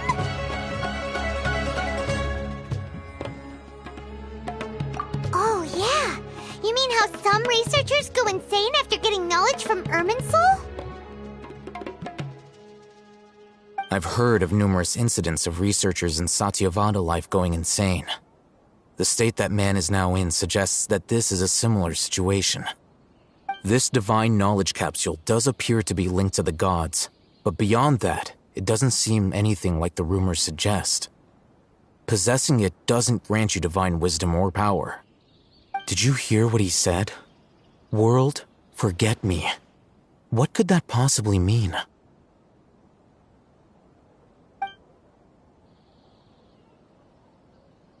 If the mantra took him away, then that means the Academia got the Divine Knowledge Capsule back, too.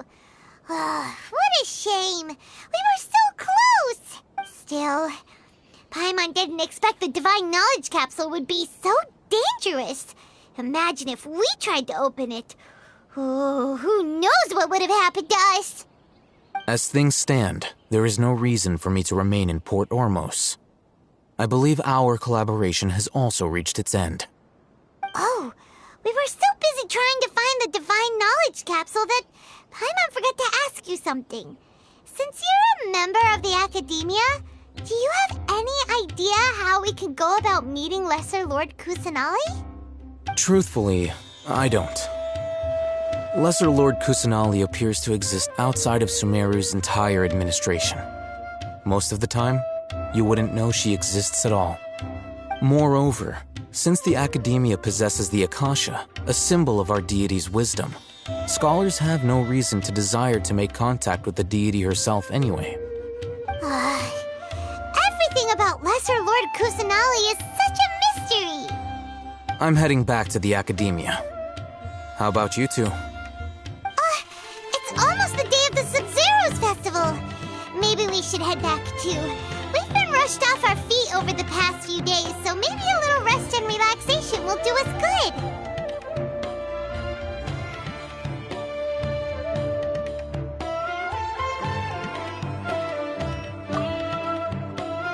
Then we'll part ways here, Al-Haytham. Until we meet again.